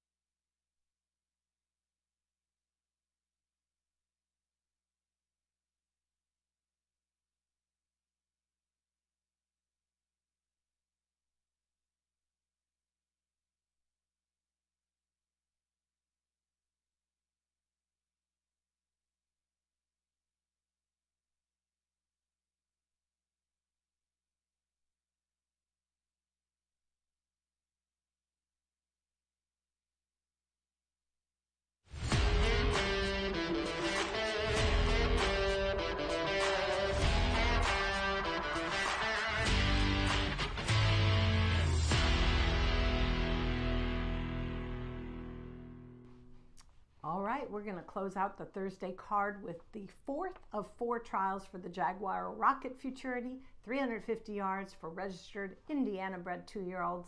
The top 10 fastest will advance to the July 20th final. All right, let's go to the paddock, and I'm going to begin with number 3, and that's TW Trump's Secret. Impressed me. This gelding impressed me in his debut when he was bumped out of the gate, but still had some grit and determination and rallied beautifully for the win. Now that took place on May 14th. Jockey Diego Bocanegra, who's currently the leading rider in our colony, guided this gelding by Mr. Apolitical Dash for trainer Natasha Perez. The two of them have been doing very, very well. And like I say, I love the overcoming adversity. It's not easy in quarter horse racing, where really you have to get a good break and a clean path to the wire. But let's see how he does in his second start. Number 2, Macho Chick, I think will get the lion's share of the fans' attention, and why not? Very impressive debut and victory, where this filly by KJ Mucho Macho Man just drew off a very comfortable margin, no issues at all for trainer Tony Cunningham. You know, when you see a debut like that, and we've seen debuts like that from Redheaded Beach perhaps last year, you're thinking nobody's going to beat this horse, and obviously that could certainly be the case. So we'll just see. I would put them both in your picks. I think she's going to be a very strong favorite, and why not? All right, we'll move on to number 4, and that's Rafa. I remember really hoping for this horse, who made his May 22nd debut. He's a son of Corona's Leaving You, and of course I'm a huge tennis fan, so I thought maybe Carolyn Bruce, who bred and owned him, was a tennis fan. I'll have to find out. But anyway, Rafa, he didn't win, but he weakened a little bit, but he had a good break, which is important. So I expect a little bit more from this gelding in his second start out. And then we'll round out my top 4 with number 9, Cartel's Kryptonite. How do you love that name? This is also a filly. She had run race under her belt more recently, June 10th, where she came running. Didn't have a great break, but she came running at the end under rider Saul Lopez, who has the return call for trainer Shelby Weintraub. I think this horse has, this filly has an opportunity to move forward. Again, these 2-year-olds all have a different learning curve. Some of them get it first out, but some of them will return and run a much better second race in their careers. So we're going to see in our finale today. Okay, well, I went 3, 2, 4, 9. Do want to remind everybody we're off tomorrow, but Saturday, 10:45 a.m. for our all quarter horse day, a total of 12 races, trials for the Gordon Mobley and the Heartland Futurity. So we are going to see a lot more 2-year-olds on Saturday. Good luck to all. We're looking forward to seeing you back on Saturday.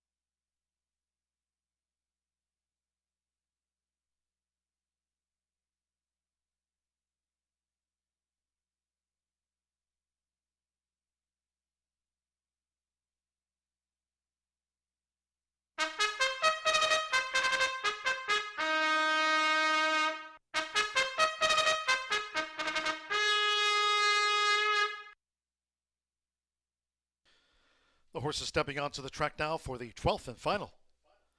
This is over the 350 yards, a field of 9. Again, there are no scratches, no rider changes. These reported overweights: 1 County 2 plus 7, 2 Macho Chick 7 extra pounds, 3 TW Trump Secrets 5 over, 4 Rafa 5 pounds over, 5 Lati Dati 5 over, 6 He Secret Rocks plus 4, 7 Hoosier Eye Candy 7 extra pounds, 9 Cartels Kryptonite 5 over. Exacta Trifecta Superfecta, 10-cent quarter horse Pentafecta to close out the card. 17.793 clocked drinking at a cartel bar. The time to beat, 17.793 from trial 2.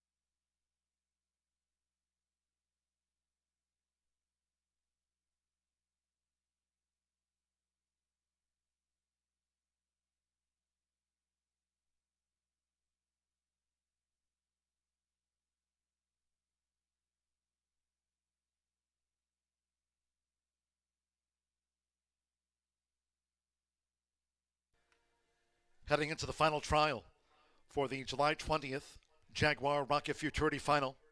17.793 the top time, clocked after trial 2 by drinking at a cartel bar.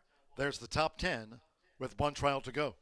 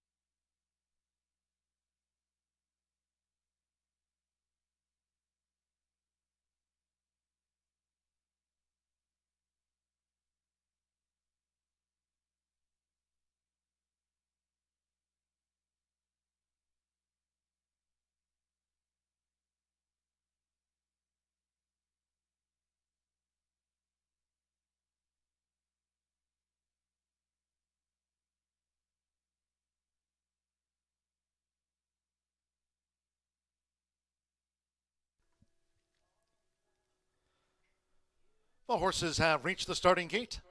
It is now post time. Loading for the last of the day, Diego Bocanegra with TW Trump's Secrets.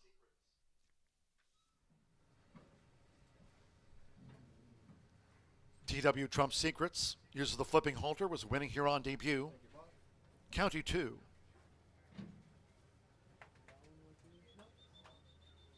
He's Secret Rocks.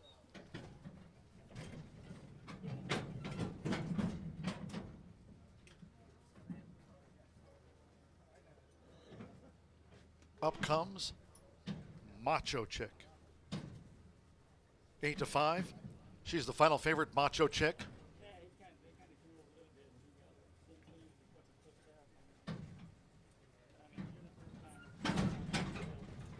Macho Chick loaded. Rafa. Who's your eye candy?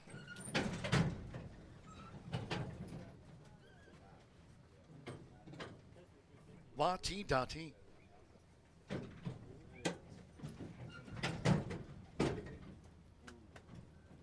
Sizzle and Grill went in okay, so stand by.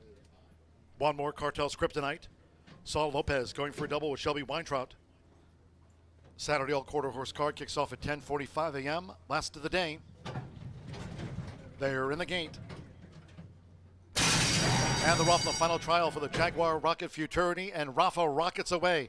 Nearest the inside, Macho Chick. TW Trump Secrets looking to get involved, along with on the outside, lugging in Cartel's Kryptonite. They're close to the finish, and it is Macho Chick. Macho Chick asserting Macho Chick to win it from TW Trump's Secrets. Rafa, and next was Cartel's Kryptonite, followed home by Hoosier Eye Candy in the Thursday finale.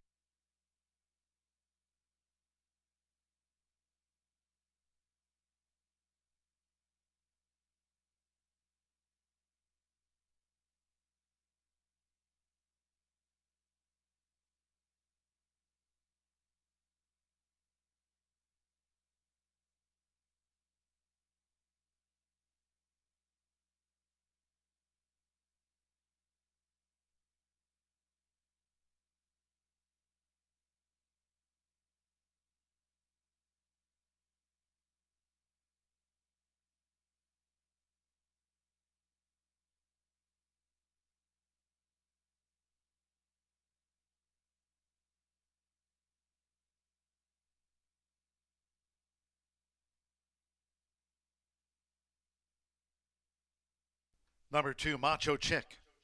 4-5 favorite takes out the final trial for the Jaguar Rocket Futurity. 17.897 will get her to the final here on July 20th. 17.897. 2, Macho Chick first. Danny Martinez or Tony Cunningham, Brian Gunder. The judges have called for a place photo. Hold all tickets until official.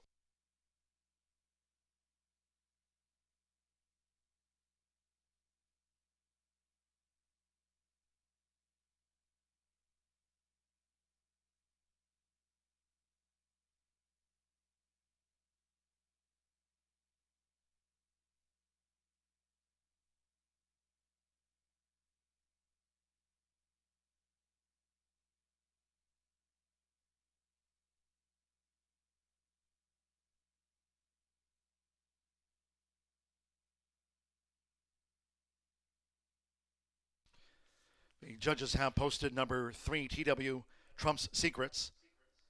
Second, number 4, Rafa third.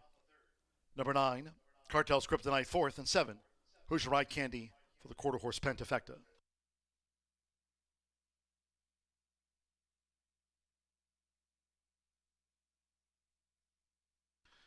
Hold on until official. Trainer's objection.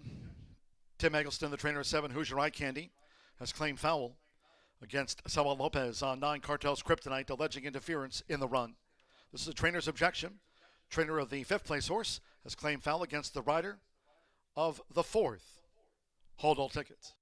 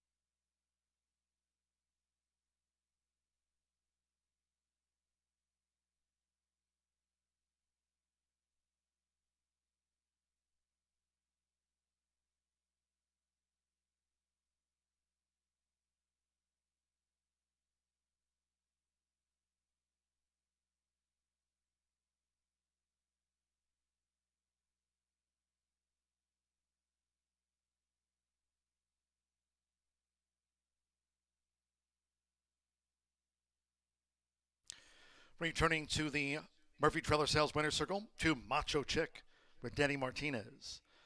Macho Chick is a 2-year-old chestnut filly by KJ Mucho Macho Man. Out of Rhyme Has a Chick by Major Rhyme, bred in Indiana by JD4 Farms LLC. Tony Cunningham with another going on to the final for the Jaguar Rocket Futurity here on July 20th. Trains for Brian Gunder.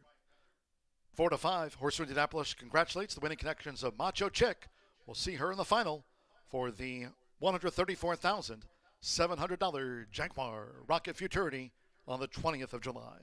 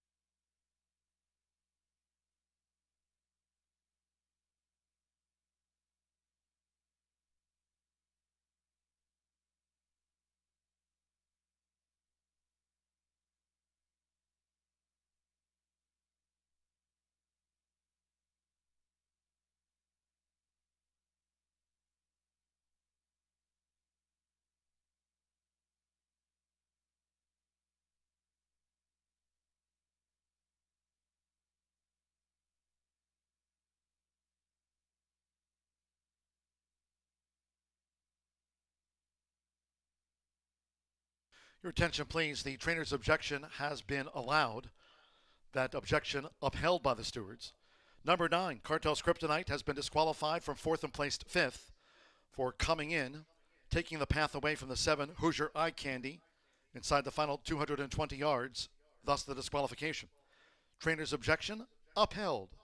Number 9, Cartel's Kryptonite, disqualified from 4th and placed 5th for coming in, taking over the path held by 7, Hoosier Eye Candy.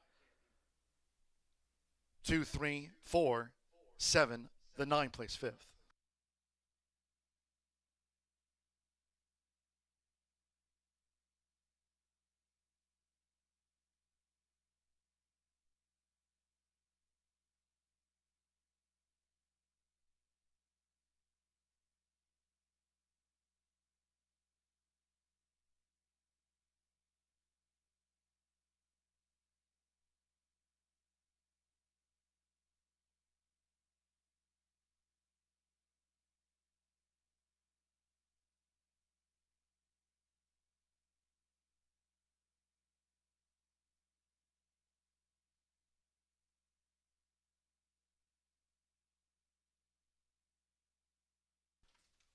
The point of the disqualification, number 9, Cartel's Kryptonite in the light blue, coming in and taking that path away from the 7, Hoosier Eye Candy in the blue.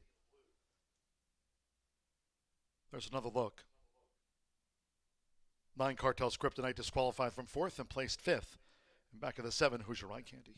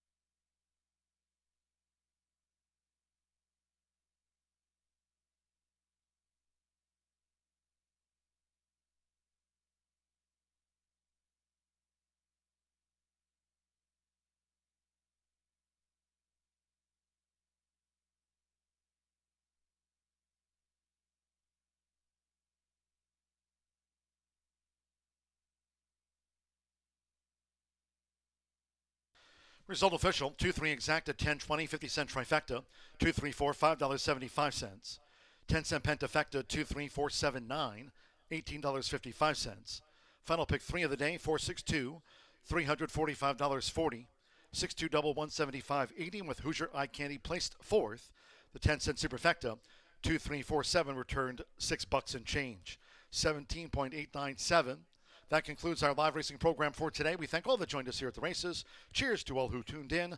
No live racing tomorrow. Back on Saturday with an all-quarter horse card. Saturday post time, 10:45 a.m. Until next time, for all of us here at Horseshoe Indianapolis, it's been my pleasure today from the broadcast booth. Track announcer John G. Dooley saying goodnight.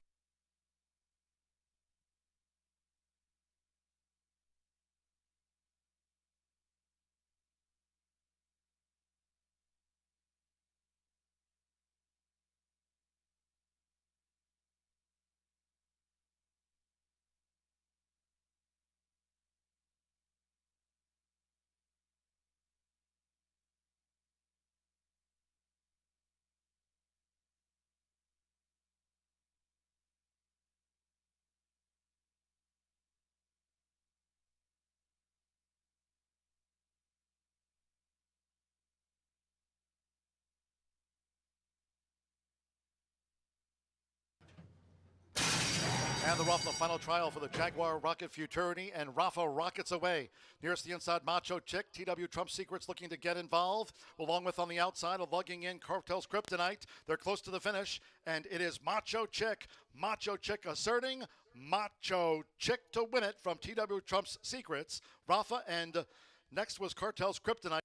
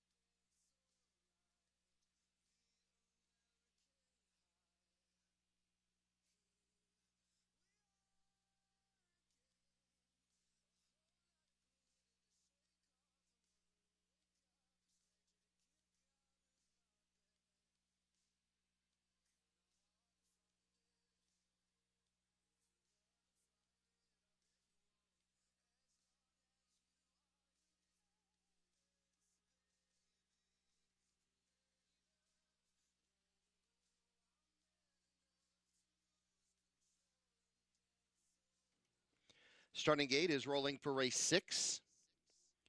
3-2 on Stay Clear. 7-2, Full of It and Checkered Pride. Field is on gate. They are off. It is Be Like This, Checkered Pride, and Full of It. Stay Clear, away in 4th, and then Graceful Gala. To the inside is Odds on Free Roll. After that, Tells Bells, with Plan to Tell and Treelicious, and ER Super Shady is 10th and last. On the turn and in the lead is Checkered Pride now. Checkered Pride past the quarter in 26-3. Be Like This is 2nd, Full of It 3rd. Stay Clear is next 4th, then Odds on Free Roll races 5th. After that, 6th comes Graceful Gala, and then it's Tells Bells, with Plan to Tell 8th, Treelicious 9th, and ER Super Shady 10th and last. There goes Full of It, and Full of It now sent up to the front by Joey Putnam. Has the lead just over a length now from Checkered Pride. Be Like This 3rd, Stay Clear 4th. They hit the half in 55 2/5. Full of It leading the way onto the turn. Checkered Pride, then Be Like This. Odds on Free Roll has moved to the outside and is now advancing. And going second over out there is Graceful Gala. To the inside, it's Stay Clear, then Tells Bells with Plan to Tell, Treelicious, and ER Super Shady. Full of It is the leader as they approach the top of the stretch. Checkered Pride and Odds on Free Roll, then Be Like This 4th, and Graceful Gala 5th. 3 quarters, 124 and 4. 29 2 the 3rd quarter, and Full of It is the leader. Odds on Free Roll is 2nd. Checkered Pride to the inside 3rd. Graceful Gala here nearest the grandstand. Be Like This is behind Horses, and then Stay Clear needs some racing room. Checkered Pride, Full of It. Graceful Gala might be closing the best of everyone. Full of It, Graceful Gala here on the outside. Full of It trying to dig in. Getting room late was Stay Clear. Photo as Stay Clear got through at the very last stage and might have gotten up to win it. With Full of It in the photo and Graceful Gala, 151 and 3.